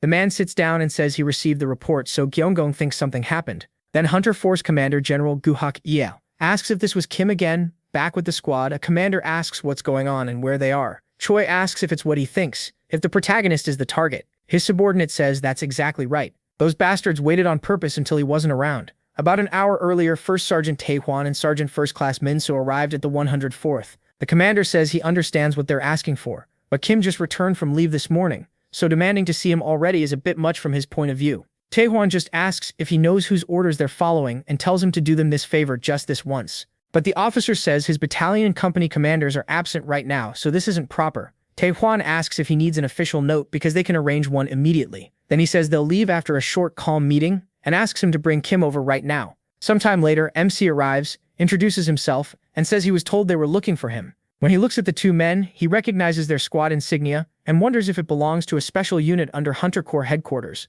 The officer tells him to come in and starts to introduce them, but Taehwan cuts in first, saying he's from the Hunters Special Task Force. He brings up how Kim recently saved several hunters by jumping into the portal of that fake dungeon in Dainjin, and says that was impressive. He thanks him, but Taehwan goes on, saying the Hunters Task Force needs capable people like him. The protagonist starts wondering if this is an offer. Taehwan explains that unlike ordinary hunters, they're sent out for special cases, high-risk dungeons, VIP protection, overseas missions, and more. Kim thinks none of that really matters to him. Still, if they promise him a big promotion, he'll definitely say yes. Taehwan adds that because they deal with crimes involving civilian hunters who aren't tied to the military, strong combat ability is extremely important. MC's outstanding performance over time hasn't gone unnoticed by headquarters, so Taehwan says he wants to offer him what he deserves, along with a special promotion that catches him off guard. Taehwan tells Kim that his unit doesn't accept ordinary soldiers, so if he volunteers to join the Hunter's Special Task Force, headquarters will promote him to Staff Sergeant immediately. On top of that, the Special Task Force offers far more chances to move up than the rest of the Hunter Corps, since they're usually sent on missions where you can build major achievements, so he says he sees no reason for the protagonist to turn it down. But then Taehwan gets a call. He sets the phone on the table, Kim asks about it, and Jang explains that Special Task Force gear isn't a normal smartphone. It's built for security, since most of their work is classified. Hearing that, MC starts asking if he'd still be allowed to use the internet and computers freely. Taehwan says security is a huge deal in the STF. Internet and electronics are strictly banned at headquarters, and they even suggest avoiding them during leave. He brushes it off as a small sacrifice for a great chance to serve the country, adding that he would be treated very well, so there's nothing to worry about. That kills Kim's interest on the spot, and the officer beside him says those guys have no clue. He adds that they don't make this kind of offer to just anyone, so the protagonist should think carefully, but MC says he's staying where he is, shocking both officers. Taehwan asks why, and he explains, which makes Jang furious. Kim turned them down because of Dungeon Power Fighter. Jang can't believe he'd throw away this chance over some game. The generals even held a meeting because of him, and now he's rejecting it for that. To Jang, that sounds insane. The protagonist calmly says he's serious. To him, that game is like a vital source of energy, and nothing can replace it. Taehwan clearly doesn't like that answer, but says he understands. In the end, MC's choice matters most, so they'll leave. The officer, now in a much better mood, asks if they're heading out already and points them toward the exit. As they step out the door, Jang mutters that his achievements are probably exaggerated. He says he is just making excuses because he knows he wouldn't last if he joined. He even adds that without special chances like this, someone like the protagonist would never pass the entrance test. That gets MC to bite, and he asks how Jang can be so sure. The officer asks what his problem is, but Jang tells him to say that again. Kim says he doesn't know how their test works, but wants to know why Jang is so certain he'd fail. Jang walks right up to him and asks if he wants proof. The officer tries to stop it and asks the first sergeant what exactly he's trying to do. Taehwan holds him back and asks if they can borrow the training center for a bit, so the two head there, take off their jackets, and face each other. Taehwan and the officer watch from the side. Jang explains that the entrance test is a free spar against a veteran from the Special Force. He tells Kim that if he thinks he can't handle it, now's the time to say so. The protagonist answers that he never planned to join the task force anyway. So if he passes the test, Jang will have to apologize for being rude. That only makes Jang angrier. He snaps, asking how Kim dares talk like that while holding a tiny weapon, and says he'll fix that attitude. Taehwan announces a 3-minute round and asks if they're ready. Then the match begins with both of them squared up. Jang rushes in with a fast attack at MC, who ducks and barely avoids it, but Jang instantly follows with another thrust, sending Kim flying back. Then he slams into the wall and drops to the floor with a smile. As he watches that, the officer remembers Kim smiling like this even now, and thinks back to what he told him before the match. He had asked what the protagonist planned to do, and MC answered that he was going to win, obviously. At the time, the officer thought Kim might actually pull it off, but he was more worried about what would happen if he did. He had even asked if something bad could happen if he won. The officer warned him that this squad was known for its pride, and if that pride got crushed, they might cause trouble, so Kim figured he'd just let Jang land one hit. Back in the present, Jang turns around looking pleased that he hit the kid, and Taehwan says the match is over, telling them to take the protagonist to the medic. He adds that Kim can at least take comfort in dodging the first major attack, but from the STF's point of view, he's still too weak. Then MC gets back up and says it's not over yet. Jang is stunned, saying that's impossible, because that attack definitely landed clean. He can't understand how Kim is still standing. Taehwan asks if he really wants to keep going. He knows it's only training, but if he pushes too far and gets hurt, that won't help anyone. The protagonist says it's fine and tells them to come again. Jang calls him arrogant, saying this isn't courage,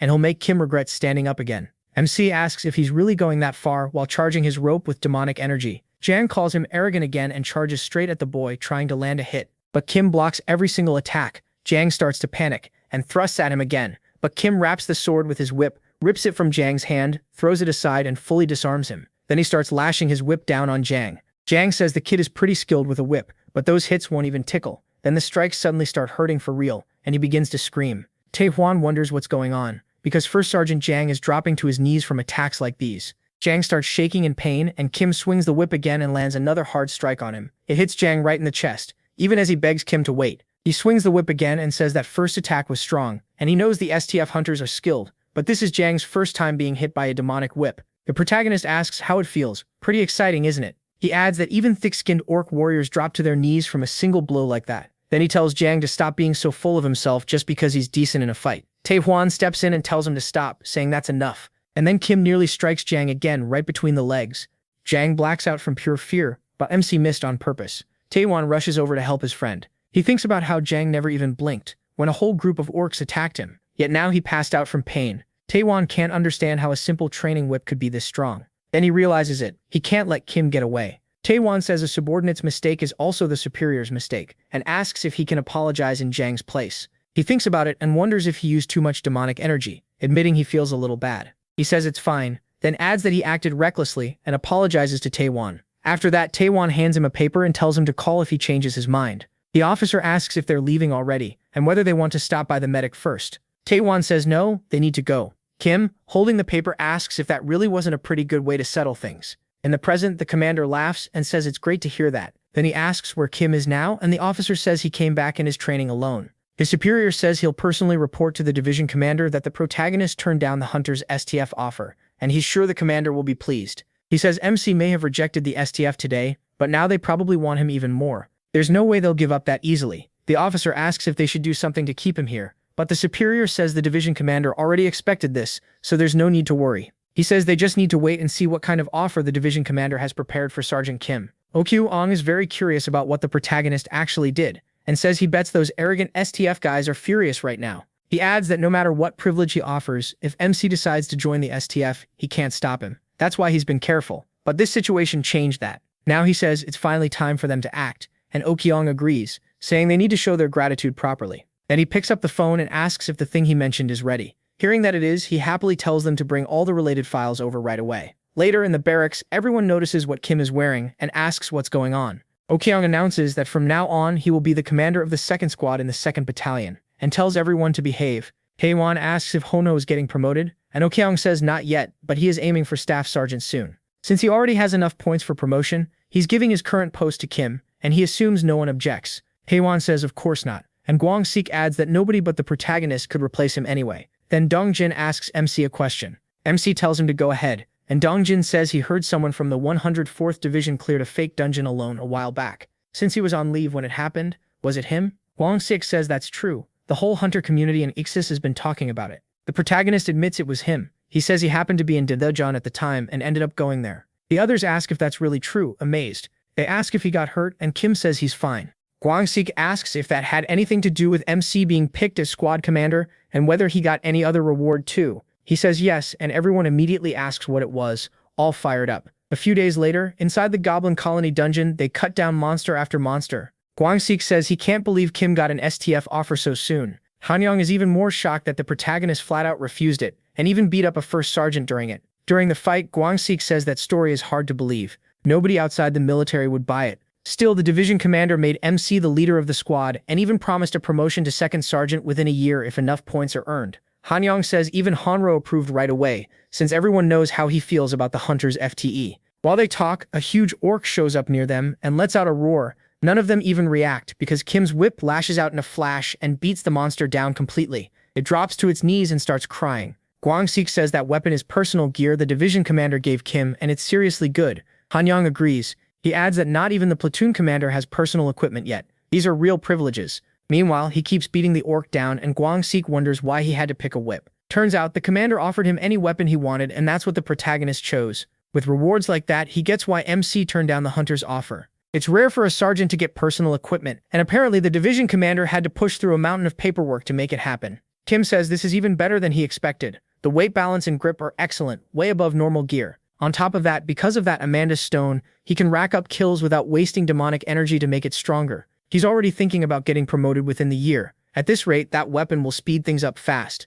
Then, on Saturday in Chuncheon, they go out to eat. But Kim feels uneasy, asking Yoon-seo why she's having dinner with him, when Lee Sun-do walks in with more food and says they can start eating now. She looks happy, but he's still completely suspicious. Watching him, she asks why he isn't eating and says she's paying so he can have as much as he wants. He says that's not the issue. What bothers him is how she knew he was off today, coming to Chuncheon, and even to this exact restaurant. That makes him think of Kwang-sik, asking if that bastard told her. She says no, it was all just a coincidence. That only makes him more annoyed. She quickly apologizes and admits she was the one who asked so he shouldn't be mad at Kwang-sik. Kim says he'll decide that for himself, then asks if this isn't weird. She asks what he means, and he just blurts it out. Does she like him? She turns bright red and asks what kind of nonsense that is, wondering why he's suddenly talking so casually. He tells her she can speak casually too since they're around the same age, and she admits that's true. Still, she says it's not like she likes him, so he shouldn't get the wrong idea. The older ladies nearby immediately notice how tsundere she's acting, and start saying youth is wonderful. So Kim asks why she wanted to eat with him. He guesses she took time off after hearing from Kwang-sik that he was free today. She says that's true, but there's another reason too. He asks what reason, and she brings up the training center's side dungeon, the red evaluation gate at Huishang Public Welfare Support, and that fake dungeon from before. He asks what she's getting at. She says weird things seem to happen wherever he goes, and honestly she came because she was curious whether something would happen this time too. Then she realizes how ridiculous that sounds, and gets so embarrassed she says part of it out loud. Kim just stares at her, then starts laughing nervously, saying she makes him sound like some walking natural disaster. She notices how odd he's acting, and he starts wondering if she figured something out. Just then, to dodge the issue, he changes the subject and asks if she's a corporal now. She says she passed the promotion test last week. He tells her that was fast and says he expected nothing less from her. She complains that he must be making fun of her since he's already a sergeant. Then she notices he's still speaking casually, and he reminds her to do the same. She decides maybe she will. Even so, she keeps pouting at him. At the same time, Kim uses demonic energy to scan the area around them, and wonders why this had to happen now. She's too sharp, and he took leave again because a gate was about to appear. His shadow had been guiding him there, so he says he has no choice, and claims he needs to use the bathroom. She says that's fine. He slips away quietly and thinks it should be around there. Then his shadow appears. Kim calls it his best employee and says he can already feel a nasty demonic presence. Then he asks where that damn bongo is, since he hasn't heard from him in a while. Right then, he feels the gate opening beside him. He thinks it's lucky nobody is walking around there because it's winter. Then the portal opens right in front of the boy, and he wonders why it had to be in a residential area like this. So many people live there. Doesn't this thing have any shame? With no better option, he decides to handle it fast for the civilian's sake and for his promotion. He moves up to the portal and sees something coming out, so he gets ready to fight. But then an alert pops up on his phone with an emergency notice. It says low-level monsters may not be able to leave, but stronger ones can. If it's beyond what he can handle, then all he can do is keep its attention. The military already knows, so he needs a plan to buy time. He gathers more demonic energy, and the monster that comes out has no eyes, with a blade where its hand should be. It roars at Kim, and he realizes it's a hunker. The monster attacks, but the protagonist ducks with ease and asks if that's all for now. He also wonders how much demonic energy it absorbed, because those arms definitely look dangerous. Kim quickly backs away from it, saying those blades look sharp, but they don't matter as long as they don't touch him. Then he activates Black Arrow, but the monster doesn't wait to be hit. It throws its blade toward him along with chains. The attack comes very close, but he barely manages to dodge it. He wonders what kind of trick that was, but the monster starts reeling him in just by moving its arm. It drags him back and attacks again right after, so Kim Min-jun has to let go to avoid being hit. Then he punches the monster with demonic energy and looks back, realizing it still wasn't enough. The monster is barely hanging on, so he thinks he'll have to hit it one more time. Then Yoon-seo shows up, and he can't believe she's there. She's charging at the monster with a street sign, and when he sees her run in, the monster tries to strike her. But Kim Min-jun grabs the chain and stops the hit, then asks what she's doing there. The monster thrashes around and she snaps back, asking what he's doing there without even a weapon. After ditching her in the middle of dinner, he asks how she even knew he was there. Then she grabs that street sign and hurls it at the monster, saying she saw the emergency alert. Seeing the sign flying at the monster, Kim runs to her, jumps, catches it in midair, and asks if she at least paid first while coating it with demonic energy. Then he slams it down onto that blind monster, crushing it into the ground. A huge cloud of dust rises, and he starts absorbing its demonic energy. After the dust settles, she says she had doubts, but it really was a hunker, and he just killed that super dangerous monster by himself. Kim says a certain someone helped a little, though if she hadn't shown up, the fight would have gone much easier. But she says that's not the point. This wasn't a normal monster. It was a hunker with chain blade arms, so the two of them need to have a serious talk right now. But then more of those monsters start coming out. She sees there are 5 of them and tells Kim Minjun they need to get out fast and join the reinforcements when they arrive. MC says that's a good idea. She should leave and regroup with the others when they get there. But she asks about him. Is he seriously going to fight those things alone? Has he lost his mind? The monsters start roaring, and he pays no attention to what she's saying. He takes his stance, wraps himself in demonic energy, and charges straight at them, fired up to earn that promotion. Meanwhile, in another world, a hooded woman walks through many places, murmuring strange words until she reaches a certain temple.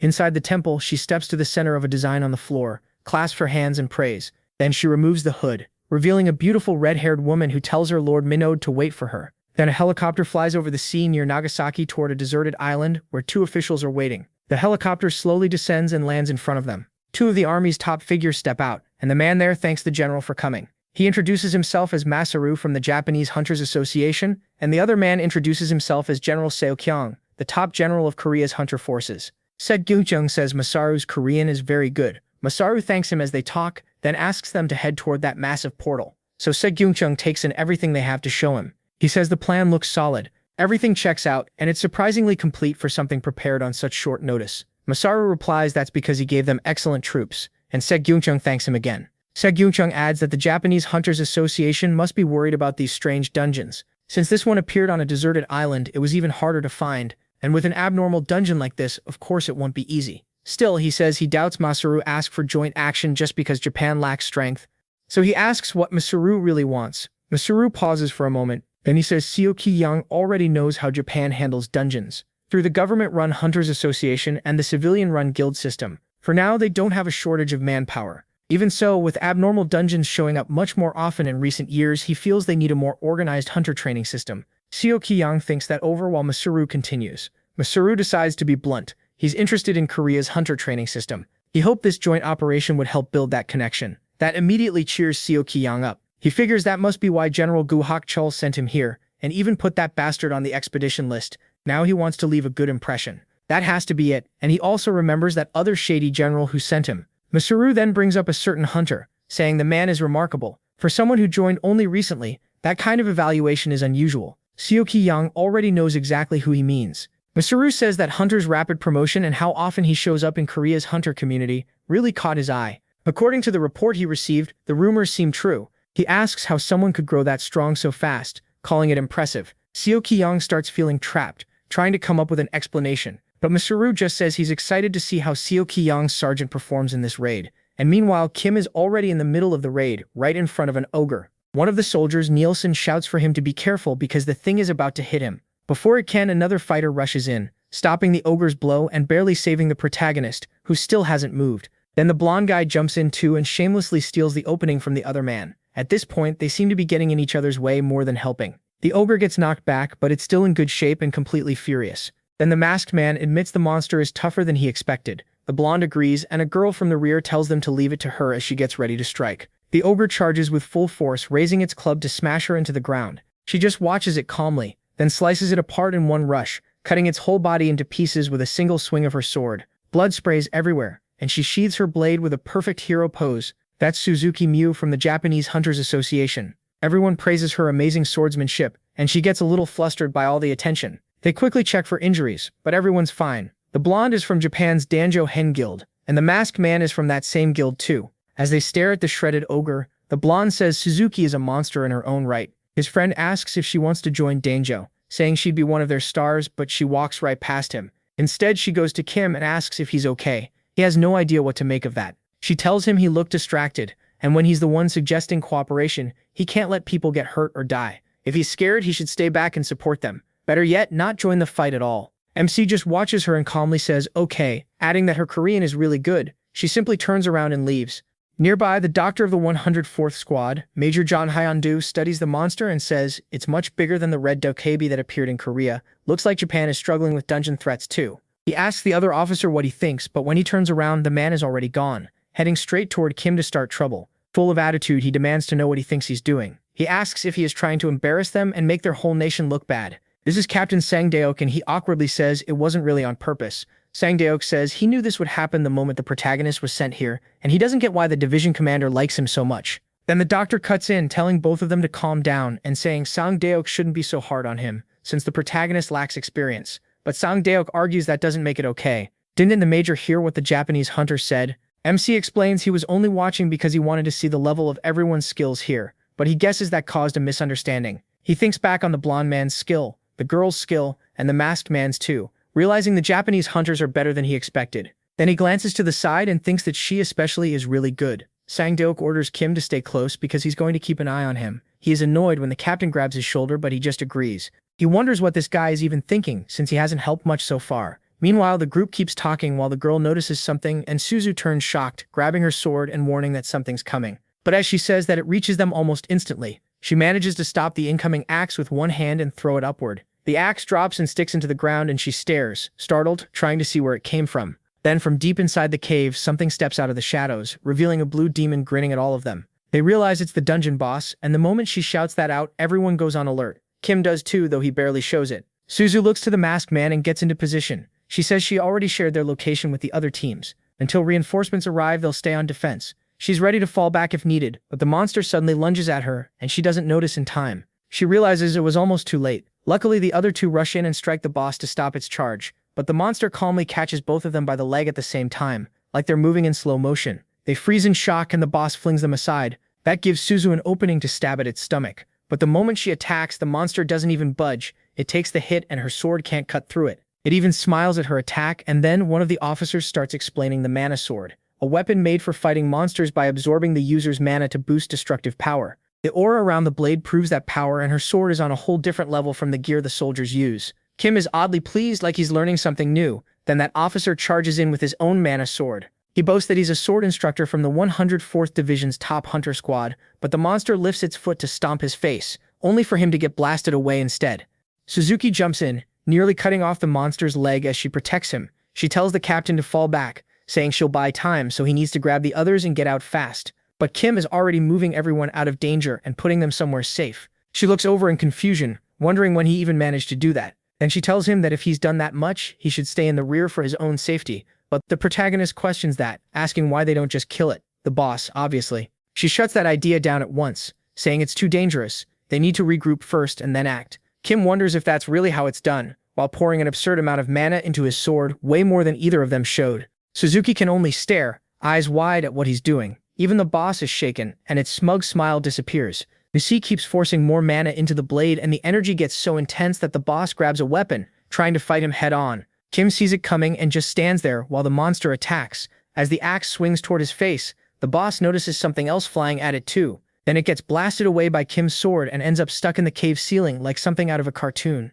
He looks surprised by what he just did. While the boss is furious from the hit it took, he keeps pouring mana from the sword like a storm, and the girl notices it too. His mana starts shining in every direction, sending lightning-like bursts all around. Then the energy he's been releasing starts to change color into something that feels like his true mana. But the weapon can't handle that pressure, so the sword breaks apart, and the monster is left writhing from the pain of those attacks. Suzuki is shocked the equipment gave out like that. That definitely shouldn't have happened. Kim thinks he probably shouldn't have gone all out. It's a shame about the sword, but then he looks at the boss, now on the ground and trembling in fear just from seeing him. The protagonist turns toward the creature, its limbs wrecked, and says he'll make up for the broken sword by killing the boss the hard way. Some time later, back with the rest of Kim's team, everyone's relaxed and happy. They can't even remember the last time they got to rest this peacefully during a mission. The redhead says all this happened because of MC and John. Since they decided there are no work exemptions no matter your rank, everyone's been worked like dogs. He grumbles that in their last few years they should rest while they still can. Then someone warns him to watch his mouth.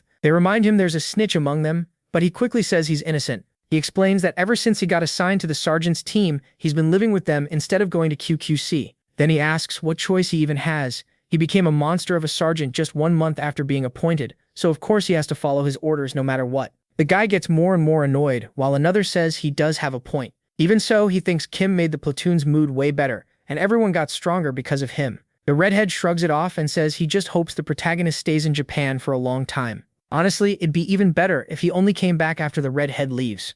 But then he spots Lee Dongjin walking nearby. The redhead runs over, introduces himself, and asks why Lee Dongjin is working this hard when he's only a corporal. The kid doesn't even know how to answer that. Then the redhead asks if there's any news about Sergeant the 1100th, calling himself MC's #1 fan. Lee Dongjin says he actually did hear something. Apparently they finished yesterday's route. He beat the boss to death with a whip right in front of the girl, and she could barely believe it. Lee Dongjin says he doesn't know exactly what happened, but he handled the boss all by himself, and everyone is left stunned. They can't believe the mission is already over, and they ask if the protagonist is coming back today. Lee Dongjin says they finished way earlier than expected, so the team got a break. Kim is staying in Japan for one day and will return tomorrow. That makes everyone lose it. He's taking a vacation in Japan and only for one day. They joke that he should just get a whole year off so he never has to come back. Some of the others think that's actually a good thing, but the bald guy says he really wants to know what MC is doing over there. Of course, none of them can know what crazy thing he's up to, so they joke that maybe he's out clearing dungeons by himself. Everyone starts laughing until they realize he probably really would do that. And over in Japan, Kim is actually walking through a pretty shady area.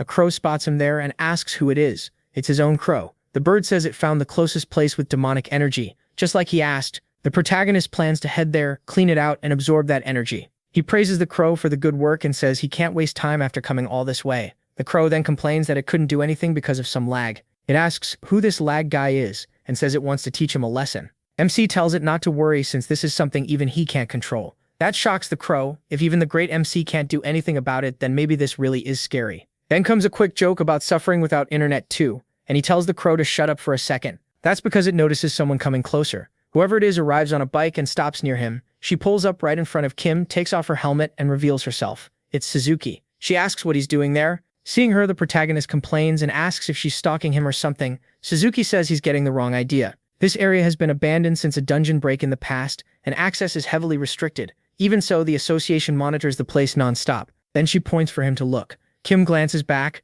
confused, and notices a camera nearby. He hadn't seen it before. The crow freaks out when it notices the camera too. It flies over to check what's going on, and when it looks down, Kim is glaring so hard he may as well be cursing it out. The crow defends itself, saying it only sensed demonic energy there and passed the message along. MC tells it they'll be having a talk later. Suzuki cuts back in and asks again what he's doing there. So he says he just got lost while out for a walk. A really weak excuse. Suzuki obviously doesn't buy it. As Kim quietly wonders where exactly he is, Suzuki thinks he feels different from other awakened people. There's something strange about him, but she can't pin it down, and that's why she came herself even though she didn't need to. Right then, something explodes behind her, making Suzuki jump. When she turns around, a huge bull-like monster charges straight at her, smashing through everything. Suzuki instantly takes a fighting stance. Kim realizes that thing is probably connected to Livongo, who told him to just trust him. That bull must be here because of that. Suzuki tells him to get out of there, but warns him not to go underground because part of it is corrupted and could drive him insane. He immediately thinks that's exactly where he's going. She adds that staying down there too long could even kill him, so he absolutely has to avoid the underground section. Instead, Kim just runs off, and Suzuki is left wondering what on earth he's doing. She also can't understand why the monster appeared. If a gate had opened, the detection system should have caught it. So was it hiding there the whole time and only showed itself now? Even while she's thinking that, the monster the protagonist sent out lets out a roar, and Suzuki decides she has to deal with it first. She rushes the beast and tries to cut it down.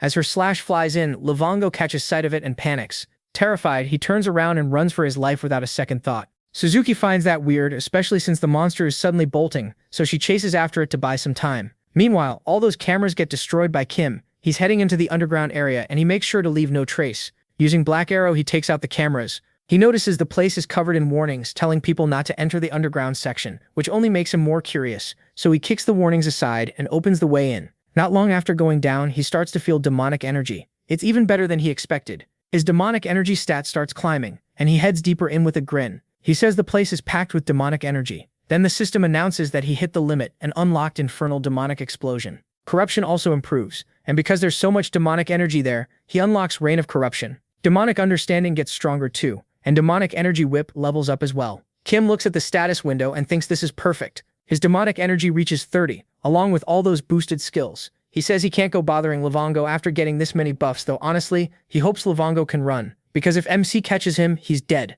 Meanwhile, Suzuki keeps chasing Livongo all over the place until she notices something strange. He's hiding behind a pillar, jamming his sword in there. Her attack almost hits him by accident. He starts shaking and looks close to tears. Suzuki senses that something is off. She pulls the sword free and lets him move, but he still looks scared out of his mind.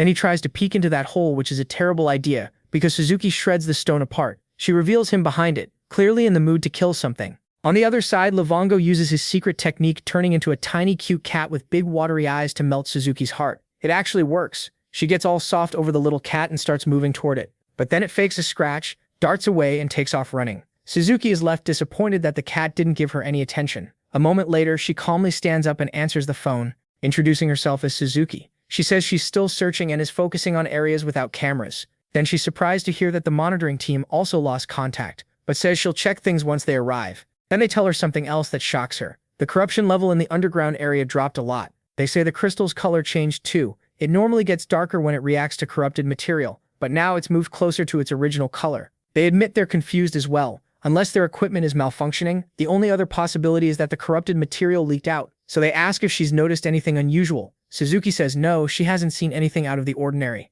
On the other end, they say they'll report it as an equipment fault for now and send a team to handle it, because there's no way all that corrupted material could just disappear at once. Suzuki thinks for a moment, looks back, and wonders if Kim might be behind it. Sometime later, all the officers gather together. The same guy who was mad at Kim before is still angry, while the Japanese leader talks with the Korean leader and the argument keeps going in the background. But he notices something. He looks to the side and sees Suzuki there. He asks what she's doing, then he tells her to stop it and leave, because she keeps staring at him. Suzuki asks if he enjoyed his walk yesterday. The protagonist tries to act like he has no idea what she means, then says yes, thanks to her. She then asks if there's any chance he knows who broke into one of the underground entrances. Her stare makes it clear she may already know. She adds that every nearby surveillance device was destroyed, so they still have no idea what happened. She asks if he noticed anything suspicious. Feeling all the blame in that question, he says no, he was focused on his walk. Suzuki can tell he's lying, but she lets it slide. She says it's fine, adds that she's glad his walk was safe, and tells him she'll see him later. After she leaves, another officer asks what that was all about. Before going, she speaks to Kim. She says she hopes to see him around again. That night, somewhere else, both Crow and Lee Bongo are completely worn out. The protagonist heads over there, carrying someone in his arms. A few days earlier, at the training grounds, the protagonist is beating down everyone on his team. They're all sprawled on the ground, totally exhausted. He says they must have lost their edge while he was gone. Then he blasts them, asking if he didn't tell them to train on their own. All of them together couldn't even last 30 seconds. He demands to know why they still can't improve and how they expect to do their jobs like this. They complain it hasn't even been a week yet, cursing him out and begging for a break. He says he had high hopes for them, but even that one disappointed him. Even his former superior is lying there in bad shape. He asks if they think making sad puppy faces will make him go easy on them, then orders them to get up. Still getting madder, he says he's going to fix every last one of them. Then he notices something. He mentions a strange feeling he's getting. Everyone thinks that's odd too, so he suddenly leaves, telling them to train however they want for the day. They wonder if that means they've been spared, and the protagonist heads outside. As he runs, he asks Lee Bongo where he is. He wants to know if that burst of demonic energy came from him, what is going on, and tells him to answer. Lee Bongo actually replies, asking what's wrong and what happened. He says it's from the shock of crossing dimensions, and then his presence starts fading, but the protagonist keeps demanding answers. Soon he reaches the middle of the forest, but no one's there. He realizes Lee Bongo's demonic energy is getting weaker, so he tries to pinpoint the location, and when he finally figures it out, he sprints toward it. On the way, he thinks about that dimensional crossing shock and realizes it's becoming more serious. His mind goes back to Isgard, the place he escaped from. There, several muscular men in skirts are chasing what looks like a girl. One of them is about to hit her when she spins around and jumps over him, landing on his head and knocking him out. Another one attacks right after, but she turns it around and makes him take the hit instead. She throws the attack back and slips past the second attacker too. She shakes off the whole group, knocking them down, but then someone else shows up. This one looks way tougher. Their clash smashes through a door and the girl gets hurled inside by that brute. Even after she falls, he keeps coming after her. She realizes she's in trouble, and someone declares that stealing from the goddess's temple is a serious crime. Then someone arrives, the same blonde woman from the beginning. She says if the girl surrenders now, she might spare her life. That catches the girl off guard until she looks to the side and notices exactly what's there. At that point, she decides surrender will never happen. She activates magic through a circle and gets ready to cross dimensions. The blonde asks if she really wants to do this instead. Then the blonde says she gets it. The girl plans to use a divine relic to escape, because she doesn't have enough power to cross dimensions on her own. But it should be impossible for her to know the coordinates. The redhead laughs and says she's right. She did activate an interdimensional teleport circle. As for the coordinates beyond this world, she got them from a parasite, Lee Bongo. That finally makes the blonde worry. She orders that giant fighter to stop her, and he charges in. But the redhead manages to activate the sacred relic. The portal opens and blasts that brute away. As she passes through dimensions, she even flips off the blonde. But then she suddenly reacts. staring at her. Things went exactly the way the blonde wanted, and she's actually smiling about it. Back in the real world, Lee Bongo is happily talking to the protagonist's little shadow. He asks if that demonic energy tastes good, says it came from very far away, and tells the little thing to be grateful for the share and to listen to him. But the monster ignores him and keeps eating. Lee Bongo says this was a reward from Master Kim for a job well done, and he's still sharing it. Yet the shadow just starts laughing. He hates that and demands it give the energy back instead of eating it. The shadow runs off, so he chases after it and tells it to come back. Then a portal starts forming right behind them, and both of them freeze in shock. The energy keeps rising until the portal bursts open, bringing the girl from the other world. At that same moment, the protagonist is asking what happened and whether something is wrong. And just as Lee Bongo starts talking about the shock of crossing dimensions, the girl appears. He begins losing consciousness and can't answer the protagonist. The redhead looks at him and says it's been a while, calling him a parasite again. He's shocked to see her there, but he passes out along with the shadow. She realizes this is the right place, the very spot where Master Minotti is, but she starts collapsing backward. The protagonist appears just in time to catch her. She's surprised to see him and calls him master, but she loses consciousness in his arms. Instead of being happy to see her, he gets furious and asks if these idiots are insane. First it was that one, and now this crazy girl too. Both of them suddenly showed up. He says he can't deal with them, then uses Demon Hand to grab all three. Clearly pissed, he says he'll make sure she stays alive, so he can punish her himself, gripping her tightly. As she starts waking up, she sees what's happening. Still happy to see Minoji, she says it wasn't a dream, and that she really missed him. But then she notices how he's holding her and turns bright red. She introduces herself as his loyal disciple and greets him by leaping into his arms, apologizing for making him waste his precious demonic energy on her. She says she'll repay him with her life, but he brushes that off. He says she's always talking about dying for him, so why not stay alive as long as possible and pay her debt that way? She apologizes again. The protagonist realizes there's no real dealing with someone this crazy, so he drops it and asks what happened. Unlike Lee Bongo, she was supposed to be the brain and pride of the cult. He even took 10 whole minutes to give her a better name than Lee Bongo. So what is she doing here and why? She says that unlike that parasite, unlike Lee Bongo, she came for a different reason. That annoys him since Lee Bongo didn't even really have a reason. But he focuses and asks if she saw something. The girl says yes. With that shining eye of hers, she saw something. That eye is an unstable demonic eye, an extremely rare item he gave her after she lost an eye in battle. Its power is an imperfect prophecy, so he asks what exactly she saw. Her answer, the fall of Earth. She basically witnessed an apocalypse on Earth, with the protagonist there alongside Crow. That shocks him. He doesn't really get what she means by saying Earth will fall. Part of him thinks she's just being crazy again, but she says the demonic eye didn't show when it happens, only that she clearly saw him standing on what was left of Earth with that parasite Lee Bongo beside him. He asks if she came all this way just to tell him that, using the tracking spell he placed on Lee Bongo for supervision, all because they showed up in a prophecy. Still annoyed, he mocks her a bit, then asks how she even got here. She doesn't have enough power to cross dimensions, so did she steal a divine relic from the temple or something? Then he notices she really is wearing a divine relic on her wrist.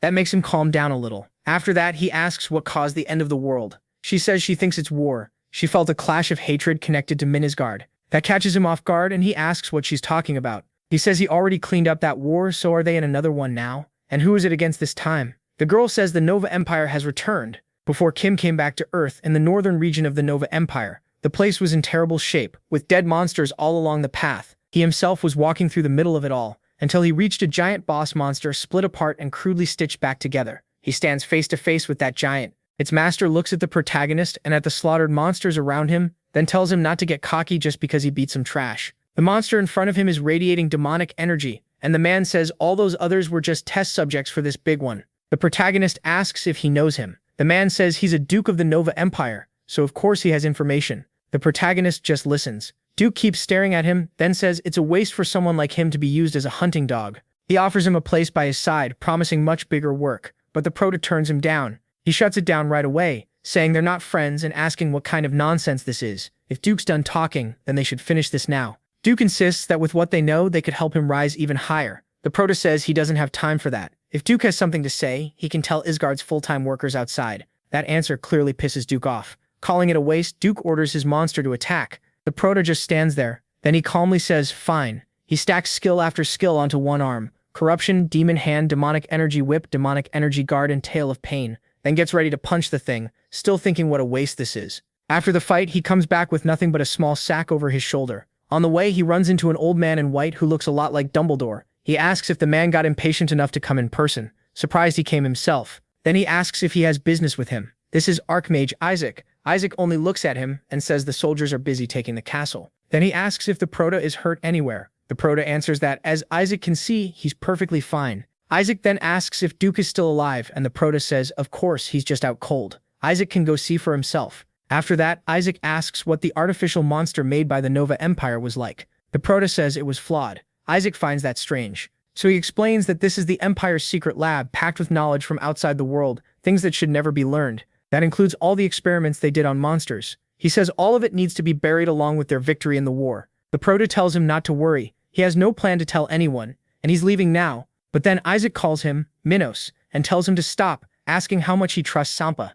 That makes him laugh. He says he doesn't trust her at all. Not even a little. In truth, he's getting annoyed, thinking the Emperor was killed by the hero. He thought the artificial monsters had already dealt with everything, but now they've come back. They've returned yet again, and the three of them end up face to face while he starts scolding them. He's furious and demands to know about their people. He asks if their followers are safe. The red-haired girl can't even answer him, so the Prota tells them it's fine. There's basically nothing he can't handle. Lee Banggu tells him not to worry. These are followers he trained himself, and they're not weak. Kim clearly doesn't like hearing him say that while he's acting all proud. She admits he's right, but it still annoys her. Even so, she says he doesn't need to worry about them, and the Prota says all right. He'll leave it at that. Then more notifications appear. Lee Banggu and MC Seo Hyun cross dimensions. Thinking only of him, their loyalty has deepened. Both are now passionate followers of the cult. Luminona is their favorite character, and by using demonic energy through a passionate follower, he gets part of it back. He wonders what the hell that means, thinking the team effect sounds useless. But then he thinks about the two of them. Then he says, fine, after all, who's going to take care of them if not him? And the prophecy won't change anything. If the world is really going to end because of war, then he'll just get his old power back, become stronger, and deal with it himself. Lee Banggu calls him a genius, and the other two agree. The Prota thinks about what he needs to do next. His mind is made up, and a few days later, he stands in front of a huge pile of money and hands it over to Kim. She's kneeling in front of it with Lee Banggu. The poor guy is practically drooling over all that cash, and he punches him. Then she tells the Prota it's great that he gave them such an amazing place, but he didn't have to go this far. He says yes, he did. If they're going to help him, this is necessary. Unlike Banggu, she doesn't have a transformation skill, so she needs to do what he says. Kim still says it's way too much money. He asks if she really thinks he's broke. He says he'll earn it back soon, and while he couldn't avoid living poor in Asgard, his homeland will be different. That leaves both of them even more devoted to him. They thank him over and over, promising to get the ID card he mentioned. The Prota says yes, but since it's not exactly legal, there's only so much he can do. He tells them not to get scammed and to report back to him regularly. Lee Banggu agrees, but the protagonist gets really annoyed seeing him get so much attention. The Prota notices the two of them starting to fight. He wonders who would survive if someone tried to mess with them. Kim Seo-hun is always teasing Lee Banggu, but he's skilled too. Then MC calls out to him, saying that after this whole identity issue, she also wants to join the Hunter Corporation. Later, on the way back to the corporation, alone on the bus, the Prota keeps thinking in the back seat. What stays on his mind is Kim asking to become a hunter. He figures that if she gets foreign citizenship through the black market and then gets naturalized, someone at her level could join the Hunter Corporation. But he still asks why. Why would someone who spent her whole life as a dark mage in Isengard want that? If she causes trouble inside the Hunter Corporation, it'll become a huge mess. He knows it's not impossible for her, but when that psychopath goes off the rails, she's worse than Lee Banggu in some ways, so he wonders how he's supposed to stop her. Naturalization alone will probably be hard enough. For a moment, he thinks maybe he should just leave her alone, but then remembers that if someone wants to join the Hunter Corporation, they handle the whole naturalization process. At that point, he decides whatever. Thinking about those two troublesome idiots, he figures it'll probably work out somehow. Sometime later, when he gets to the camp, he keeps moving through the area until he notices something shifting in the grass. A shadow drops nearby, and he realizes something is close. He says, all right, getting excited to see what kind of people it is this time. As he searches the area, he suddenly runs into someone, the shadow hides, and he finds another group of hunters. He's surprised people are already there. They don't seem to be from the Hunter Corporation either. One of them notices the Prota too, and everyone turns to look at him. Then one man walks up to him. A huge brute stops right in front of the Prota and stares him down. The Prota has no idea what his deal is. After all that staring, the man asks what brought him there. He says he heard there might be an abnormal dungeon event in the area, so he came to check it out. The man says he thought the investigation had already ended. He explains that they're from Raid, a civilian hunter company with official permission, and that the Hunter Corporation gave them the information. He even asks if the Prota wants to see the documents. The Prota says no, that won't be necessary. The man then asks what brought the boy here. Is he really investigating alone on a weekend? The Prota thinks about how the Hunter Corporation manages all dungeons in Korea, and usually their own forces handle them. It's rare for civilians to get raid rights. While he's thinking that over, the man keeps talking, saying he's worried this rare chance might get taken away from them. The Proto gets it. Dungeons mean money. Still, he needs to enter this dungeon, so he changes tactics. He says he won't interfere with their rights, but an extra investigation is still needed. Then he says he has to go in first. They should enter 5 minutes after him. The group thinks that sounds strange, but the Proto says there's something he really needs to check and promises he won't interfere with the dungeon profits. So that man says he'll talk it over with his team, turning away and leaving the Proto there. They gather to discuss it, while Kim keeps waiting. He says he doesn't know what the Proto is trying to do, but the others point out they won't have to split their loot. It's just a corporation executive going in for free. But Lin points out that he showed up with no gear at all, and John gets a little worried, asking if they shouldn't confirm things with the Hunter Corporation. Then Park thinks it over and says no. He reminds them one of the conditions was having a team of a certain size, and this could make things messy. If 10 people end up counted in the dungeon, there might be nothing left to gain. Then someone says that's not even the real issue. They're already at a disadvantage. But a girl on their team asks why they don't just do what he said, since there's no real problem with it. This is Song Ji-young from the strategy team. They ask for her opinion, and everyone quickly agrees. She just keeps watching the sleepy-looking Proto while he waits for their decision. She seems to like him, and Park goes with him, guiding the Proto to the portal while she keeps watching up close with Kim, Lin, and Zhang. The Proto glances back, thinking she's weird. The girl simply says she's a fan. He says, yeah, I can tell that's a new one. As he goes into the portal, Park starts a countdown of exactly 5 minutes, saying they'll enter after 5 minutes just like he asked. The Proto says good, but then he adds one more thing to Park. During his investigation, he's going to kill anything that gets in his way. Meanwhile, at the Hunter Corporation headquarters, the commander of the Special Task Force, Chief General Song Gyung, stands before the corporation commander, General Guhak Chael. Guhak asks if there's really nothing they can do about this, and Song nervously says he'll try contacting them again. But Guhak slams the clipboard down on the table and demands to know what the problem is. Guhak's his top general again, and Song admits it's true. He makes it very clear he hates this plan.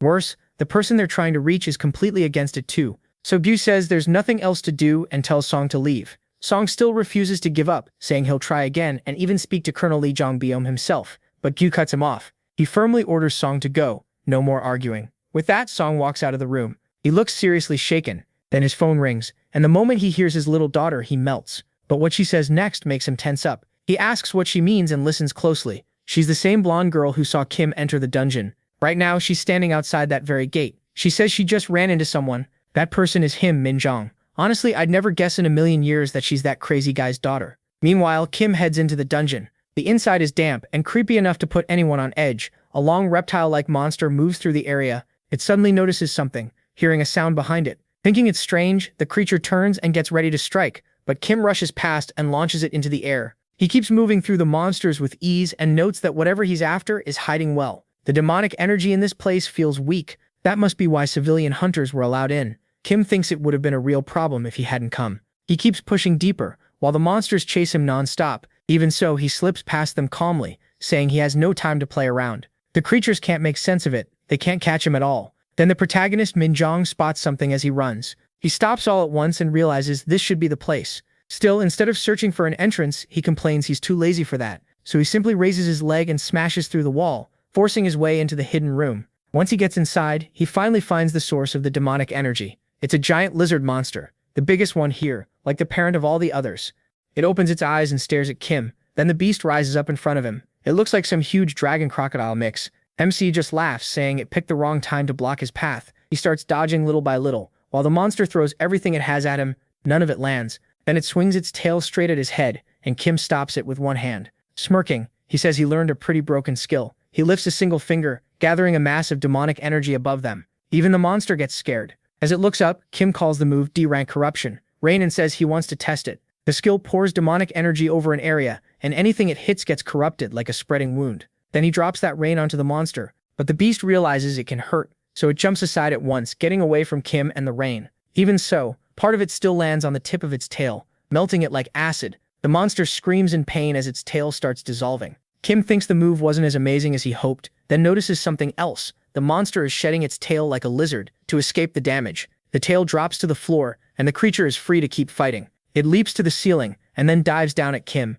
He slips out of the way and realizes the beast feels lighter without the tail. Its movements are much faster now. A second later, he almost gets hit because the tail grows back fast and shoots forward like a sharp spear. He catches it with both hands, but then the monster turns and spits acid at him too. It throws back the same kind of attack he used, and it hits Kim square in the chest. The monster thinks it has won. The protagonist stands still with slime all over him, and the creature goes in for the bite. But right as it gets close, he grabs its tongue. That completely shocks the monster. Now trapped, Kim gathers even more demonic energy and says that much poison means nothing to a dark mage. Then he uses demonic energy hand. The giant hand grips both sides of the monster's mouth, and MC says if that's the case, he wants to see how tough its stomach is from the inside, as he prepares corruption rain right in its face. The monster panics and takes the attack head-on. It dies instantly, and Kim absorbs all of its demonic energy. His vigor stat goes up by 1, his demonic energy rises 2, and then he's told that because his demonic energy hit the limit, he unlocked a new skill, Vicious Charge. That catches him off guard.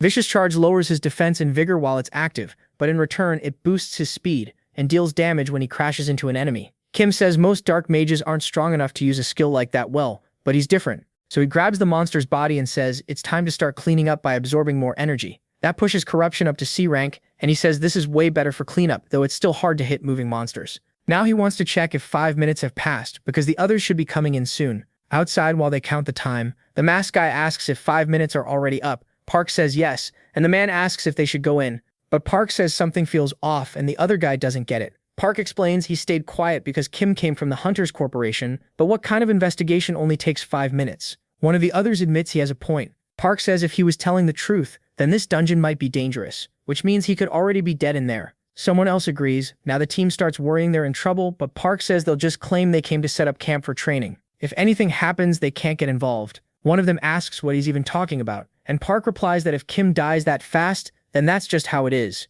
Then the blonde girl shows up and says that's never going to happen. They turn around and see her with another girl. Park asks if she knows the protagonist. She reminds them she already said she was a fan, then says he's the one who cleared the fake dungeon in Aijan a few months ago. That shocks them, because they thought he was just some normal sergeant from the 104th Division, not a first sergeant. She says the news already hinted that the executive wasn't the one who cleared it. When they ask how she knows that, since hunters' names and faces usually aren't released, she says there are ways to find out, and tells them to grab their gear and move. Park, still worried, asks if there was some problem in the dungeon, thinking Kim Minjong couldn't possibly kill something like that. She looks surprised and asks the team leader if he seriously believes what MC said. She doesn't believe it at all. They already waited the full 5 minutes, so now she wants to see for herself why he went in. Who knows, maybe she'll find something that could expose him. But then the gray-haired girl suddenly points ahead in alarm, and everyone looks over to see Kim coming out. He's shirtless and covered in slime, making the girls complain right away. Park asks the sergeant what happened and he calmly says there's no problem. They can go in now. But before that he says he needs one thing to borrow a shirt. While all that is happening, Kim Seo-yoon is quietly in her room studying some Korean, though she doesn't look very happy about it. Then Bongo comes back to her. He changes back near the girl and brings food with him. She asks where he went without saying anything, and he says he just went to the convenience store nearby because they were out of instant noodles. Then he grabs a pot to start cooking, but she stands up and walks behind him. He turns and asks if she wants some, but before he can finish, she punches him hard. She snaps that instead of transforming, he should just go normally when the place is that close. He asks what that was for and tells her to use words instead of punches, wondering why she always has to hit him. She yells at him for flying around everywhere when all he does is eat all day, asking if he thinks his master gives him demonic energy just so he can go sightseeing. Bongo awkwardly says he still found lots of dungeons, but she isn't having it. She says if she had known their master took a penalty for crossing dimensions, she never would have accepted his demonic energy. Bongo tells her not to worry. He'll raise her demonic energy stats faster than ever, and he'll make sure he's the main reason why. But the girl grabs him by the collar and asks how a black mage can say something so dumb. Raising the stat only increases how much energy can be stored, and it still runs out when used. On top of that, gathering demonic energy here is harder, so hearing him talk like he's doing something important makes her wonder if he's even a real believer. Bongo forces a nervous laugh and says the master has a plan, and giving her demonic energy is part of it. But the girl, she gets ready to hit him again, saying that just makes him a lazy bum. But this time, he finally catches her fist. He's done putting up with this. That throws her off right away. Then he goes back to acting goofy, saying okay, he won't do it anymore. She's startled by that and swears she'll do something about it. Just then, Kim walks in and asks if they're fighting again. She instantly turns soft around him and he looks pretty happy to see that. Once inside, the protagonist tosses Bongo some food and asks how the prep is going. She says the black market seller will meet that bird in 3 days, or rather, Bongo. Meanwhile, he's too busy happily eating. Kim tells him not to use some dumb fake name like McCloven this time. He also warns her not to leave everything to Bongo. She needs to watch closely. Then he notices she's been studying. Bongo tells him not to worry because he'll handle everything right. But MC shuts that down fast. The odds of it going wrong are way too high. As he looks things over, he asks So Haeon if she's thinking about joining the Hunter Corporation. She says she doesn't have much time, but she can already write basic Korean. She plans to get everything ready to enlist, saying the Korean alphabet is really easy to learn. He is surprised there are even written questions. Then a notification pops up on the computer. The girl glances at it right away. She excuses herself and goes back to the keyboard, typing with clear anger. The article is full of people doubting that Kim cleared the dungeon alone. And of course she starts going after every one of them. She keeps firing back in the comments, defending the protagonist. Sometime later, we move to the Quick Response Squad, the unit that stays on duty all day so they can be first on the scene in an emergency. They're always on standby, which is why people call them Readiness 5. We hear that inside the Hunter Corporation, the squad runs on a rotating battalion-level schedule. So even though they're part of the Hunter Corporation, if an emergency happens, they have to be ready at once. Readiness 5 is supposed to respond immediately. Real incidents don't happen often, but the job still matters a lot. That's why Kim Min-jun suddenly says they've got a call and orders everyone to head to the company's military training ground.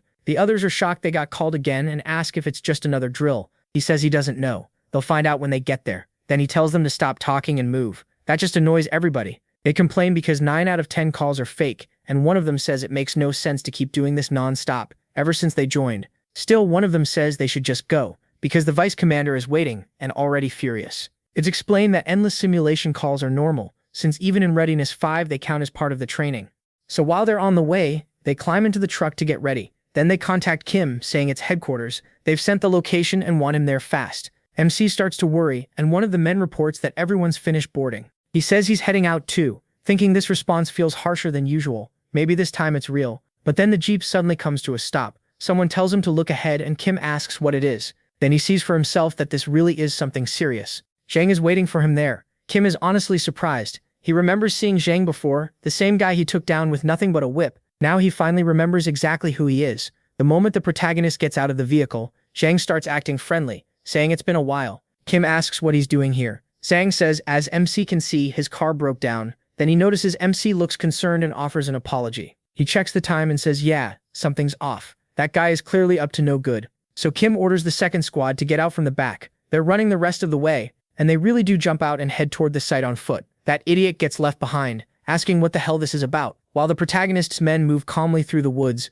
running. MC says they're almost there and tells them to speed up. One complains and asks if he heard that right, but MC fires back, asking if they want to die. That gets everyone moving faster. To himself, he thinks that on Readiness 5's very first day this happens, so things are about to get interesting as they keep moving. Soon they run into more officers gathered at a tent, and Kim is surprised when he sees who's there. It's Commander Song from the Special Task Force, smiling as he looks at him. In the back, Goff is shocked too. Song says they made it in 4 minutes and 55 seconds, just barely good enough. He immediately orders everyone to stand at attention and salute the commander. He turns fully formal and studies the insignia on Song's uniform, realizing what kind of game they're playing and thinking he can still make use of this situation. A few minutes after Readiness 5 arrives, those officers are still standing there watching to see who comes in next. Song tells one officer not to feel uncomfortable, this is just what they do, but Jong Bi-om says not at all. It's an honor for him to visit such a humble battalion. He's the commander of the 2nd Battalion. Song jokes to himself that maybe he should come by more often, just to laugh from above, and Jong Bi-om clearly does not like that one bit. Meanwhile, 2nd Company Commander Jong-gu just watches and thinks that since the Hunter Corporation is made up only of awakened people, ranks and systems alone aren't enough to control them. That's even more true when you're the one managing and supervising them, so he notes that many officers are very confident in their own strength. That man over there is Major Han Bo-ran, a hunter from the Special Task Force, and because of that, only the Special Task Force can take on military police duties. Jong-gu thinks that makes sense. It's an elite group after all. But coming all the way here just to keep an eye on Readiness 5 feels excessive. Then Jong notices someone arriving. So on Readiness 5's second day, they wait for another call, already dead tired. One of them groans and begs them to stop calling him in for simulation drills. They've been at this all night, and he asks how many times they've done it already. Another says he saw the Special Task Force commander there and thinks he came for revenge or something. Someone agrees, saying he must be after Sergeant Kim. But the corporal asks if he means because of what happened with that Special Task Force first sergeant, and the other says that's the only explanation. They wonder why a big shot would come all the way here for that, saying they didn't know the Special Task Force had that much free time. That makes the other guy mad and everyone starts cursing, until Sugyeon says that if that's true then they can't back down now. The others agree, saying they'll look after Sugyeon. Even if they get treated rough, it still can't be worse than Sergeant Kim's training. But while they say that, his mood already starts to sink. He wonders if maybe they should just fail Readiness 5 on purpose, but then the training would only get worse, so they decide it's better to keep trying. Meanwhile, the sergeant is actually enjoying all this. Then Kim arrives, saying the alert is in and ordering everyone to run to the military training ground. Everyone gets up and snaps into action with smiles on their faces, totally different from the first time. So they head out once again, sprinting all the way to the camp. From the meeting point, Kim gets a message over the radio from headquarters for Readiness 5, asking for a report on 2 suspicious individuals at an outpost. The protagonist answers that Readiness 5 reached the post 20 seconds ago, hasn't found anything strange yet, and will continue the inspection. Then another soldier asks Corporal Lee if this is just another simulation, since they never deal with suspicious individuals. Lee tells him not to worry. The post they're heading to has been abandoned for years, so there's nobody there who could even report suspicious people. So he figures this must be another corporation drill. But then Kim looks ahead and tells everyone to stop. They do, then move in carefully. Nobody understands what's going on, until a huge man steps out with his face covered, along with another one beside him. At once, they ready themselves and aim their weapons. Kim reports to headquarters that Readiness 5 has spotted 2 suspicious individuals and is moving to arrest them, though he can already tell it's obviously another simulation and doesn't like it at all. Headquarters orders them to capture both alive, and they move toward MC's team. Lee asks if everyone heard that and tells them to lower their guns. They're taking these guys down by hand. Then they rush in. They try to hit the first man, but he dodges and grabs the attacker's arm. Another strike comes from the other side, and he stops that one too. Then they start piling onto those 2, pressuring them hard as they surround them. As this goes on, they even start forming tactics, but right when they're about to make a move, the masked man slips past an attack and starts overpowering that soldier with raw strength. Kim yanks him back and the man thanks him. He says he'll handle this guy, so the others need to help their teammates before they get killed at this rate. Then someone gets thrown flying toward another soldier, and the masked men start grabbing them and lifting them like kids. Kim watches from a distance while one of the masked fighters is left to deal with him, and charges in.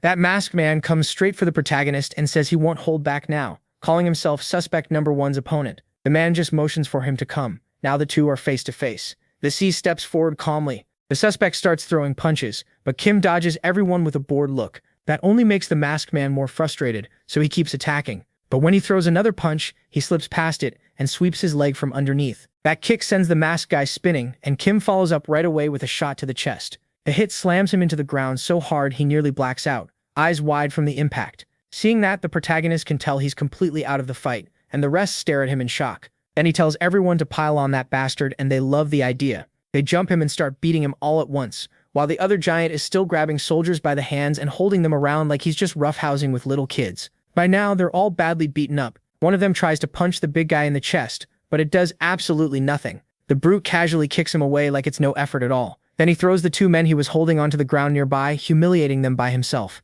So Kim, who is almost half his size, is still impressed and says the guy must really trust that body of his. He proposes a duel where each of them only gets 1 hit, even letting the big man go first if he wants, and the guy actually buys it. He curses Kim for being such an arrogant bastard, then winds up and throws everything into 1 punch. The C just stands there waiting, and when it lands, it doesn't move him at all. He tells him it's his turn now. He calmly pulls back his fist, while suspect number 2 stays confident in his tough body and leaves himself wide open. The protagonist throws a very casual-looking punch, but it's so strong that this guy is going to regret it for at least the next 12 generations. After taking a hit like that, his lungs probably got cleaned out for free. After that, Kim turns to the others and tells them to kick this one too. Everyone is more than happy with that. They rush in, but then he tells them to wait. Missy says training is over, and asks if the guy heard him talking about team something, but nobody cares and they start kicking that poor fool anyway. Honestly, after he humiliated all of them, watching the whole group beat him down is one of the most satisfying parts of this story. Meanwhile, Officer Lee is shouting that he cannot agree with this at all, and tells Song to take back what he said because in his whole military career he's never heard anything like it. He says this could create conflict between regular soldiers and FTS executives, and he'll file an official complaint. Song just asks why he doesn't calm down, saying he's getting unstable. That only makes Lee even madder. He's boiling with anger when someone knocks on the door and another officer walks in. They ask what it is, and the man salutes both of them and reports to the battalion commander that the Readiness 5 members have returned. Song is instantly thrilled to hear that. Then Lee asks Sayu if they're hurt, if everyone is all right, and Sayu can barely get the words out, only mentioning 2 of them. Lee asks what happened. Are those 2 badly injured? But Sayu explains that the 2 suspects are unconscious, though their lives aren't in danger. As for his own men, they only have minor injuries. Lee is confused and asks what happened to the 2 suspects. Then he asks again, were the suspects actually captured? He can hardly believe it and asks which of his people were only lightly hurt. Seo says yes, Readiness 5 fully captured both suspects. Sergeant Lee Song-ho and the others only got light injuries and are still fit enough to run. After that, they all head for the cafeteria because it's sausage day. Lee is overjoyed, looking at Song-ho, who's sitting there full of rage, almost red and huffing. He's especially irritated by Kim, who's just eating calmly in the cafeteria, while the 2 suspects are taken back to their team. Their leader says he can't believe what happened, asking Major Han if he's all right since he looks completely wrecked. Major Jung isn't doing any better either, and the man starts begging him to open his eyes. Watching from above, Seo-ho can barely believe what he's seeing. Then the three people responsible for all this end up standing right in front of him. Seo-ho asks the battalion commander and the company commander if they could step out for a moment, and both of them agree to leave. That leaves only Kim standing face to face with Seo-ho, who immediately starts trying to intimidate the boy with a nasty look. He doesn't care at all, and Seo-ho keeps staring. Then he starts laughing and says Kim is incredible. He heard the protagonist beat both of them by himself. He admits he surprised someone that talented as only a first sergeant. He adds that the commander of the 104th Division must not be very good at judging people. Then he puts a hand on MC's shoulder, says he'll promote him to second lieutenant, and asks him to join the special task force. He just looks at him while Seo-ho keeps pushing the offer, asking if he wants even more. He says he can make it happen. The protagonist only has to name his price, and Kim starts to laugh, asking if he's serious. A little later, the two men who stepped out start getting worried. Seo-ho asks Lee if he's sure about this, because it looks like he's trying to recruit Sergeant the 1100th Minjong, and if they leave him alone it might actually work. But Lee tells him not to worry. Kim Minjong is far bigger than they think. Seo-ho doesn't really get what he means, but then they hear noise and shouting from inside, someone yelling, asking what he just said and telling him to repeat it. Things are clearly getting ugly in there. Lee complains that the kid actually said it, after all that talk about him being different. Seo-ho doesn't even know whether to laugh, saying he's a little worried because knowing him he might really go too far with the FTS commander. But Lee says he'd never do that. Then the two of them look at each other and realize he absolutely might. Lee wonders what they should do. Should they go in? But what would they even do after that? Then someone shows up and asks why they're so worried about it. Inside, Kim is still standing face to face with Seo-ho, and Seo-ho is furious. He asks what this dungeon power nonsense even is. Does the kid just want guaranteed gaming time? Then he asks if the protagonist is in his right mind, and he reminds him that last time he already said he couldn't accept the ban on personal electronic devices and the limits on internet use. He says the reason is called Dungeon Power Fighter, and Seo-ho snaps that nobody asked for the name of the game. Then he says the army is about obedience, and the man in front of MC is the commander of the special task force. He asks if MC can see the stars on his beret. There are two, not just one. He asks if he still doesn't get it and says this little lesson with Readiness 5 wasn't enough. He adds that if he wants, he can make the protagonist's whole squad suffer as much as he likes. Asking if the protagonist wants a month without sleep, MC just watches the threat in total silence. Seo-ho asks why he's acting like that. Doesn't he care if his subordinates suffer because of him? Then he asks why they don't talk about how a first sergeant illegally interfered in the dungeon of a civilian hunter company. Kim realizes he knows too much, so Seo-ho says maybe he needs an inspection, and asks what he thinks. But then someone a bit bigger than him arrives and the protagonist immediately salutes. The newcomer says he was the one who gave the order. Then he steps right up to Seo-ho and stares him in the eyes. Seo-ho instantly shrinks back and asks what brought him here, saying he thought he was at headquarters. The commander says that's a strange question, because he came here on purpose while Seo-ho was away. Seo-ho tries to deny it, but the commander says he received some interesting information and came as fast as he could when he heard Seo-ho was in his division. He hands over a document and asks what exactly that is. As soon as Seo-ho reads it, he looks terrified. Kim enjoys that very much. He remembers when Laura said she was his fan, and the second he turned around she started scheming behind his back. But he already knew all of it. He never believed that fan story for even a second. So he had someone listen in while she talked to her father, and she said the target had changed. He told her they still shouldn't contact the boy yet, and she agreed, saying she just met Kim Minjong. Because his shadow heard everything, MC never thought she was a real fan. He already knew from the start she was up to no good. On his first day in Readiness 5 at 11:28, everyone was technically on standby, asleep, but with their weapons in hand. Kim walks into the room and looks over everyone, seeing they're completely out cold. With all of them resting, Kim sneaks in quietly until Kabuli notices him and asks the sergeant if they should get up. The protagonist tells him no, and says he can keep resting. Kabuli asks if MC himself shouldn't rest too, but he tells him not to worry and says he should rest in his place, because this will all end tomorrow. Kabuli doesn't really understand, saying this is only his first day. Meanwhile, Kim walks through the hallways, saying that tomorrow he'll deal with those bastards. He tells Bongu to begin, and Bongu is already outside, ready to carry out the order, together with the little ghost. During the raid, Laura is in her office watching something when she notices movement outside that catches her attention. She gets up to check, a little uneasy, and steps out. Outside, someone is cleaning the hallway. It is Bongu. She asks what he's doing there, saying the cleaning crew doesn't come at this hour.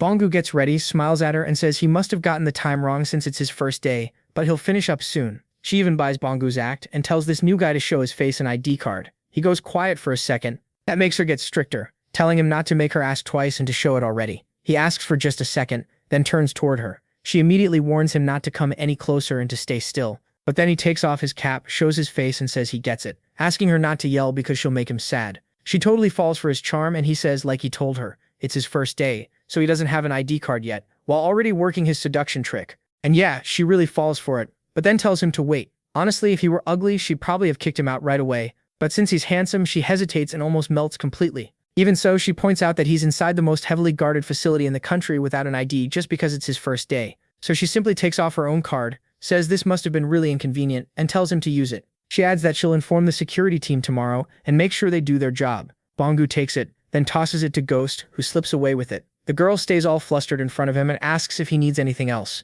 He says that if she's offering, then he does have one favor to ask. He steps closer, looking like some prince in her eyes, and asks her to clean that up for him. She gladly does it, and meanwhile, Ghost arrives there and heads inside a quiet area. Using Laura's card, she gets through the secured sections. Then she remembers Kim saying someone had been marked by the Nightwalker and told her to look into it. She really does, and the protagonist says the woman is definitely connected to the special task force, and she finds out he was right. When she gets there, she says she found the proof, then tells her master everything is under control. After that, she writes down something important, thinking she found exactly what they needed. Kim is very pleased to hear that, so he tells her to gather everything and send it to the address he'll give her, and then he starts laughing. Back in the present, Song is in serious trouble because of those documents, trembling in front of Commander Du Yu. He wonders how Du found them, because if he admits anything, he's done for. So he asks what that is and why it's being shown to him. Du asks if he's really claiming he has no idea what it is and whether he can take responsibility for it. Song doesn't answer, and Du says there were anonymous reports that his information had been leaked to a civilian hunter company,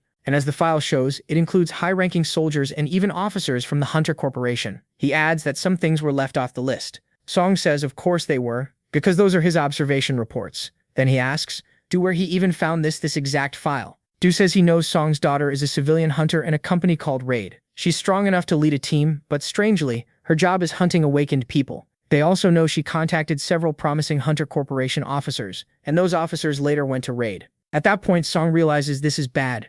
Du asks again if he really knows nothing about it. Song throws the papers to the floor, grabs Du, and demands to know if he's blackmailing him by dragging his daughter into this, asking whether he even has proof for those accusations. But Du grabs his wrist and squeezes back, saying there are plenty of people around and asking why he doesn't lower his voice. Song glances at Kim, who's standing there with a blank, annoyed look, and calms down a little. He turns away and walks right past him, saying he'll be leaving, and that the special task force will investigate this. Then he asks why they can't just leave it alone. Kim is shocked that he'll investigate his own corruption and basically thinks, man, in some countries this kind of thing happens so much it's almost a joke. Before Song leaves, Du asks whether General Gu Hakjo is involved too. Song answers that there are many people around and Du shouldn't say things that could be understood the wrong way. Then he slams the door, furious. But Kim thinks there was only one other person there as Song leaves, and Du says that was embarrassing. He laughs, and MC tells the captain he suddenly went deaf during that whole conversation. Du replies that he didn't even need to act like that, because his information was obviously in those files, and his interference in the dungeon cleanup was reported too,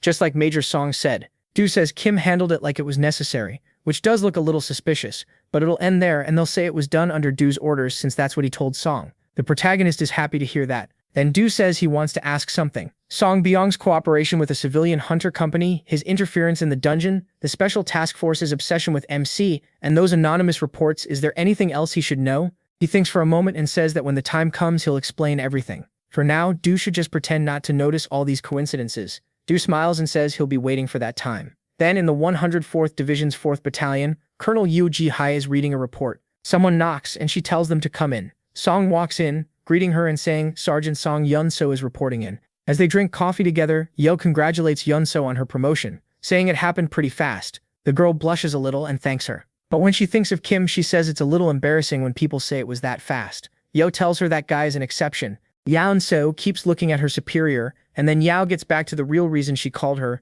saying she heard the special task force contacted her recently and asks if that's true. Yun-so says yes, and Yao says she assumes they wanted to recruit her. She explains that she wanted to ask what Yun-so thinks. Of course she'll respect her choice, but Yun-so gives a small laugh, noticing how worried Yao looks. She says she turned them down right away, and thanks Yao for worrying about her. Yu looks genuinely surprised by that answer, then says she's honestly glad to hear it, and thanks her too. Still, it makes her curious. Yun-so acts a little awkward, and Yu says that first she refused the division where her father is, and now she's refused the special task force too. So why is she so set on staying here? Yun-so answers that there's a coworker who's really stubborn, and for now they're rivals.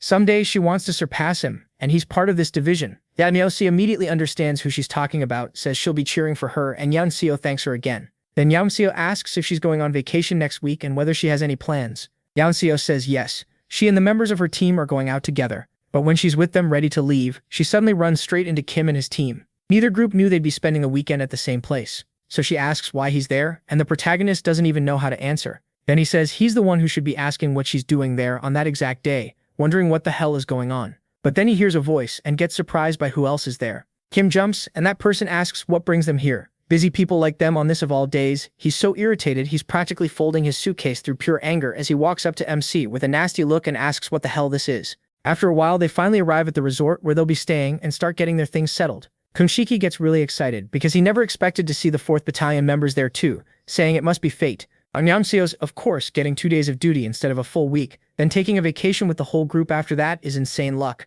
Kunshiki adds that they also got resort passes through corporation channels, which already made the trip great, but now the 4th Battalion members showed up too and everyone's even more hyped. Then one of them looks at Kim, who has an awful expression, and they realize he finally came back. Someone asks why General Sun Tai-Hu wanted to see him, but he is so tired he just drops onto the bed and says he has no idea. Or rather, it was about how he was supposed to know the general's daughter would be there, because that obviously can't just be a coincidence. He says he had a bad feeling about this place from the start and didn't even want to come. The other guy says he gets it. The general was the only one who took it the wrong way. Kim says the good thing is that he left. Then he says he thought division commanders were busy. So how does that guy keep showing up every time? The two in the back hear that and get all excited. But Dongjin says they're on vacation, so they should enjoy it. He says the beach looked nice on the way in. The other two agree with him, saying they should enjoy summer. They're already dressed to go and say they don't have much time. While they keep bugging him about how long he'll stay lying there, Kim gets up and smacks both of them. He tells them to take those clothes off unless they want the general to kill them, and asks when they even brought that stuff. Dongjin sees the protagonist knock the two of them down and decides not to get involved. Then one of them appears in front of MC already wearing a swimsuit, fully ready to enjoy himself, and MC notices the guy is way too motivated. When he looks outside, he starts to feel a little calmer, thinking maybe relaxing won't be so bad. And at the beach, while everyone else is having fun, they finally head over there too. Kim gets ready to actually enjoy himself and says the ocean really is beautiful, and the girls arrive there too, just as excited to be at the beach.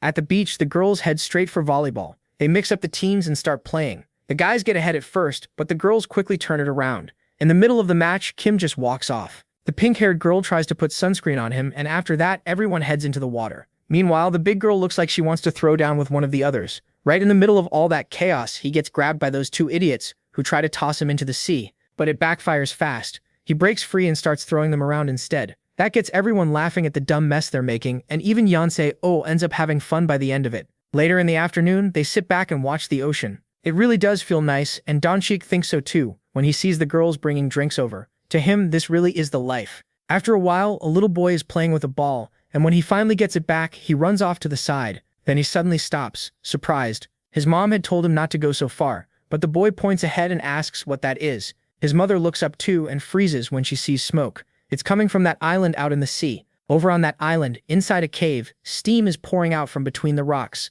Suspicious-looking fish are swimming around nearby, while back at the beach, everyone keeps having fun like nothing is wrong. Then the girls notice something when they look through the bags left nearby. She calls Raijo over to take a look, showing her the pendant hanging from Kim's bag. That makes her remember when he won it at the target shooting booth and the way he looked at her back then, totally in love. She says he's been keeping that precious memory safe. Raijo doesn't really buy it though. She can tell the girl is getting carried away. Then both of them notice the protagonist coming back. That draws everyone's attention. Donshike and Hanyong start teasing him, saying his time has finally come, and that nothing is fairer than rock, paper, scissors. Since every man plays that game, they tell him to go buy the ice cream. But Kim flat out cheats, and his scissors somehow beat one guy's rock. They stare confused, as his scissors crush their rocks with ridiculous force. The two watching nearby can only laugh at them getting bullied like that. Then Donshik grabs MC's bag and tells him to just go already, reaching for the wallet, but Kim isn't there to stop him right away, and tells him to let go of the bag. Donshik ends up pulling on his keychain instead, and it snaps. The moment the protagonist sees that, he goes dead still in disbelief. Wonshik instantly realizes they're in trouble when he sees the broken keychain in his hand. The other three take one look and know he's finished. Kim starts shaking with rage, ready to rush him. So Wonshik runs to the girl, hands it over, drops it in her palm, and bolts. MC roars for both of them to get back here, and Wonshik and Huang Yang take off running, yelling that it was an accident. Huang Yang begs him to wait, saying he didn't even do anything. But Kim doesn't care and charges after them at full speed. If he catches them, it's over. They keep running until they dive into the water, knowing they're dead if he gets hold of them. The protagonist can't believe they had the nerve to do that. The pink-haired girl gets all dreamy, thinking he cares that much about their memories. But Raijo figures that's probably not what this is. A little later, while they're still swimming, they drift close to that island where the steam is coming from. Wonshik says this could have gone badly, but Huang Yang snaps that it already has. Now he's going to get beaten up because of him. Wan Shik keeps insisting it was an accident and he never meant to break it. Huang Yang thinks of all things it had to be Loom's pendant. He says there's no way around it. They'll have to beg for forgiveness, but he's already freaking out. Then, when he looks to the side, he notices something. It feels like something brushed against his feet. One of those fish is circling them, but Wan Shik tells him not to joke around. Then one of the fish finally comes into view, and it's huge, completely insane, with massive teeth as it lunges straight at him. Just seeing it is enough to terrify them. Meanwhile, people on the beach are still splashing around near the shore like normal. Seung-ho is still focused on building his sandcastle when Dongjin comes over and asks if he's seen Wan Shik and Huang Yang, because he can't find those two anywhere. Seung-ho thinks for a second and asks if they went to bet ice cream with Kim, but before he can finish, they hear someone shouting that a person is hurt. Panic spreads fast, and both of them look up, wondering what happened. The injured person turns out to be Wan Shik, with Huang Yang beside him, both covered in bites and bleeding. The two who were looking for them rush over at once to see what happened. When they spot those bite marks, they're shocked. Seung-ho immediately tells Dongjin to take them to a doctor, and he agrees without hesitation. Then Seung-ho asks Wan Shik what happened and where he's hurt, and Wan Shik says that just now they were attacked. But when he looks up, he sees Kim standing there with a face even scarier than the fish that bit him, and he panics, blurting out that he didn't do it on purpose. MC ignores that and asks what those injuries are. Are they bite marks? Wan Shik says they were attacked by monsters. He thinks it was a crimson devilfish. Laura rushes over to ask if he's okay, and Huang Yang is shocked. He named the creature so fast, asking if it's a fish-type monster. Someone had heard some were seen in the dungeon where San Shiok appeared. Kim studies the wound, and Young So says they must be from there. She asks how many there were and whether he killed any. Wan Shik says they saw two, and they barely escaped because Huang Yang got hurt first. They couldn't kill them. He apologizes, but Young Seo says there's no need. He then tells Seung-ho to go with Wan Shik, and orders Side Byul and Young Seo to report everything to the resort, start the evacuation, and request an assault team from the division. Then the protagonist asks Young Seo how much she knows about those fish, telling her to share everything. She explains that they're fish-type monsters named for their red color, and they also have a lamp-like organ on their heads. They're extremely aggressive and can reach very high body temperatures, but underwater the heat itself shouldn't be the main problem. Kim says that matches what he knows. They're so violent they don't even hunt in packs, and their hunger is so bad they'll eat their own kind. They're disgusting, and it makes no sense for them to be this far from St. York. On top of that, they're attacking people together, which is highly suspicious. The girl tries to say something, but MC says he's going to check it out himself. Young Seo warns that it's too dangerous to go alone, but Kim says they may have even less time than they thought. Besides, he works better on his own. That leaves her speechless for a moment, but he adds that for now at least he really does handle this kind of thing better alone. He tells them to do what they can, because there's no time to waste. She sees that he is making the best call here, and finally agrees with what he's saying. Kim is glad she understands. Then he heads straight into the sea, saying there's only one reason those fish would gather like this. As he runs and thinks it through, everyone begins evacuating, and the little boy watches it all in growing shock. Back on that island, hidden in all that smoke, dozens of red lights glow under the water. They turn out to be eggs, and they're about to hatch. Kim says the reason they're all together is reproduction. They gathered to mate, and now it's causing a huge disaster. Who would have thought people could die because of that? The two girls really do run to the resort, shouting that it's urgent and demanding to be connected to security. The resort worker is thrown off, but asks them to wait just a second. Then Unseo manages to place a call, reporting an urgent situation at HF Sokcho Resort to the 110th Division. She says monsters believed to be crimson devilfish have appeared. The two people hearing that are stunned, and Unseo adds that they've asked the resort to help with the evacuation. Meanwhile, Sergeant First Class, the protagonist Min Jun of the 104th Division, is already heading to deal with them, swimming toward that island at crazy speed. MC realizes that if too many crimson devilfish are born, it'll be impossible to kill them all. That alone is bad enough, but there's an even bigger problem. Their body temperature isn't just high, it's unstable. If hundreds of those fish go off at once, it could trigger a massive explosion. He remembers what happened with the eggs used as weapons in Isgard. He hasn't forgotten those cursed things, and thinks it would be great if no explosion happened. But the real issue is how big it might be. He needs to know whether the blast could reach the resort. Then he looks down and sees two of those fish nearby. Close to him, he wonders if this is the place. Taking a breath, he dives hard underwater. There he spots the crack and all the eggs gathered around it. He knows this is it, and he can feel the heat coming off them. He doesn't know when they'll hatch, but there's no time to lose. Then the fish close in and he realizes they won't leave him alone. He says demonic energy skills like corruption are useless underwater, and even physical attacks lose power. Those things are fast, so he's out of options. So he uses demonic charge, trading defense and stamina for speed, and rushes away from the monsters. That's when he realizes they're guarding the eggs. He then tries to bait them in, wanting them to bite him so they'll be finished the moment they make contact.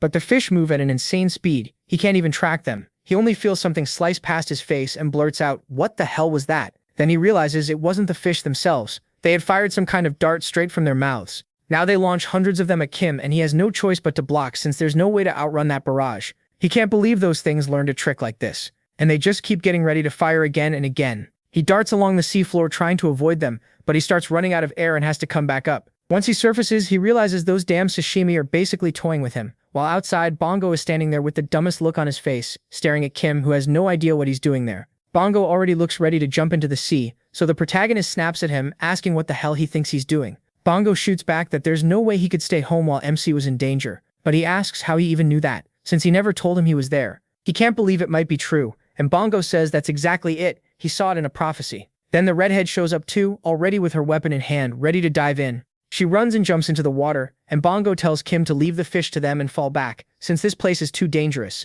The protagonist asks if he really thinks his abilities are enough to get down there, and Bongo answers right away, exactly. He says he knows exactly what those things want, then dives in and starts spreading dark magic through the sea. Kim thinks it feels nostalgic because this is how they used to hunt together in Isgard, and those monsters won't be getting away. Back in Isgard, Bongo's favorite bait was crimson-headed squid, and these creatures go crazy the second they spot it, so they all rush at Bongo trying to tear into him. But he shoots off and drags them away. MC circles around and reaches the little island. With the eggs no longer guarded, he figures something big enough to change Earth's future must have happened here. He wonders if he was supposed to die here, if that explosion really would have happened. Then he looks inside and sees a dangerous amount. There are way too many, and if he doesn't get out, he could die. It had been forever since he'd even seen a beach, and this is what he ends up dealing with. He thinks that if Sushion hadn't shown up, he never would have blackmailed a task force commander or ended up here. One variable changed the future, and now he realizes he really can change the future from the prophecy. That thought starts getting him fired up, and he says he's going to use corruption. He admits he's about to do something he normally wouldn't, then aims his power right beneath his feet.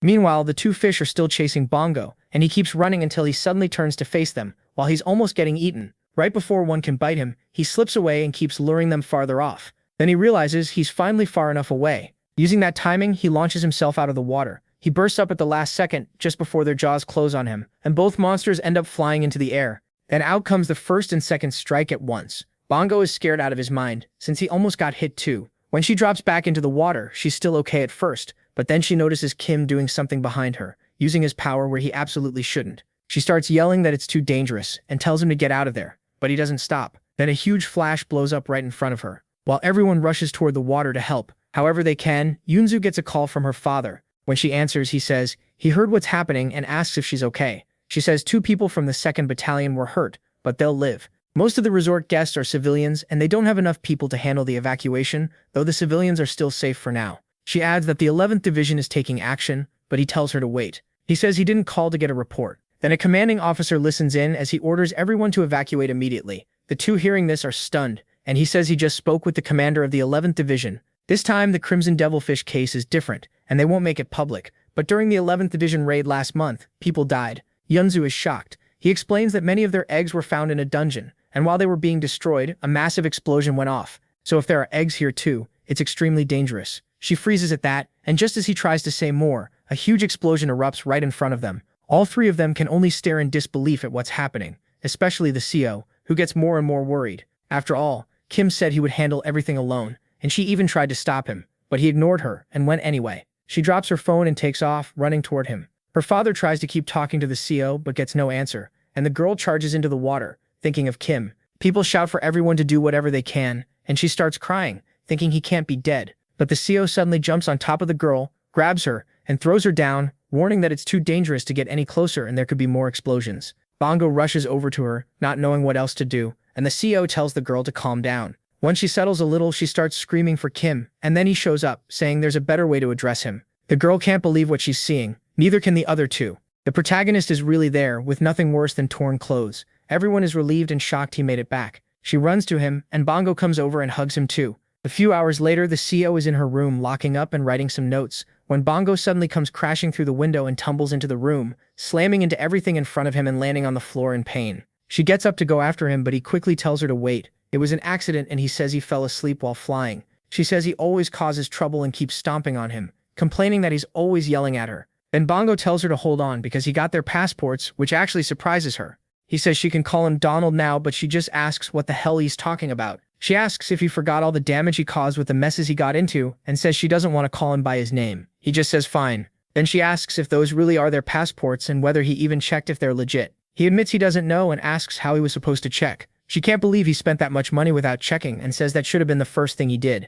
Then after that, well, even she loses track of what she was saying. Bongo points that out, so she says fine. When Kim gets back, she'll ask him, but then she suddenly freezes from a vision. In it, Kim is swimming back from the island, terrified. Then one of those fish jumps onto him and bites onto MC's arm, slowing his swim. When he looks back, the explosion is already going off. After that, the beach is covered with bodies, and even more are still being brought in. When they arrive, the dead and injured are still being counted. John's father and Seo-yeon's father arrive crying, and when the two of them get close to Kim, they see him lying there dead. Then Bongo asks if it's true. She snaps out of the vision, and someone asks what happened. Was it another prophecy? She's shaking all over as she says the future changed, and Kim is in danger. Then she notices he had a bandage on his face too, so she asks where he is right now. Back in the water, moments before the explosion, she sees that flash right in front of her in first person, and is stunned. This is the future she saw. Then Kim appears behind her and she gets flustered, running over to ask if he's okay. He says it was his mistake, but she tells him no, the blast was much smaller than the one from her prophecy. He saved countless people, and more importantly, he survived.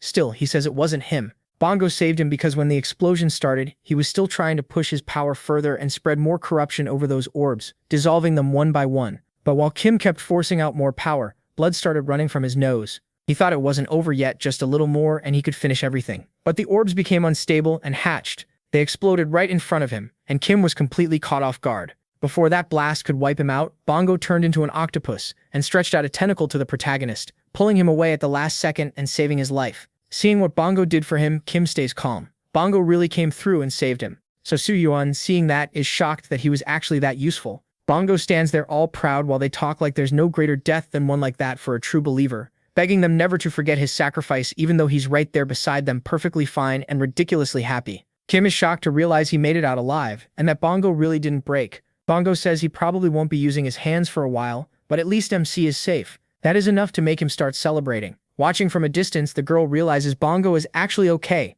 So after the blast, when Kim finally reaches the beach, the 110th Division has already arrived. Thanks to that, General Sun Tae-ho rushed back as soon as he heard what happened, and was able to see his daughter safe and sound, hugging her with tears in his eyes. Not long after, the situation was brought under control. While they checked the survivors from the explosion, the pink-haired girl suddenly jumped on Kim. She was thrilled, clinging to him because she knew he saved everyone. That leaves him surprised but proud, and he figures most of the rest will be handled without him. Seo-kyung also heard about everything that happened there, and after the whole incident was finally over, Kim was happy to see everyone safe and calm. Even so, he still says all the credit for handling the resort incident should go to one person alone, himself, obviously. Later that afternoon, while everyone packed their bags to leave and got ready to head back to the cars, the mood felt different. The pink-haired girl complains that it had been so long since they last took a trip, and now it had to end like this. She says she didn't even get to have fun. Hiju tells her there's nothing they can do because the resort is being shut down until security can be guaranteed, and Kim turns back for one last look at the room where he had been staying. Then he decides to leave. From above, Seo-yeon watches them all, and Kim asks what she's doing there, then asks where Lee Bongo is. She says he's recovering with the demonic energy the protagonist lent him, and he should get better soon, so the protagonist doesn't need to worry. Right now, he's riding on top of a bus heading home. Seo-yeon thinks it's amazing he wasn't that far from the explosion, yet he barely got hurt. She always knew there was something special about him. His survival instincts are just that good. But Seo-yeon says that's impossible. He's Lee Bongo. Kim jokes that he thought the two of them had become friends. Then he asks if that's the only outfit she has. He reminds her he gave her money to spend however she wanted, but she says this is enough. Still, MC asks if she at least washes it, and she sniffs herself before saying it still seems fine. So he just tells her to go buy some clothes, but she refuses, saying it's okay, and his money is too precious. But while they're talking, the little shadow comes running over and latches onto Kim. It keeps insisting he listen, bouncing around on his head until the protagonist tells it he gets it and asks it to stop. Once it calms down, he feels a little more at ease. Kim wonders if it really worries that much about him, but the sneaky thing was actually scared of starving.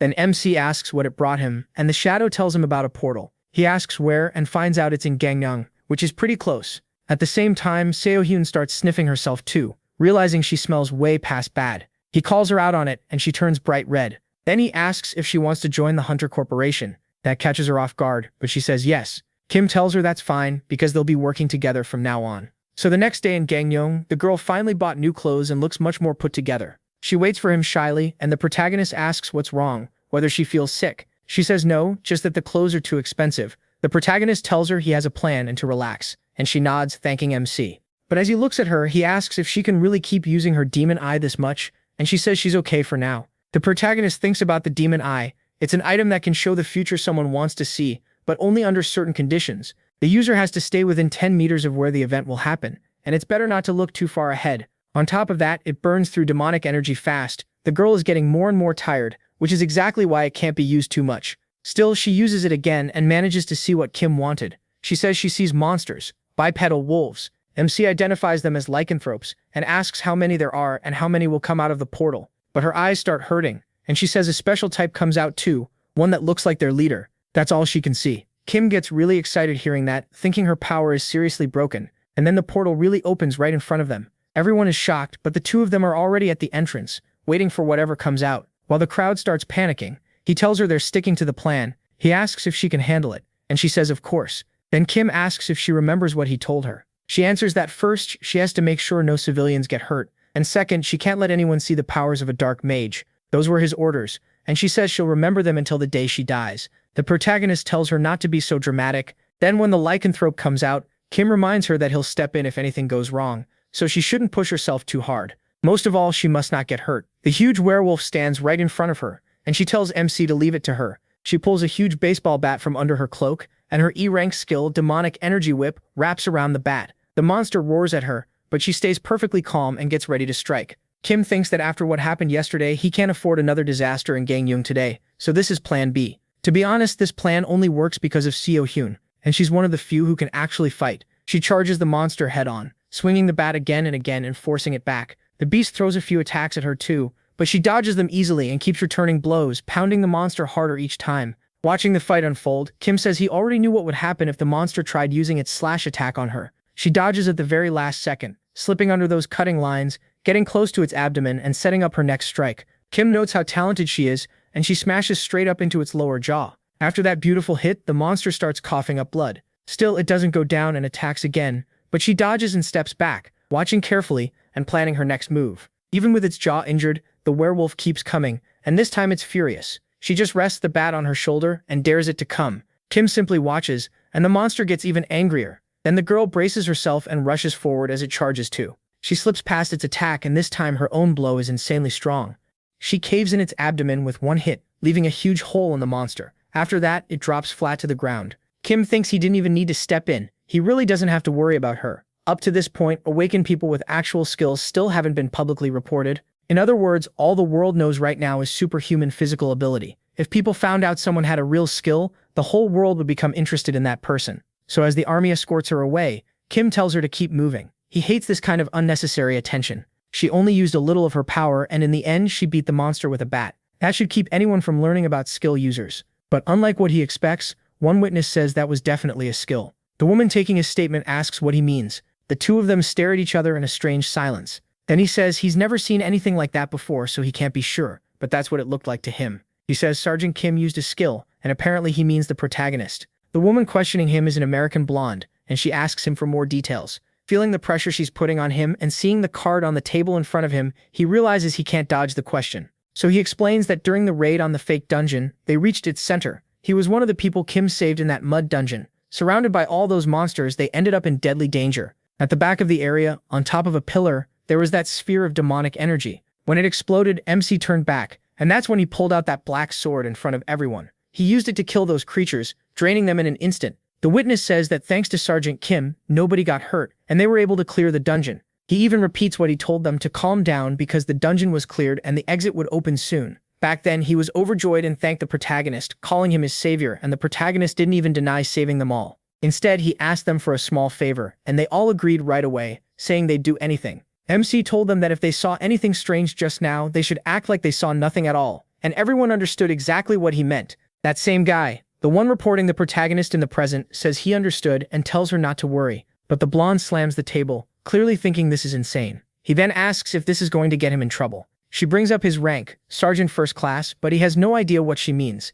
Then she makes it clear, Kim is now a Sergeant First Class. He still looks confused, so she asks if he told anyone else. He says no. Even during the investigation after that incident, nobody spoke up. Everyone wanted to keep his secret safe. They don't even talk about it among themselves, so she tells him it's better if he keeps it that way. That includes the fact that he met with her that day, and he quietly agrees. She thanks him for coming to see her even while he was on leave, then says she's heading out, but he stops her to say one more thing. He brings up the promise she made. She nods and admits this information really is important. Just like he said, Then she tells him to contact her once he's discharged. He's left looking miserable, realizing he may have just made a huge mistake. Outside, she thinks about what she just said. Giving him a spot in Hyde Squad would be easy enough, but that only matters if Hyde still exists by then. That same day, every dangerous file in their office was stolen and the security server went down too. They still don't know exactly when it happened. Worse, people suspect her, and she has no way to defend herself because she lost her memory of that day. All of this started because she got involved with that person. She tries calling Song Byung, but his phone goes straight to voicemail. She snaps, wondering why he still isn't answering when it's already been days. Right there in the street, she loses it and startles everyone around her. At that point, she starts to think they may have messed with the wrong person. A few days later, the protagonist finally reports back. He returns to his team. Kim Shi-oman is genuinely happy to see him. He says the protagonist did a great job, apologizes for everything that happened during his leave, and asks if he's okay. The protagonist says he's fine. Then MC explains that the weapons department wants to question him too. It should just be a formality, but he'll have to deal with some work again. MC simply agrees. Then someone else shows up, calling for him. The protagonist Shi-omin asks if he's alright, and the protagonist says yes, but he's clearly startled by this weirdo, who keeps asking if he's really okay. The guy even tries to grab him, but MC dodges right away. Then Ishak-Ulman remembers something, and says there's another document from the weapons department. Both of them stop and listen. He says obstacle training starts next week, and so after some time they actually head out into the jungle. Kim talks to Corporal Lee Seung-woo, saying the suit feels heavier than last time. Then he admits the heat is even worse than the weight. Seung-woo asks what this training is called, and the protagonist tells him it's obstacle training. So they joke that yeah, it really is an obstacle because that suit is trying to ruin his peaceful life. Then their leader tells them this is fate and orders them to keep the same distance all the way through. They agree, and from the back, Kim thinks about how these power suits may not look that heavy, but they actually weigh dozens of kilos. For an awakened person, that alone shouldn't be a big deal. The real problem is that the suit has no airflow. With weather like this and his stamina slowly draining as they move, the suit that felt light at first starts to feel like it weighs a ton. That's when he realizes the real enemy in this training is the environment, especially when it's unfamiliar and unpredictable. While everyone else is busy near the portal, the girls are chatting together. Then Edrosa glances to the side and notices the 2nd Battalion. Every one of them looks half dead. Yogo realizes obstacle training has already started, and Rauzinya is shocked they marched all the way there wearing those suits. So they thank everyone for their hard work. Lieutenant Yogo introduces herself to them. Yogo Muhaum does the same with a friendly attitude, and soon the two groups start mixing together. Kim then tells Yogo Ru to check the area for anything unusual nearby.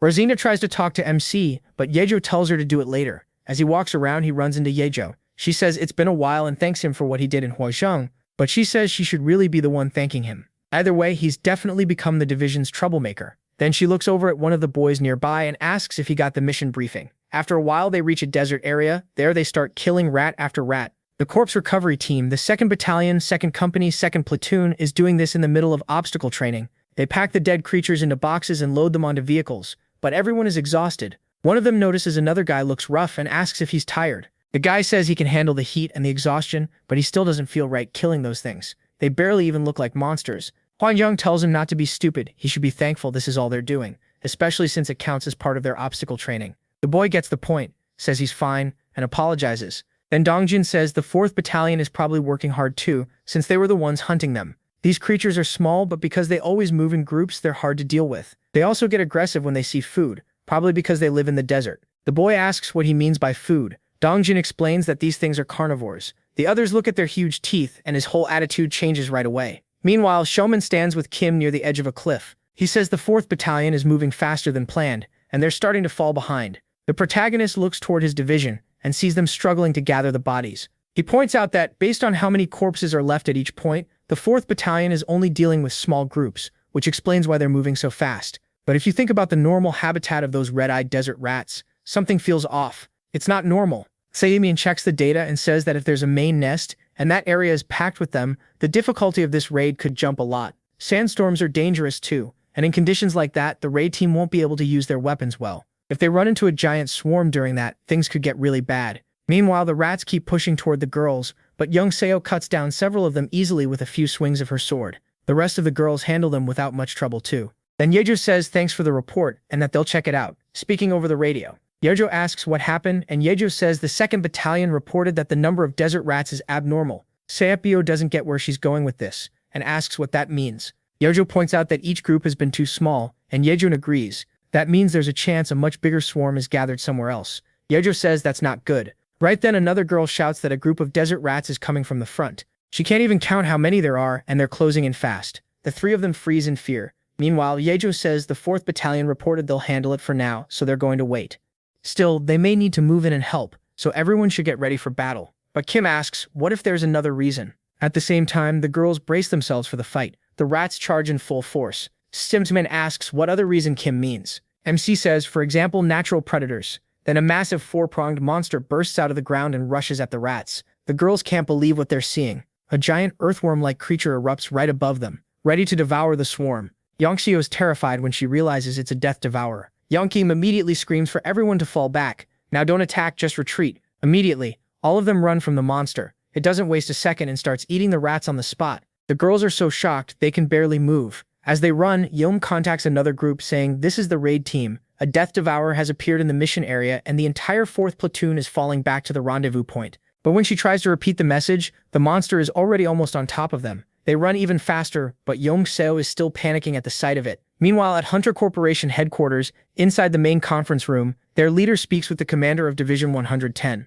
The commander introduces himself. Then the leader says incidents happened in Seokcho and later in Gongyang, both under his responsibility, yet his division did nothing except clean up afterward. The commander starts apologizing, and the leader says it's good. No civilians were hurt, but he needs to do better. The commander agrees. Then the leader keeps reading through the reports and says one article stands out. A civilian awakened 1 protected people in Gangyung and appeared out of nowhere. He reviews the reports about her and sees that she took down that werewolf with ease. He orders the Hunters Special Task Force to investigate it. Moon agrees. Then the leader says that's all for the meeting except for one last thing he wants to tell them. He adds that a few days ago, Major General Sun Byung was arrested by the STF. The case is under investigation now, and he's suspected of working with a civilian hunters company. Once the investigation is finished, he says he'll report the full results to everyone. Then he moves on. Since the STF commander seat is empty, he plans to appoint Deputy Commander Brigadier General Moon Yechen. Moon was already set to be promoted next month, so the appointment will happen then. Moon glances at Sebukyung with a smug little smile. Seeing that, Sebukyung thinks to himself, the investigation isn't even over yet, and they're already picking a replacement,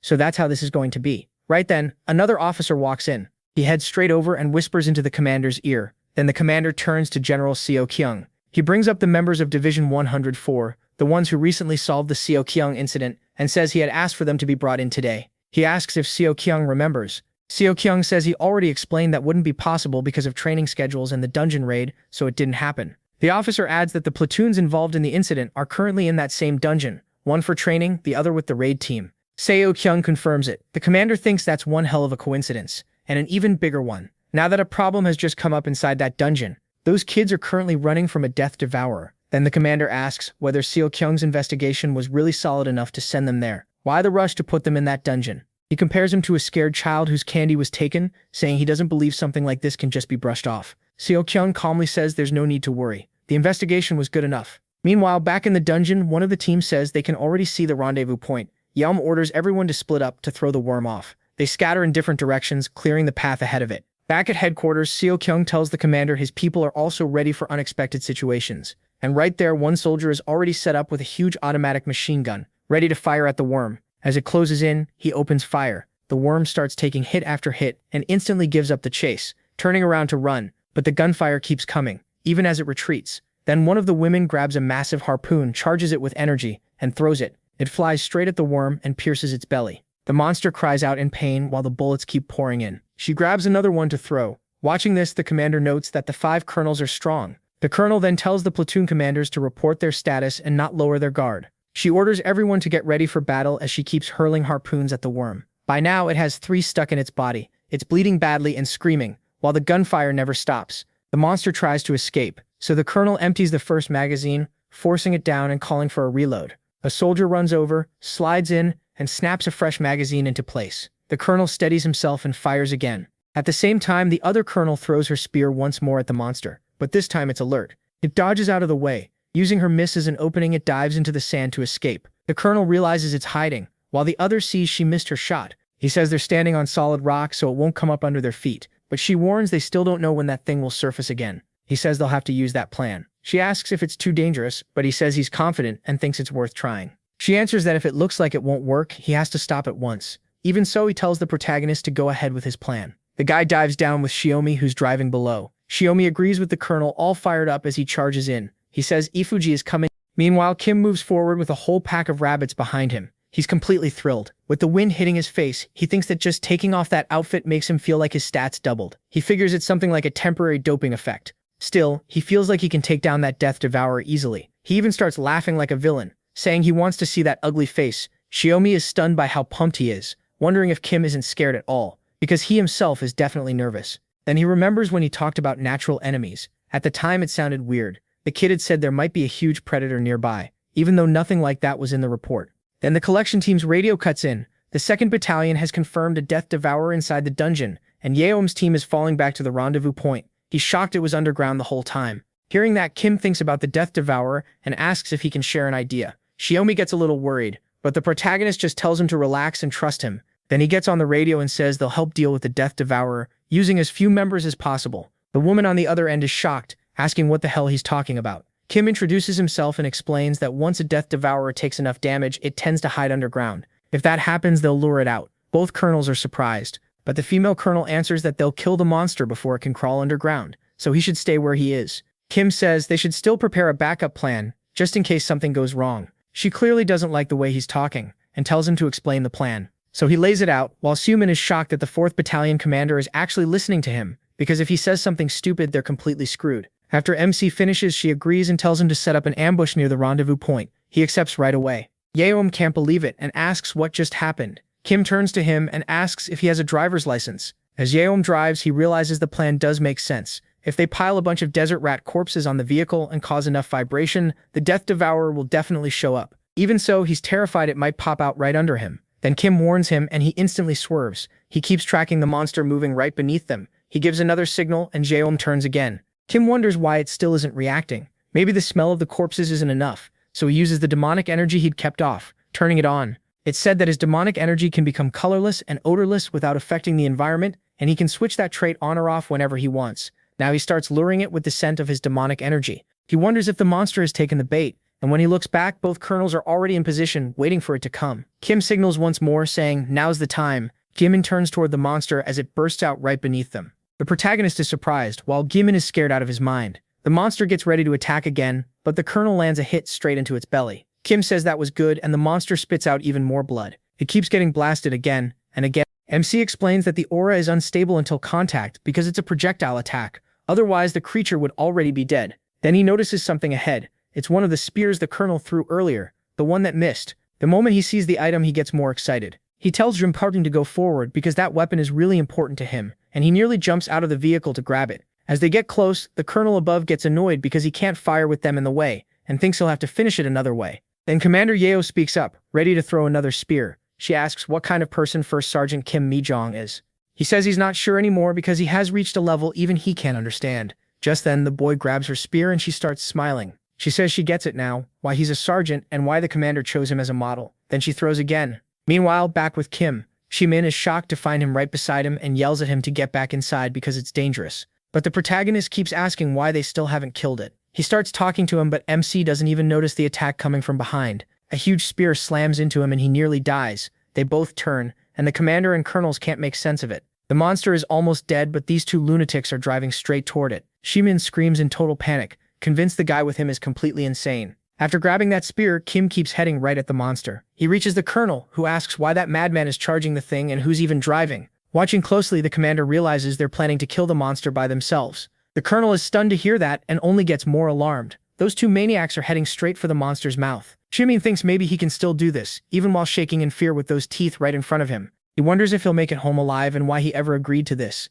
Then Kim gives the signal, saying now. At that point, Sumin throws caution away, grips the wheel and whips the vehicle around fast, saying he trusts him. The sudden stop makes the vehicle flip hard, and Kim uses that burst of force to launch himself straight into the monster's mouth. Everyone watches in disbelief as this lunatic actually does it, and Xiaoming nearly loses his mind from the driver's seat. The protagonist says he's done dragging this training out. He grips the spear, gets ready to burn the monster down, and complains that this suit is garbage. Then he says this thing won't stay in his way any longer. The moment he pours power into the spear, the aura becomes dozens of times stronger than the colonel's, but instead of throwing it at the monster, he bolts out of its mouth's path, slashing along its side as he goes. He keeps moving until he reaches the middle of its body, then drives the spear in with everything he has, plunging straight down through the center, and setting off a huge shockwave. A burst of mana makes the monster cough up even more blood, while its body thrashes around. Kim grabs another one of those spears and packs it with even more power, making the monster start to swell. It looks stuffed full of his mana until it finally explodes, its body flying one way and its head the other. Seeing that, everyone is left speechless. They can't believe the way Kim finished it, but now he's stuck in midair with nothing to stand on. He starts falling, and Xiaomin notices it right away. MC is definitely going to get promoted again after this, but first he's dropping fast after losing his footing. Back with the commander, the room turns tense fast. Sam Kaiming asks what exactly he means. The Major General says it's just like he said before, then asks why not use this chance to restart the project of giving the whole corporation mana weapons. Seo Kyung pushes back, asking why they're bringing that up now and what he means by this chance. He reminds them the project was frozen because Baksan Heavy Industries had serious quality problems. They'd have to start over from scratch, including finding a new supplier, otherwise they'd waste a lot of money and hurt the corporation's standing. The commander cuts in and tells him to stop. He asks everyone to calm down, then says Seo Kyung made a fair point. Even so, Taeho says he agrees with Seo Kyung that this issue needs another full review, so there's no reason to argue about it right now. But the commander questions that, reminding them they just received a report. Not long ago, Sergeant Kim defeated the Death Devourer alone using a mana weapon. Everyone in the room heard it, and to him that proves how useful mana weapons are. He says that alone is enough reason to move the project forward. Seo Kyung answers that the real problem is still the supplier's quality. Most of the mana swords they got from Baeksan were defective. Moon argues that the company promised better quality control, and they're also releasing new weapons. At first, those weapons would only be used in training to help soldiers get better with them, and the commander says that's a great idea. Still, Kim gets the feeling this guy looks shady already, and the mood in the room gets worse because those two are clearly working together. Seo Kyung notices it immediately, and a week later, Shimin is being praised for what he did in training. His superior is pleased, and Shimin admits he honestly didn't expect any reward. The man tells him he earned it and says he helped a lot at the end, but Shimin gives the credit to the vice platoon commander, saying none of it would have happened without Kim. Then he glances over and asks if there's been any talk about his promotion, guessing he must be waiting for it after everything he's done lately. His superior thinks for a moment and says that's true. Kim did a lot in that training, and Seo Kyung and the battalion commander both pushed hard for it. But the timing wasn't good because the higher-ups added a new condition for promotions. That catches Yumin off guard, since it came out of nowhere. The superior says people think it happened because of the protagonist himself. General Guhak Sebo made the decision after hearing that he killed the Death Devourer. Sobun asks what the new condition is, and he explains that to improve the hunter's skills, the corporation is giving everyone mana swords. From now on, skill with mana weapons will count in promotion reviews, and Sobun figures MC would ace that test for sure. The superior says he knows Kim will be fine. What worries him is that the instructor assigned to their battalion is him, Sang Daeok. When Xiumin hears that name, he immediately asks if he means that idiot captain. Before he can keep going, he apologizes, but the superior says it's fine because that guy really is a complete fool. He's ranked dead last in instructor evaluations in the 104th Division for years. Then he heads over to Kim, who's in the middle of training, and the protagonist is surprised to see him there. The superior explains that because of Song Daeok's violent mouth and unfair training methods, he's always been looked down on. Right then, Song Daeok shows up and calls out to Kim, saying it's been a while. MC sees him and gives a proper salute. Song Daeok asks how he's been, and he says he's fine, then asks what brought him there. Song Daeok looks around and notices the protagonist was training. He says the 2nd Battalion will start mana weapon training next week, and he's here because he needs to talk with the battalion commander about it. Then he brings up the first time he saw an aura sword, saying the aura around that blade proved its destructive power and boasting that his weapon is different from the cheap gear regular soldiers get. He proudly calls himself the mana sword instructor of the 104th Division's Invincible Hunter Squad. But during that old demonstration, when he tried to show off a supreme finishing blow against a monster, he just got smashed into a wall. Kim remembers that embarrassing scene, then asks if they're finally going to see that supreme destructive strike for real this time, which leaves Sang Daeok red-faced. Trying to recover, he says he just wasn't feeling well that day, then asks MC if he was told that he'll be joining the training too. Apparently he hasn't heard much about it. Sang Daeok adds that weapon proficiency scores will also affect promotion decisions. No matter how many achievements Kim has, without the mana weapon instructor's evaluation report, he can't be promoted. The protagonist asks what exactly he's trying to say, and Sang Daeok admits MC is skilled. After all, in Japan he even shattered a mana sword, and he's never heard of a sergeant blowing one up with aura alone. But to him, that's the problem. This time he warns Kim not to pull any stunts in front of all the new recruits. He tells him to remember that troublemakers like him aren't welcome, same as any other stupid rookie. Then he pretends he's only saying this out of concern, and tells him he'll see him next week. Watching him leave, the protagonist realizes his promotion now depends on that guy. That was probably the real point of the visit. Then the day of mana weapon training arrives, and everyone stands in front of the instructor as he demonstrates how to use the weapon, getting ready for a draw/slash. He focuses and gathers mana, pulls the sword and strikes the pillar. The blade lands a cut, leaving only a mark on that stone. He explains that it's a reinforced steel used to build the camp,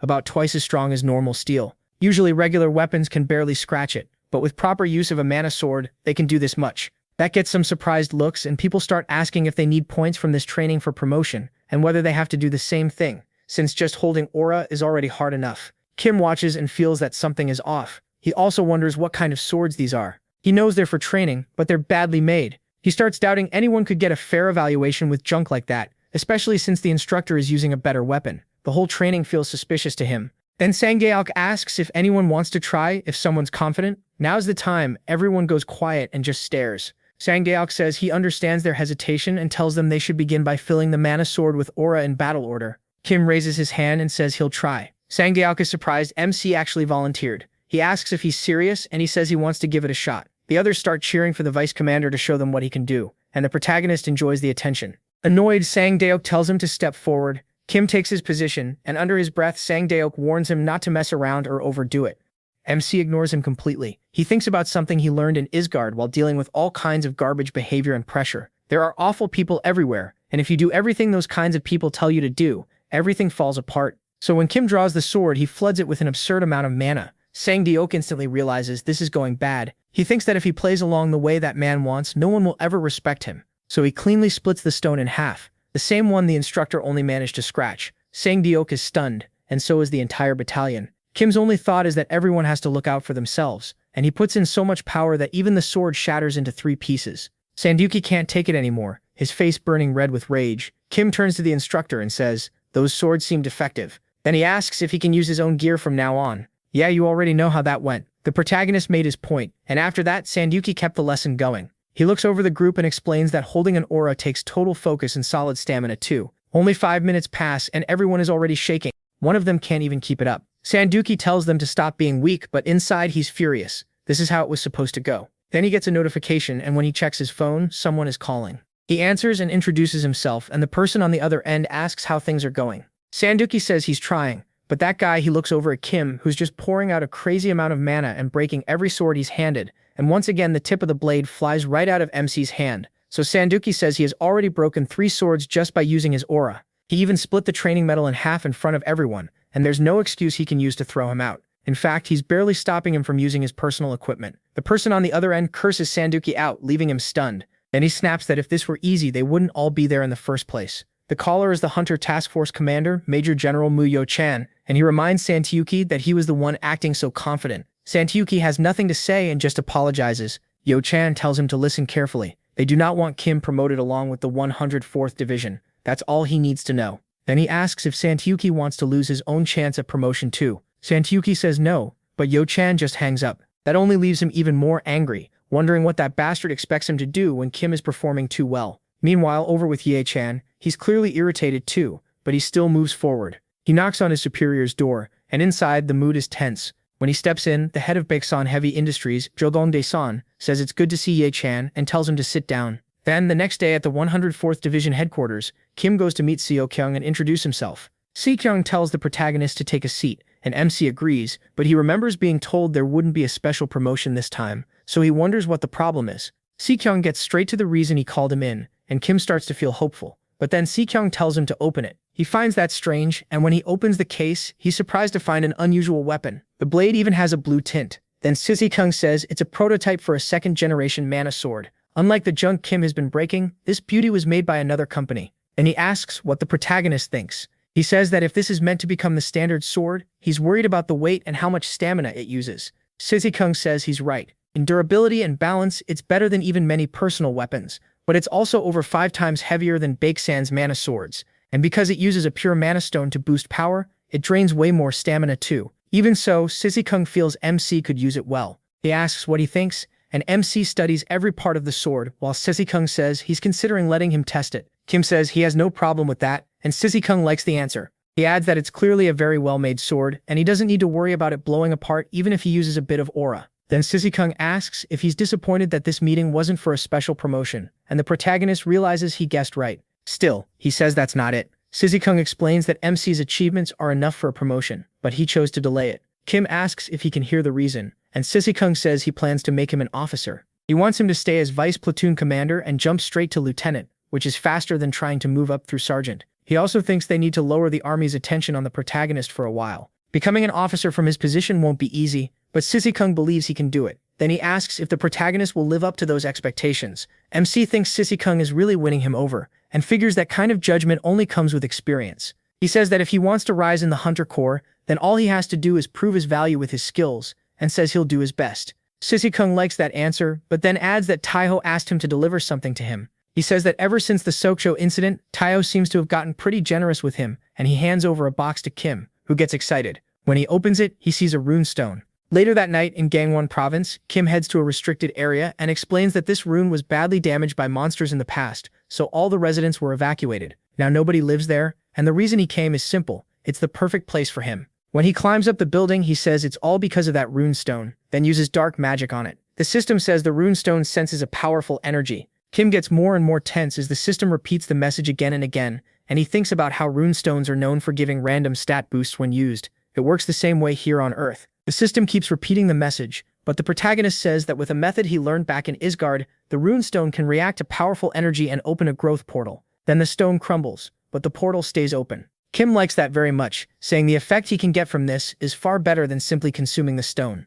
As soon as he steps into the place, he finds himself inside a ruined portal zone, a swamp covered in fog. He takes in the area and explains that this place is a secret shop that opens when you pour Hela's demonic energy into a rune stone. Even in Isgard, those stones were extremely rare, so he didn't come here often. But every time the environment and monsters are different, and today is no exception. The one thing that never changes in that dungeon is that if you survive and clear it, your growth is guaranteed to be huge. Then a swarm of angry red monkeys appears, ready to attack Kim. He draws his sword and gets ready to cut them down. The monkeys rush in from all sides, but the first one lunges past Kim, and he starts cutting immediately. The others try the same thing, but he keeps swinging and takes them down with ease, looking bored the whole time. More charge in, and now he starts slicing straight through them in single blows. But then the one that seems to be the leader, a one-eyed monkey, gets close to Kim. MC uses the rare skill black arrows to hit the monkey without even looking. Then he says the condition for clearing this secret dungeon is defeating every monster inside it. He has no idea how many are left, so he needs to be careful with both his demonic energy and his stamina.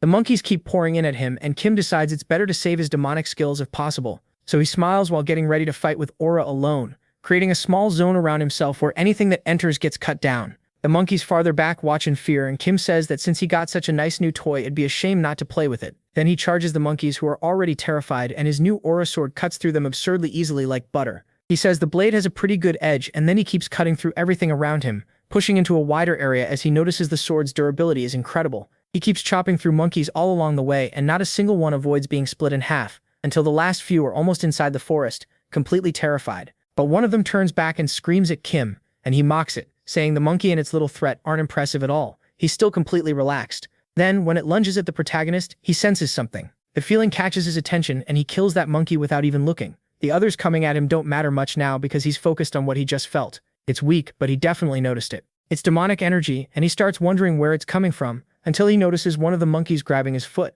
That's when he realizes the demonic energy is coming from that monkey, because it's releasing it after death. Kim wonders why it didn't stay dead. He kicks it away, but then all the monkeys that died nearby start getting back up. Now they're all releasing the demonic energy Kim sensed before, and he realizes they're zombies. That means there has to be a necromancer nearby, and it must be tied to that demonic energy he felt earlier. He keeps killing the monkeys around him until the one using that demonic energy finally appears, the monkey lich controlling all the others. Kim finally realizes it's the source, and summons his own demonic orbs. He says the monkey is pretty good for a monkey, then fires black arrows at it. But the monkeys he had already killed jump in front to protect the monkey lich, and it keeps summoning more and more of them, making them even more aggressive and reviving the ones that just died as it points at Kim. All the monkeys get ready to rush him. That's when MC finally gets it. He lets go of the sheath, using black magic with one hand and keeping his sword in the other. Kim figures there's no point holding back anymore, so he summons a rain of corruption over the monkeys, and they cry out in pain from it. Still, he realizes corruption doesn't work well on zombies. So he fires off another skill, Infernal Demonic Explosion, and it strikes by calling up flames from hell. Those flames swarm the monkeys. Then, with a snap of his fingers, every spark explodes, burning the monkeys in front of him. After the blast, the monkeys drop stiff to the ground, and this time they seem truly finished. The lich monkey is furious. Kim mocks him, asking if he really thought that would be enough to win. But then the monkey does something else, grabbing the cord around its neck and using those bones to grow into a huge muscular form. Kim says he's seen plenty of monsters use powers or get boosted by demonic energy, but he's never seen one do all of this by itself. Now he's honestly curious, though he doubts the creature can answer. It's completely drunk on demonic energy. The monkey charges at Kim, but the protagonist says that part doesn't matter. As the monster swings, he stops that bone-tipped staff with just his sword, and the weapon starts cracking from the first hit. Then when it swings again, the bone is already gone, leaving only a wooden stick. Kim keeps blocking while the monster attacks without stopping. But after he knocks one strike away, the monkey is sent flying, and MC sees an opening, powering up Didori and attacking with everything he has, but the monkey moves fast and appears behind him. Kim didn't expect that, so the hit lands. Still, the monkey notices it didn't do much. He catches the next attack with one hand and gets ready to strike back. But the monkey grabs his hand, keeping him from moving his sword, and the two lock up in a power struggle to see who gives in first. Little by little, Kim starts overpowering it, so he stops playing along and uses corruption. The skill burns the monkey's hand and makes it jump back in fear of what the protagonist is doing. Kim says it was fun fighting the Hunter Corporation's way, but now he'll show something different. He drops his sword, seeing that, the monkey lunges at him, thinking it finally has a chance. MC crouches, gathers demonic energy into his body and says he'll do it his way. After all, he's a black mage. Then he bursts forward with the skill Impulse, rushing the monkey, and he smashes it away with his body, making the monkey spit blood. But Kim doesn't stop there. He uses demonic hands to grab the monkey and hang it in the air by its arms, and then yanks it down with all his strength, pulling it close. The moment it's in range, he uses Black Arrow to strike at point-blank range, piercing straight through the monkey and making it cough up even more blood. The monkey drops to the ground after being pierced. Kim takes the chance to use his absorption skill, pulling in that demonic energy over and over from multiple points. He says he entered that dungeon to raise his normal stats, but instead he's gaining demonic energy too, and then he's told that because his demonic energy hit the limit, he unlocked the skill Demonic Energy of Desire, which temporarily boosts all his attributes using the demonic energy inside his body. Because of that, Demonic Hands is upgraded, Impulse is upgraded too, along with Nightwalker, and the monkeys who are still alive stare at Kim in fear, knowing they can't win. He says it's time to collect his reward for clearing this, and he rushes in, finishing off every monkey left. At last, the dungeon is cleared, and he gets a reward. His stats go up too. Kim wants to check how much they increased, but the system says he defeated more monsters than the dungeon originally had, so he earned a bonus reward. He's confused, wondering how that's even possible. Then he starts thinking maybe it's because he killed monsters that came back as undead, so they got counted twice. He decides that's fine. What matters is the extra reward. The system says he can choose one skill from the Monkey King who rules death, and the protagonist is surprised that was the creature's title, and that he can take one of its abilities. So he checks the first skill. One is Monkey King, the second is Death Lord, and the third is Instant Movement. Kim wonders if this is for real, because he assumes Monkey King just makes all kinds of monkeys obey him, which sounds pretty useless. Death Lord must be the one that controls the dead, and it's obvious how that would end if he walked around South Korea with an army of corpses. So he looks at Instant Movement and starts wondering if it's really what he thinks, because he remembers his past life, back when he was defeating a bunch of demons with another guy. That man says he can't believe they were beaten so easily, but Kim says he wants to ask something, bringing up the monster they created and asking how they strengthened it with demonic energy. The man asks if that curiosity is the black mage in him talking, saying it makes sense. Giving demonic energy to monsters that shouldn't have it is basically like poisoning them. Kim asks again how they did it, and the guy asks if he really thinks he'll answer. But MC sends a clear message by stepping right near his face, showing exactly what'll happen if he keeps his mouth shut. He says it doesn't matter what the guy reports, he is getting out of that world either way, but first he'll finish what he started. Then he tells the guy to take a little nap. But the man finally says that monsters with demonic energy gain a certain ability. Kim asks what he means, and the man explains they discovered it lets monsters keep producing demonic energy inside their bodies, so they've been studying how to copy that ability into others. Hearing that, the protagonist scratches his head, thinking it actually makes sense. Species like the Black Hound, which are born with that power, might be why those strange monsters he saw had it too, and if a black mage could get that ability, it would change everything. But the man says he knows what Kim is thinking, and that it doesn't work for humans. Their method only works by transplanting a monster's blood and flesh. Then MC grabs him by the collar and asks if they tested it on humans, if they used all the black mages they kidnapped for those experiments.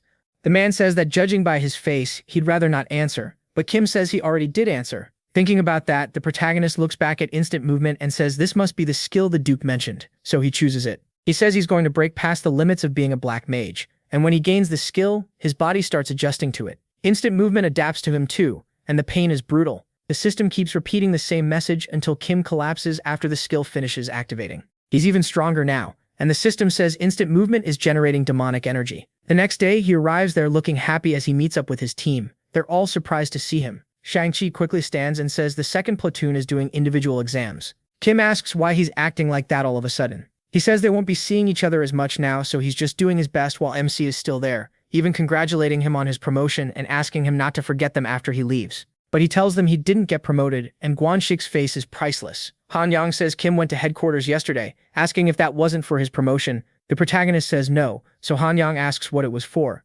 Guanxic asks if he's at least planning to move into the senior residence hall, saying this place is uncomfortable and over there they'd get one person per room. But MC says he only didn't come back yesterday because it was too late, adding that they must have really enjoyed his absence. The two of them look ready to cry, and then Kim says that if he were in their place he'd probably hate himself too, so he gets how they feel. That gives Guanxic a little hope, but he immediately says no, and he asks why. The protagonist says the internet there is way too slow and he'd lose a ton of rank if he moved, so he's staying right here. That makes both of them really mad, and Sehong-ho asks why he went to headquarters. Kim says they gave him a new sword to test there. The others are shocked, asking if that was all. They think he should be more excited, but MC says not really. It's not like it changes much. Han Yang says his reaction is way too calm, and Guanxic says it feels like he is happier about not being promoted. He asks if that was really the only reason, and Kim smiles to himself, because of course he's happy. He got something even better. All his stats have changed, and now he's much stronger. Then the loudspeaker cuts in and orders everyone to get ready for battle and head to the company training grounds right away. It makes it clear this isn't a drill, and everyone is stunned. Kim wonders what happened this time, since it sounds seriously urgent. Later that night, they're deep in the woods after getting assigned to the mission. The protagonist tells everyone to stop for a moment. They'll stay there for 5 minutes. He tells them to rest, eat, and drink while they can. Guanxic starts thinking that it's way too quiet, and the other group still hasn't found anything. Han Yang says the search area is huge, so even with 2 companies, it's taking a long time. Then he brings up how it's been a while since monsters came down from the north. Han Yang agrees and says an ogre showed up too, which he hasn't seen once in all 4 years he's been there. Guanxic asks if this is also MC's first time facing an ogre, and MC says he thinks so. At least in this world, that's his first time. Dongjin asks if he knows how rare that is because the Hunter Coordination Office has never captured an ogre alive. They're too tough and too strong, so people usually need guns, and even then, taking one alive has been impossible. During the last irregular outbreak, they even had to use HK-9 mana cannons. He grins right away and asks if that's true because if so, catching one alive would be huge. An amazing achievement. Dongjin says it's never happened before, so it would definitely cause a massive stir. Han Yang shuts him up and says of course it would. If they run into one, they need to report its location at once and fight it with a full company. But Kim already has his own plan, and the others can tell by how excited he's getting. Han Yang starts cursing Dongjin, saying they're doomed. Then they hear a scream, and the moment it reaches them, Kim jumps up, fired up. Guanxic calls out to him, but the protagonist tells them to stay put. He's just going to take a quick look. Then he takes off with bad intentions written all over him. As he moves ahead, he notices something beside him. When he turns that way, he spots it hiding there. It's the ogre, the one that bit a deer's head clean off in one bite. Kim watches it snacking away and instantly lights up with a huge smile. At last, he found his prize. While the ogre keeps eating, MC quietly drops his radio nearby and asks if it's done with its meal. He even says he waited patiently. When the ogre looks over, it gets startled, and Kim asks who gave it permission to eat there as he rolls up his sleeves. The ogre gets ready to charge him, and he quickly thinks about how to capture it without killing it. As the ogre attacks, Kim stops it with his demonic hands, so he decides they'll settle this the hard way. He rushes in and lands a blow right in its gut. While reminding himself to hold back, he warns the thing not to die. Back with Han Yang, he hears the noise and realizes it has to be Kim. All of them start running, and when they get there, the protagonist is just beating the ogre down while it's already coughing up blood. The monster even spits out a tooth. Han Yang yells at Kim to move and asks what on earth he's doing, but MC tells him not to interfere. The ogre almost catches him with a swing, but he dodges fast and tells them not to shoot. He repeats it, "Don't shoot his precious catch." The 3 of them have no idea what's going on, while Kim keeps dodging the ogre's blows and says he's going to capture it alive. They ask if they should fire anyway, and Han Yang demands to know what he's thinking, since he didn't even report its location. He says of course not, that one is his. Guanxic says he's being way too reckless, but the ogre only gets madder and madder until it suddenly stops, then starts roaring. Kim remembers that attack and covers his ears at once. The others are left wondering why he's doing that, and then the ogre unleashes its scream. The blast hits all of them, sending them flying backward. Seeing things are finally under control, Kim starts smiling, and that smile actually scares the ogre. The protagonist asks how it dared to do that, and slams another punch into its jaw. The ogre is left dazed, and Kim sees his chance. When the ogre looks at him again, MC seems scarier than the monster itself, so the ogre turns and runs. But he throws his whip around its neck and starts dragging the ogre right back. The ogre finally decides to stop resisting, and Kim stares it down face to face, saying he can't let it run after it attacked his people. Then he punches the monster again, this time in the head, then the face, and knocks it completely out. The protagonist says he knew it. This thing really is tough. At the battalion commander's office, he gets a call and is shocked to hear the ogre was captured alive. He agrees to head there immediately and orders everyone to gather up and return. The man on the other end asks again if it's true. The ogre was brought back alive, and Lee confirms it, ordering the news sent to headquarters right away. Make sure they know Kim captured the ogre alive. Hearing that, Song realizes it was MC again and says the guy is unbelievable. The ogre is tied up inside a truck, passed out beneath him, while the whole team celebrates. The next day, they're all having a huge barbecue, eating in peace after that wild night. Won Shik and Han Yong are especially happy, since they barely had to do anything. Watching from a distance, Kim says he's glad they're all okay. They're seriously tough. Then Song walks over and calls for the protagonist. MC responds right away, and Song says, thanks to him, the whole battalion gets a feast. Everyone's excited. He says he really did great, and he thanks him. Song adds that the ogre should bring in a ton of money, and asks if the protagonist heard anything. The protagonist says he did. They're saying 200 million. Song says he's never heard of a reward that high for a single monster. It's incredible. Still, he says he's glad MC showed up now, while the battalion commander is in a sensitive mood about promotions. The battalion has been doing better than ever lately, so the commander seems to be in a good mood these days. Of course, Song adds, the commander isn't the kind of man who lets his mood affect his leadership. But it's true, the whole battalion's atmosphere has improved a lot. Inside, though, things are nothing like he expects. The battalion commander is sitting there with a very dark look on his face, so the mood in that room is definitely not as cheerful as people think. Now the big question is whether Kim will get promoted, and whether he'll score more free time to go cause trouble again. It's been a while since this series showed up here on this YouTube channel, so if you enjoyed it, leave a like, subscribe, and comment below if you want the next part. I brought it back because I knew this story needed a continuation. Don't worry, there's still a lot more coming.